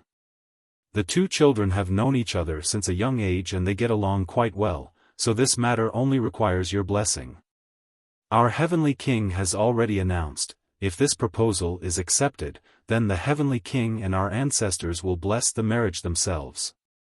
This is a great honor, not only for the two children but also a rare fortune for the Lion's Roar Gate. Sima Longyun stepped up and clasped his hands together in front of the Royal Lord. Uncle, this nephew and Xiao Dai have always been in love, I hope that uncle will. Sima Longyun's words immediately outraged Qi Xiao Dai to the point where she was shaking with anger, causing her eyes to redden. She wanted to rush out but was stopped by Li Qie. Li Qie then leisurely said, before speaking nonsense, you should take another good look at yourself in a pool of piss. Someone with your lack of virtues would still dare to say these words? Have you no shame? Sima Longyun glowed red from anger. His master's eyes turned cold and with a rising killing intent, he asked, "Who are you?" Li Qiye didn't bother to glance at him and slowly continued, "Who I am does not matter. However, I will let you know that there is no chance that the marriage with your saint country will come to be. Regardless of whether you came for Xiaodai or the immortal physique law, or another matter altogether, it is better to leave now when it is still opportune. This junior does not know the immensity of the heaven and earth."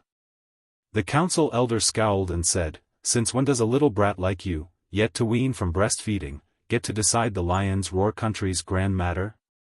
Li Qiye lazily looked at him and said, "The matters of the Lion's Roar country do not need me to decide, but I have the rights to do so for the people by my side. At this moment, this little girl Qi is under my protection, one of my people, so abstain from any ideas." Qi Xiaodai was outraged by Sima Longyun's nonsensical words, but after hearing Li Qiye, she was struck into a daze. Her face became red as her heart beat fast. Her anger was quickly forgotten and her heart felt a soft tingle. To her, she would pay any price to hear these words again. With a blushed complexion, she lowered her head and played with her sleeves. She didn't hear anything else besides these words. However, Li Qiye's words caused the expressions of Sima Longyun and the elder to turn extremely ugly. The elder's expression sank as he coldly spoke, "Brother Qi, is your daughter's matter something for a little brat to babble about? This matter is related to your daughter's honor." The royal lord also had a great headache. He shook his head and said, "I won't hide it from elder, but I, as her father, cannot decide this matter. This is up to my daughter." Then he looked at Qi Xiaodai and asked, "Dyer, do you agree or not? Let us know."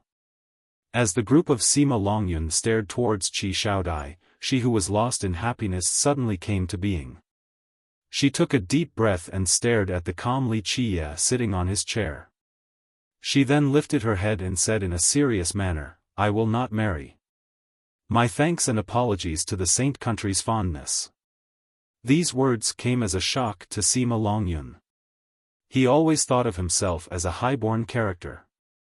Coming from the saint country and a genius at cultivation, as a royal noble, he was always surrounded with love no matter where he went. But today, he was rejected even though he personally came to propose. Sima Longyun couldn't let go of this anger and snapped, "How could this little demon be worthy of you?" Sima Longyun shouted, "Don't be confused and tricked by this little animal. Xiaodai, you and me are a match made in heaven and a pair chosen by the earth. Marrying into my saint country is a natural course of action, a marriage with comparable status."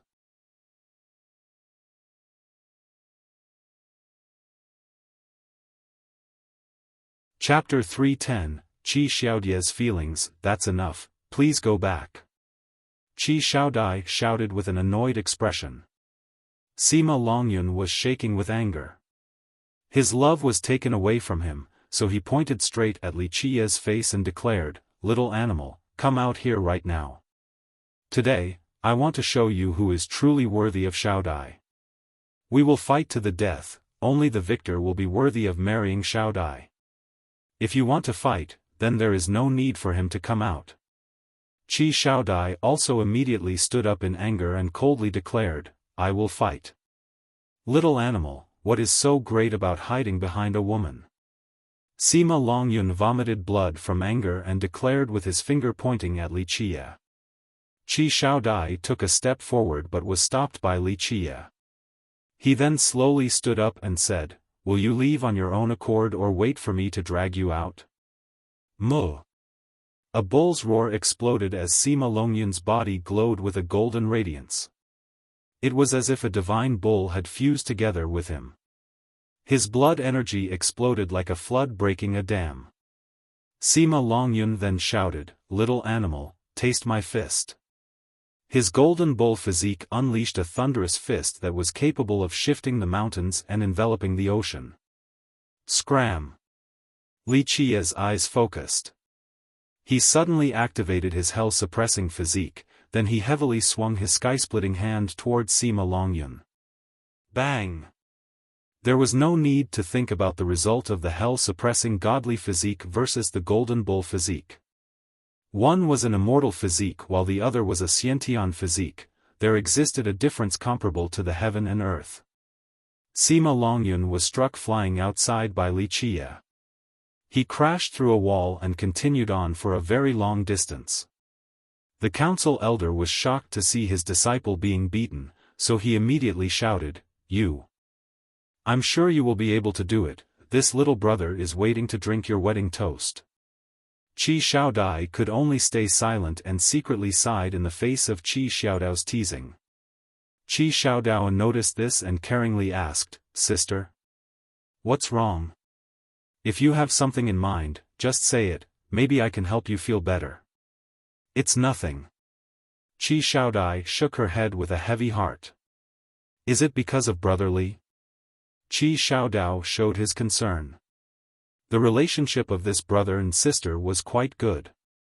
They grew up together, so Qi Xiaodao, as her brother, naturally wanted his sister to have a happy marriage. In response to her continual silence, Qi Xiaodao anxiously asked, "Could it be that brotherly does not like you?" After a while, Qi Xiaodai gently sighed and replied, "How would I know?" Then she whispered, "Even the young lord of the Ice Feather Palace could only be his maid." Qi Xiaodai knew that Wuxia was not joking when he said that to Bing Wuxia. Bing Wuxia was supremely peerless, there were no flaws to her beauty and talents. If one had to be picky, then the only valid point of criticism would be her cross-dressing nature. Despite all of this, Wuxia would still only accept her as a maid. Qi Xiaodao was also silent, he had heard Wuxia say this before. If other people said this, they would be viewed as crazy and ignorant, but Qi Xiaodao knew that Wuxia was serious. It could be said that to Wuxia, heaven's proud daughters with beauty like Bing Wuxia were completely non-essential. When even someone like Bing Wuxia couldn't earn his grace, then what about his sister? Her background, beauty, and talents were not comparable to Bing Wuxia. "Do you have any plans?" In the end, Qi Xiaodao asked her. Qi Xiaodai stared towards the horizon and took a deep breath before whispering, "I want to stay by his side."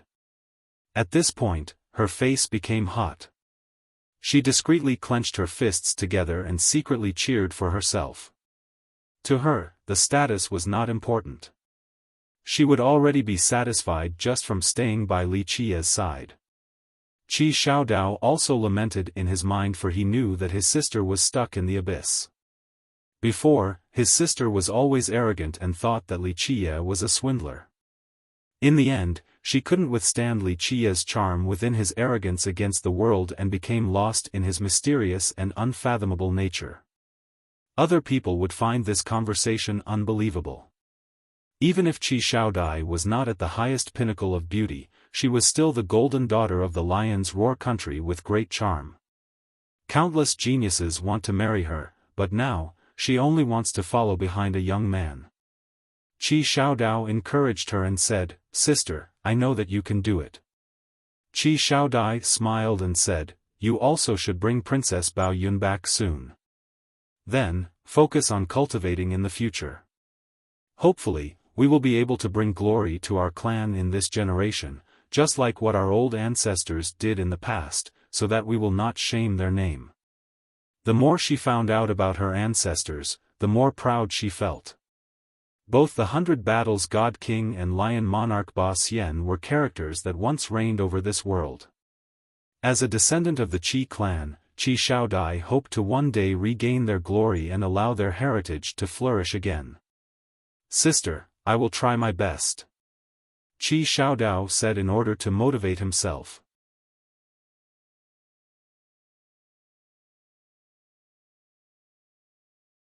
Chapter 311, Arrogance before the crowd. During Wuxia's stay, the Lion's Roar Heavenly King did not come out, but Lui had visited instead. He secretly went to the Lion's Roar camp, betraying the rumors that stated that he and the other disciples had evacuated from the academy. He came to tell Wuxia a message, "Brotherly, my ancestor told me to tell you that everything is well prepared." At the same time, Ancestor also obtained some trustworthy news. The enemies have 7 immortal Emperor life treasures and 2 immortal Emperor true treasures. However, as for which ancestors and which grand sects are taking action, this still remains unknown. Wuxia narrowed his eyes and stated, 7 immortal emperor life treasures and 2 immortal emperor true treasures. Such a grand gesture. There must be at least 2 immortal emperor lineages involved to play such a big hand. Not too many immortal emperor lineages in this world would be able to take out so many emperor weapons by themselves. This time, the enemy had formulated a plan with complete confidence. They wanted to take over the academy in one fell swoop, otherwise, they wouldn't have brought so many emperor weapons into the mix like this. Anyone who knew this secret would absolutely piss their pants. 7 life weapons and 2 true weapons were enough to sink the entire eastern 100 cities. This would become a battle as frightening as the one between Immortal Emperor Takong and the Black Dragon King. Lui secretly left, then Wuxia called for Little Autumn. He then looked at the starry night sky and slowly said, "The grand massacre begins." Little Autumn responded in excitement, "Ha ha ha ha." It then eagerly spoke, "It has been a long time since the last massacre, ha ha ha. I must kill to my heart's content this time. You keep a lookout for me." Wuxia commanded, "Take action when necessary." Roger. Little Autumn accepted the order. At this moment, he was more excited than anyone else. It had held back for so many years, so it simply wanted to warm up at this moment in preparation for the grand battle that will ensue. Outside of the academy were many sects and countless experts. There were too many named heroes and royal nobles to count. Enlightened beings and ancient saints also congregated, and heavenly sovereigns and heavenly kings of the legends also arrived, but they kept their presence a secret. At this minute, even ancestors and undyings from the grand sects resided in their own camps, including those from the furious immortal Saint Country and the Tiger's Howl School. However, these 2 powers denied this rumor. Within 2 days, with so many people here, the academy became extremely lively. At the same time, the immortal light below the academy's ground was still being powerfully emitted as chasms continued to violently form on the surface. The Emperor Foundation below the academy was extremely powerful. Divine lotus vines stabilized the earth, but it still shook. The mountains and rivers within a 10,000-mile radius kept on splitting with bigger divides. Everyone could tell that if this trend continued, the academy would surely collapse. Countless bright gazes secretly observed in the shadows, spectating the continual deterioration of the academy. The Heavenly Tao Academy will soon be history. A cold voice faintly declared in the darkness. While countless heritages gathered right outside, 3 days later, the academy suddenly opened its doors. The Grand Era Hall Master personally announced that all the sects and personnel who came for the mythical portal could enter. The academy, as the host, did not preside over the allocation of resources and treasures inside the portal. Before everything began, the sects in this world must discuss the order in which they would enter as well as other rules. Each and every sect and individual was allowed to contribute their input. Within a single day, the sects were allowed to enter the academy. Of course, the giant armies of the grand sects were stopped right outside. Only after they finished deliberating on the order to enter would they finally be able to go inside.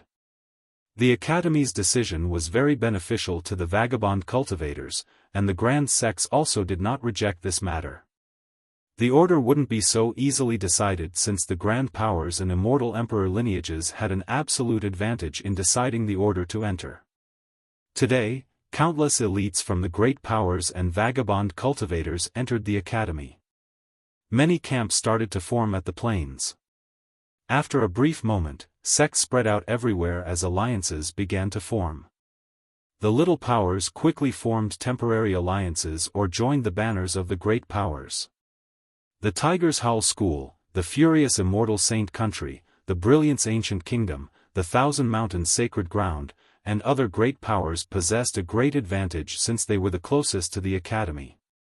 The other great powers from afar could not muster a great army in time to come. Once all the powers settled within the plain, the Academy presided over the meeting to finalize the order in which the sects would enter in order to avoid a chaotic massacre before the portal even opened. In theory, everyone was allowed to comment, but the reality was that all the power to make the decisions were in the hands of the monstrous existences like the Saint Country and the Brilliance Ancient Kingdom. The Lion's Roar Gate also came, but they had very few people. Only the Royal Lord and a few more followed Wuxia. The meeting had only just begun, but someone had already started to stir up trouble with the Lion's Roar Gate. In theory, everyone should be able to share the timeless portal, but a few do not necessarily have such a privilege, such as the Lion's Roar Gate. One should rethink this matter more thoroughly. This person was the descendant of the Tiger's Howl School, Yu. There were many amazing experts here, but they remained hidden, so the young ones became the leaders in their stead. Yu's sudden provocation caused the Lion's Roar Royal Lord to change his expression. To start such an attack at the beginning of the meeting, this was truly sheer contempt. Many people then looked at the Lion's Roar Gate. The powerful factions at this meeting would not support the Lion's Roar Gate, and the minor ones, along with the vagabond cultivators, couldn't bear to share the fortune inside the portal with even more people. On the other hand, a few weaker sects wanted to help the Lion's Roar Gate, but they also didn't want to lose their privilege to enter. The Lion's Roar Gate did not intend to compete for the riches inside the portal, but now, in front of everyone in the world, it was provoked by the Tiger's Howl School. If it remained silent about this matter, then how could they maintain their position in the Eastern 100 cities in the future? What is the Tiger's Howl School trying to say? Yu's fierce tiger-like eyes created a suppressing atmosphere like a beast coming down from the mountain. The air of a ferocious beast swept through the area. Although Yu was young, his presence was indeed frightening, and even the previous generation was apprehensive of him. His current strength truly warranted his right to stand at this place today. Yu coldly said, "Nothing much, it's just that your Lion's Roar Gate had committed some despicable deeds recently. Your sect interfered with other powers with gossip, causing these powers to kill each other. One could say that your intention is evil and laden with ulterior motives." Yu's words caused the Lion's Roar disciples to look at each other while shaking in anger. Yu was trying to make the Lion's Roar Gate public enemy number one. The Lion's Roar Royal Lord angrily shouted, "Nephew Hu, one may eat foul things but they cannot speak foul words. My Lion's Roar Gate has never competed with the rest of the world, and we have always lived in peace with the other sects, so when did we ever gossip to cause feuds?" Yu drily replied, "Whether it is true or not, your sect knows best." Many experts were present at the moment. Those who didn't know the situation too well found it strange that the Tiger's Howl School was picking on the Lion's Roar Gate. The two sects were not on the same level, and it could be said that the Lion's Roar Gate posed no threat towards the Tiger's Howl School. However, those who were more aware had some speculations. They knew that Yu wanted to marry the princess of the Baoyun clan, and the clan itself was willing to form an alliance with the school. The only person not interested in this marriage was Princess Baoyun, so this created a delay in response all the way until now.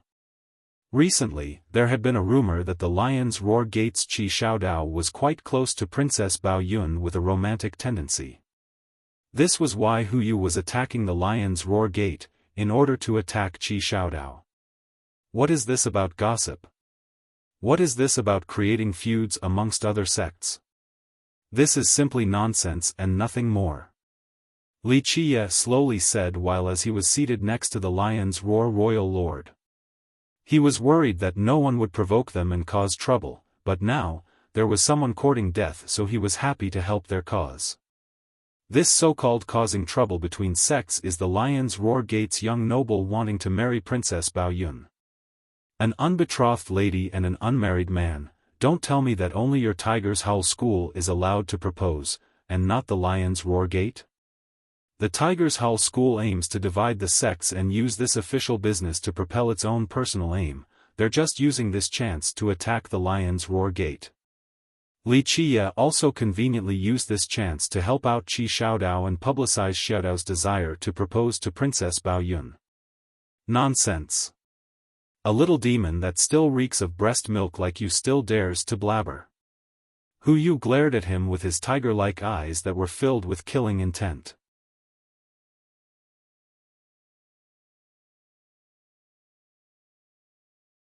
Chapter 312. Smilingly debating against the crowd. Many gazes fell upon Wuxia. Some people knew him while others didn't. Those who didn't know him found it strange. Who was this little demon that dared to provoke a young genius like Yu? However, those who knew him were aware that this ferocious guy was about to take action. Wuxia smilingly said, "Like you said, whether it is true or not, you know best."